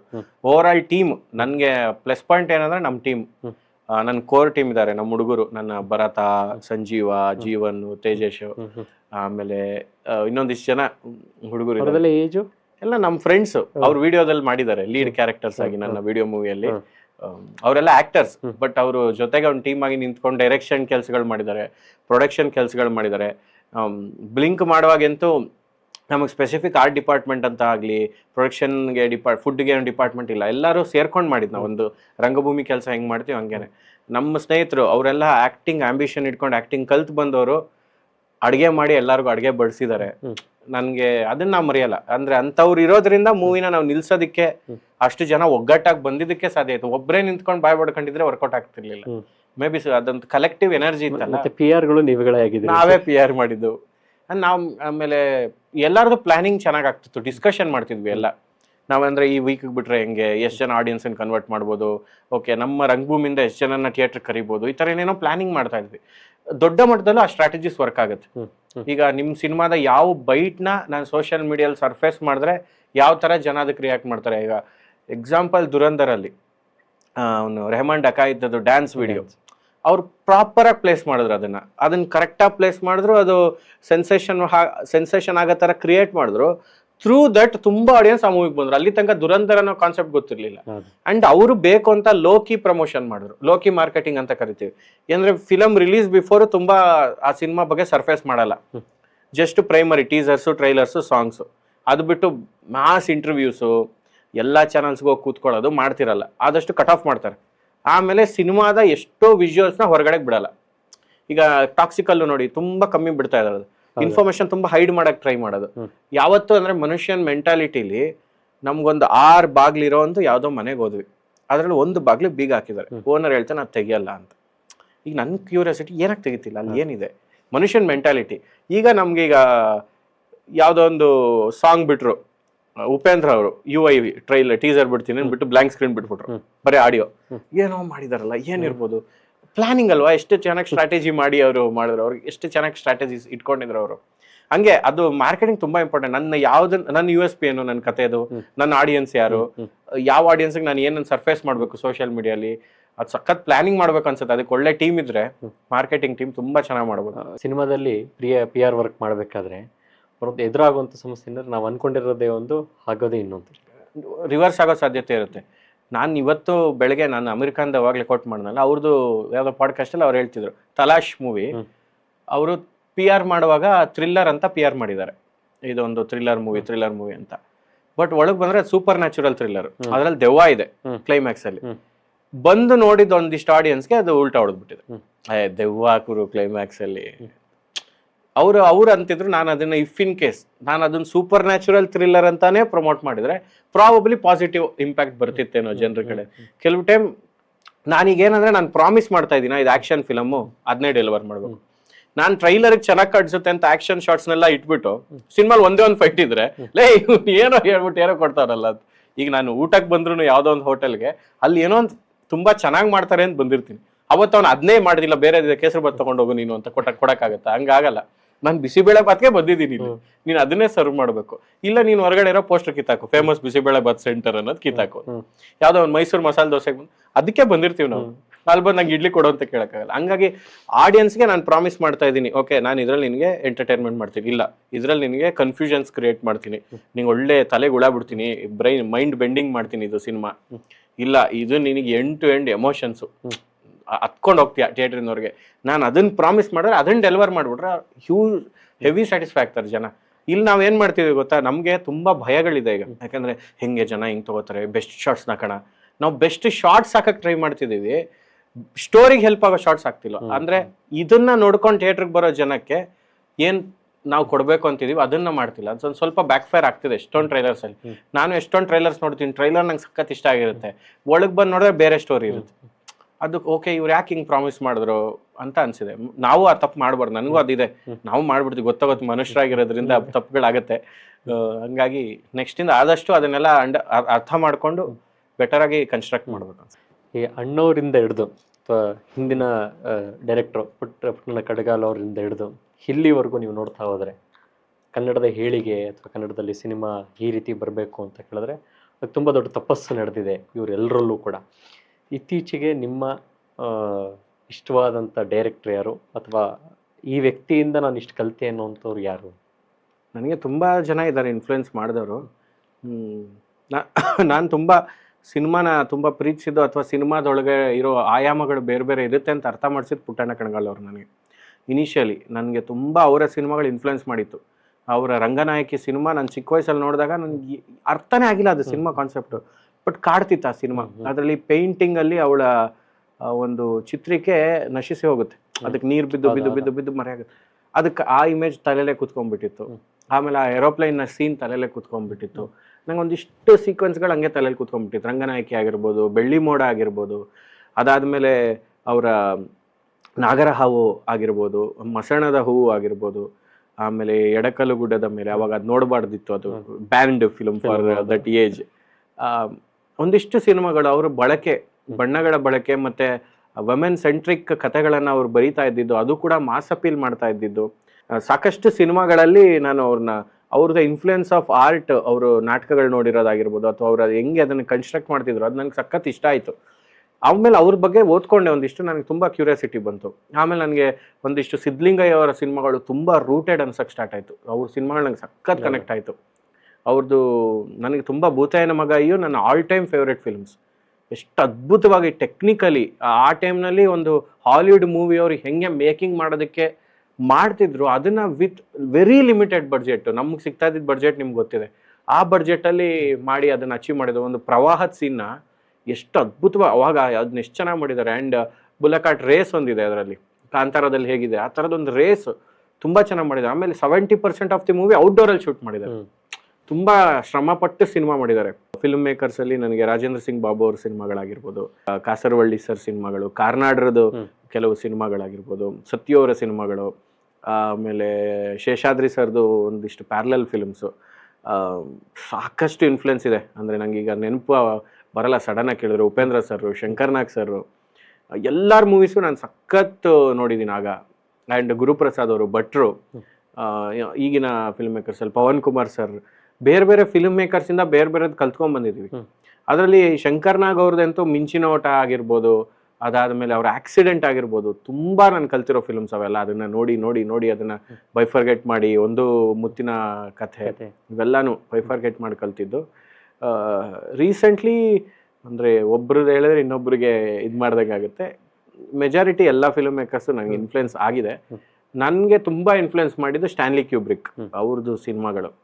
ಅವರು ಒಂಥರ ಗಾಡ್ ಫಾದರ್ ನನಗೆ. ಅವ್ರದ್ದು ಮೇಕಿಂಗು, ಸರಿಯಲಿಸಮು, ಅವರ ಟೆಕ್ನಿಕಲ್ ಬ್ರಿಲಿಯನ್ಸು, ಸ್ಟೋರಿ ಟೆಲ್ಲಿಂಗು ಇವತ್ತಿಗೂ ಅದು ನಾನು ಅದೇ ಹೇಳ್ತೀನಿ. ಅವ್ರದ್ದು 2001 ಅ ಸ್ಪೇಸ್ ಒಡೆಸಿ ಅಂತ ಒಂದು ಫಿಲಮ್ ಇದೆ, 1969 ಪ್ರಾಬಬಲಿ ಆ ಫಿಲಮ್ ಬಂದಿದ್ದು. 1969ರಲ್ಲಿ 2001ರಲ್ಲಿ ಏನಾಗ್ಬೋದು ಅಂತ ಮಾಡಿರೋ ಸಿನಿಮಾ ಅಂದ್ಕೊಳ್ಳಿ. 2001 ಹೇಗಿರ್ಬೋದು ಅಂತ. ಆ ವಿಡಿಯೋ ಕಾಲ್ ಇದೆ ಅದರಲ್ಲಿ, ಎಲ್ಲ ಇದೆ. ಒಂದು AI ಇದೆ ಅದರಲ್ಲಿ, AI ಜೊತೆಗಿರೋ ಕಮ್ಯುನಿಕೇಷನ್ಸ್ ಇದೆ. ಆ AI ಮನುಷ್ಯರ ಒಂದು ವಾಕ್ ಆಗಿರ್ಬೋದು, ಲಿಪ್ನಾಗಿರ್ಬೋದು ಅಬ್ಸರ್ವ್ ಮಾಡಿ ಅವ್ರು ಏನು ಮಾತಾಡಿದ್ರು ಕಂಡುಹಿಡಿಯೋಷ್ಟು ತಾಕತ್ತಿರೋ AI-ನ ಸೃಷ್ಟಿ ಮಾಡಿದ್ದಾರೆ ಅದರಲ್ಲಿ. 69ನಲ್ಲಿ ಫಾರ್ವರ್ಡ್ ಹೆಂಗೆ ಬರೋ, ಅದು ನಮ್ಮ ಸಿರಿ ಥರ ಇರುತ್ತೆ. ಅದು ಇಷ್ಟೇ ಮಾತಾಡುತ್ತೆ, ಆಡಿಯೋ ಕಮ್ಯುನಿಕೇಟ್ ಮಾಡುತ್ತೆ. ಆ ಒಂದು ಸಿನಿಮಾ ಇದೆಯಲ್ಲ, ತುಂಬ ವಿಷಯಗಳಿದೆ ಅದರಲ್ಲಿ. ಅಂದರೆ ಫಿಲಾಸಫಿ ಇದೆ. ಅದು ಒಂದು ಟೈಮ್ಗೆ ಅರ್ಥ ಆಗಲ್ಲ ಮೂವಿ. ನಾನು ಫಸ್ಟ್ ಟೈಮ್ ಆ ಮೂವಿ ನೋಡಿದಾಗ, ಬಿಫೋರ್ ದಟ್ ಬೇರೆ ಶ್ರೇಣಿದಿ ಆ ಮೂವಿ ನೋಡಿದೆ, ಕಂಪ್ಲೀಟ್ಲಿ ವ್ಯಕ್ತಿತ್ವನೇ ಬದಲಾಯಿತು, ಸಿನಿಮಾಗಳನ್ನು ಅರ್ಥ ಮಾಡ್ಕೊಳ್ಳೋ ಶೈಲಿ ಬದಲಾಯಿತು. ಆಮೇಲೆ ಒಂದಿಷ್ಟು ಇರಾನಿಯನ್ ಸಿನಿಮಾಗಳು ನನಗೆ ಇಷ್ಟ ಆಗಿತ್ತು, ಇನ್ಫ್ಲುಯೆನ್ಸ್ ಮಾಡಿವೆ. ಕೊರಿಯನ್ ಸಿನಿಮಾಗಳು ಇನ್ಫ್ಲುಯೆನ್ಸ್ ಮಾಡಿವೆ.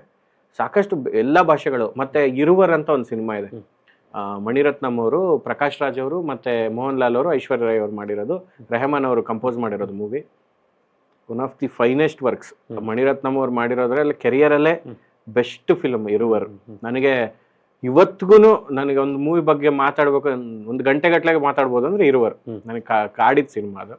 ಹಾಗಾಗಿ ಇದಾರೆ ತುಂಬ ಫಿಲ್ಮ್ ಮೇಕರ್ಸ್ ಇದ್ದಾರೆ. ಅಂದರೆ ಒಬ್ಬ ಡೈರೆಕ್ಟರ್ ಇವರೇ ಫೇವ್ರೇಟ್ ಅಂತ ಇರಲ್ಲ, ಎಲ್ಲರಿಂದ ಒಂದೊಂದು ಕದ್ದಿರ್ತೀವಿ ನಾವು. ಸೊ ಹಂಗಾಗಿ ಟೆರಾಂಟಿನೋ ಇಷ್ಟ ನನಗೆ, ನೋಲನ್ ಇಷ್ಟ, ತುಂಬ ಜನ ಇದ್ದಾರೆ ಫಿಲ್ಮ್ ಮೇಕರ್ಸ್. ಈ ಕೊನೆ ಒಂದೆರಡು ಪ್ರಶ್ನೆಗಳಲ್ಲಿ ಇದೊಂದು, ಸಿನಿಮಾ ಥಿಯೇಟ್ರಲ್ಲಿ ರೆವಿನ್ಯೂ ಶೇರಿಂಗ್ ಹೇಗೆ ನಡೆಯುತ್ತೆ, OTTಲಿ ಯಾವ ರೀತಿ ನಡೆಯುತ್ತೆ? ಥಿಯೇಟ್ರಲ್ಲಿ ಈಗ ಅದೇ ಮಲ್ಟಿಪ್ಲೆಕ್ಸ್ದೇ ಬೇರೆ ಥರ ಇರುತ್ತೆ. ಡೈರೆಕ್ಟ್ ಪ್ರೊಡ್ಯೂಸರ್ ಮತ್ತು ಚೈನ್ ಜೊತೆಗೇ ಕಾಂಟ್ಯಾಕ್ಟ್ಸ್ ಇರುತ್ತೆ. ಅವ್ರದ್ದು 60-40, 50-50 ಆ ಥರದ್ದು ಓವರ್ ದಿ ವೀಕ್ ಅದರದ್ದು ಶೇರಿಂಗ್ ಚೇಂಜ್ ಆಗ್ತಾ ಹೋಗುತ್ತೆ. ಈಗ ಓ ಟಿ ಟಿಲಿ ಏನಾಗ್ತಿದೆ, ಒಂದು ಎಕ್ಸ್ಕ್ಲೂಸಿವ್ ಪರ್ಚೇಸ್ ಇರುತ್ತೆ, ನೀವು ಮೂವಿನ ಪರ್ಚೇಸ್ ಮಾಡಿಬಿಡ್ತಾರೆ ಅವರೇ ಅಂತ. ಇಲ್ಲ ಅಂದರೆ ಅವರು ಪೇ ಪರ್ ವ್ಯೂ ಅಂತ ಹೋಗ್ತಾರೆ, ಒಂದು ವ್ಯೂಗೆ ಪೇ ಮಾಡೋ ಥರದ್ದು. ಸೊ ನಿಮ್ಮ ವ್ಯೂಗೆ ಹೆಂಗೆ ಯೂಟ್ಯೂಬ್ ನಮಗೆ ಆ್ಯಡ್ಸ್ ರೆವೆನ್ಯೂಲಿ ಶೇರಿಂಗ್ಸ್ ಕೊಡುತ್ತೋ ಅದೇ ಥರನೇ ಇದರಲ್ಲೂ ಶೇರಿಂಗ್ ಇರುತ್ತೆ ನಮಗೆ. ಈಗ probably 1 hour of your film ನೋಡಿದ್ರೆ 4 ರೂಪಾಯಿ ಬರುತ್ತೆ, ಓವರ್ ಆಲ್ ಮೂವಿ ನೋಡಿದ್ರೆ 8 ರೂಪಾಯಿ ಥರ ಸಿಗ್ಬೋದು ಒಂದು ಅಂದಾಜಲ್ಲಿ. ಅಷ್ಟೇ ಇರುತ್ತೆ ಓ ಟಿ ಟಿಲಿ. ಹಂಗಾಗಿ ಥಿಯೇಟ್ರಲ್ಲಿ ಸಿನಿಮಾ ನೋಡಿದ್ರೇ ಒಬ್ಬ ಫಿಲ್ಮ್ ಮಾಡಿದಂಥ ನಿರ್ಮಾಪಕನ ಜೇಬು ತುಂಬೋದು. ಓ ಟಿ ಟಿಲಿ ತುಂಬ ಲೇಟ್. ಯಾಕಂದ್ರೆ ಓ ಟಿ ಟಿಲಿ ಈಗ ಥಿಯೇಟ್ರಲ್ಲಿ 10 ಲಕ್ಷ ಜನ ನೋಡಿದ್ರೆ ಬರೋ ರೆವೆನ್ಯೂ, ಓ ಟಿ ಟಿಲಿ ನಿಮಗೆ 1 ಕೋಟಿ ಜನ ನೋಡಬೇಕು ಅಂದ್ಕೊಳ್ಳಿ. ಅರ್ಥ ಆಯ್ತಲ್ಲ ನಿಮಗೆ? ಅಷ್ಟು ಸ್ಕೇಲ್ ಡಿಫ್ರೆನ್ಸ್ ಇದೆ. ಮತ್ತು ಈಗ ಓ ಟಿ ಟಿಲಿ ಇನ್ನೊಂದೇನು ಇಶ್ಯೂ ಆಗುತ್ತೆ, ಒಂದೇ ಸಿಸ್ಟಮಲ್ಲಿ ಅಥವಾ ಒಂದು ಟಿ ವಿಯಲ್ಲಿ 10 ಜನ ಕೂತ್ಕೊಂಡು ನೋಡಿರ್ಬೋದು. ಈಗ 10 ಜನ ನೋಡಿದ್ರೆ 8 ರೂಪಾಯಿ ಬಂದಿದ್ದು. ಸಿನಿಮಾಲ್ 10 ಜನಕ್ಕೆ 10 ಟಿಕೆಟ್ ಆಗಿ ಡಿವೈಡ್ ಆಗುತ್ತೆ. ಹಾಗಾಗಿ ಸಿನಿಮಾ ಹಾಲಲ್ಲೇ ಸಿನಿಮಾ ನೋಡಬೇಕು. ಬಿಕಾಸ್ ಸಿನಿಮಾ ಅನ್ನೋದು ಕಮ್ಯುನಿಟಿ ವ್ಯೂಯಿಂಗ್. ಯಾವತ್ತೂ ಅದು ನಾವು ಜನರ ಜೊತೆ ಕೂತ್ಕೊಂಡು ನೋಡಿದಾಗಲೇ ಈ ಆರ್ಟ್ ಫಾರ್ಮ್, ಸಿನಿಮಾ ಆಗಲಿ ನಾಟಕ ಆಗಲಿ, ಅದರ ಒಂದು ಎಫೆಕ್ಟ್ ಇದೆಯಲ್ಲ 100 ಪಟ್ಟು ಮಾಸಿವ್ ಆಗಿ ರೀಚ್ ಆಗೋದು ಜನರ ಜೊತೆ ನೋಡಿದಾಗ. ಈಗ ಸೂಫ್ರಮ್ಸು ಎಷ್ಟೋ ಜನ ಓ ಟಿ ಟಿಲಿ ನೋಡಿದವರು ಒಂದಿಷ್ಟು ಆಡಿಯನ್ಸ್ ನಮ್ಗೆ ಕನೆಕ್ಟ್ ಆಗಲಿಲ್ಲ ಅಂದರು. ಬಟ್ ಅದೇ ಆಡಿಯನ್ಸ್ ಇಫ್ ದೇವರ್ ಇನ್ ಥಿಯೇಟರ್, ಅವ್ರು ಜೆನ್ಯೂನ್ಲಿ ಎಂಜಾಯ್ ಮಾಡೋರು ಆ ಫಿಲಮ್ನ. ಯಾಕಂದ್ರೆ ಕರೆಕ್ಟಾಗಿ ಲ್ಯಾಂಡ್ ಆಗ್ತಿತ್ತು ಹ್ಯೂಮರು. ನನ್ನ ಅಕ್ಕಪಕ್ಕ ಇರೋನು ಅದ್ಭುತವಾಗಿ ಎಂಜಾಯ್ ಮಾಡ್ತಿದ್ದ. ಆ ಒಂದು ಎನರ್ಜಿ ಕೂಡ ಅದು ತುಂಬಾ ಇಂಪ್ಯಾಕ್ಟ್ ಮಾಡುತ್ತೆ. ತುಂಬಾ ಇಂಪ್ಯಾಕ್ಟ್, ಸೌಂಡ್ ಇಂಪ್ಯಾಕ್ಟ್ ಮಾಡುತ್ತೆ. ಒಂದು ಅಟ್ಮಾಸ್ಫಿಯರ್ ಇರುತ್ತೆ, ಸರೌಂಡ್ ನಮ್ಗೆ ಅಲ್ಲಿ ಬೇರೆ ವರ್ಲ್ಡ್ ಕರ್ಕೊಂಡು ಹೋಗುತ್ತೆ. ಸ್ಕ್ರೀನ್ ಒಂದು ದೊಡ್ಡ ಒಂದು ಇರುತ್ತೆ. ಅದಕ್ಕೆ cinema is meant to be in, cinema should be played in cinema halls. Cinema ಬೇರೆ ಬೇರೆ ಸ್ಟೋರಿ ಟೆಲಿಂಗ್ ಮೀಡಿಯಂ ಇದೆ, ಮೈಕ್ರೋ ಡ್ರಾಮಾಸ್ ಆಗಿರ್ಬೋದು, ವೆಬ್ ಸೀರೀಸ್ ಆಗಿರ್ಬೋದು, ಅದಕ್ಕೆ ಅದರದೇ ಆದಂಥ ಪ್ಲಾಟ್ಫಾರ್ಮ್ಸ್ ಇದೆ. ಬಟ್ ಸಿನಿಮಾ ನನ್ಗನ್ಸೋದು ಕೆಲವು ಸಿನಿಮಾಗಳು ನಾವು ಥಿಯೇಟ್ರಲ್ಲೇ ನೋಡಿದ್ರೆ ಅದರ ಇಂಪ್ಯಾಕ್ಟ್ ಜಾಸ್ತಿ ಅಂತ. ನಿಮ್ಮ ಒಟ್ಟು ಇಷ್ಟು ಪಾಡ್ಕಾಸ್ಟ್ನ ಒಂದು ರೂಪದಲ್ಲಿ ತಗೊಂಡ್ರೆ ಇದ್ರ ತರಗತಿ ರೂಪದಲ್ಲೂ ಕೂಡ ನೀವು ಮಾಡ್ತಿದ್ದೀರಾ ಅಂತ. ಏನ್ ನಿಮ್ಮ ತರಗತಿ, ಅದು ಅದ್ರ ಬಗ್ಗೆ ಹೇಳೋದು? ಅಂದ್ರೆ ನನಗೆ ಗೊತ್ತಿರುವಂತ ಒಂದಿಷ್ಟು ಪ್ರಾಕ್ಟಿಕಲ್ ನಾಲೆಡ್ಜಸ್ ನನಗೇನು ಸಿಕ್ತು. ನಾನೊಂದು 1-2 ಫಿಲಮಲ್ಲಿ ಅಸಿಸ್ಟೆಂಟಾಗಿ ಕೆಲಸ ಮಾಡಿರೋದಾಗಿರ್ಬೋದು, ಸಿನಿಮಾಗಳು ಮಾಡಿರೋದಾಗಿರ್ಬೋದು, ನಾನು ಇಂಡಿಪೆಂಡೆಂಟಾಗಿ ಮಾಡಿದ್ದು ಪ್ರಾಜೆಕ್ಟ್ಸ್ಗಳಾಗಿರ್ಬೋದು.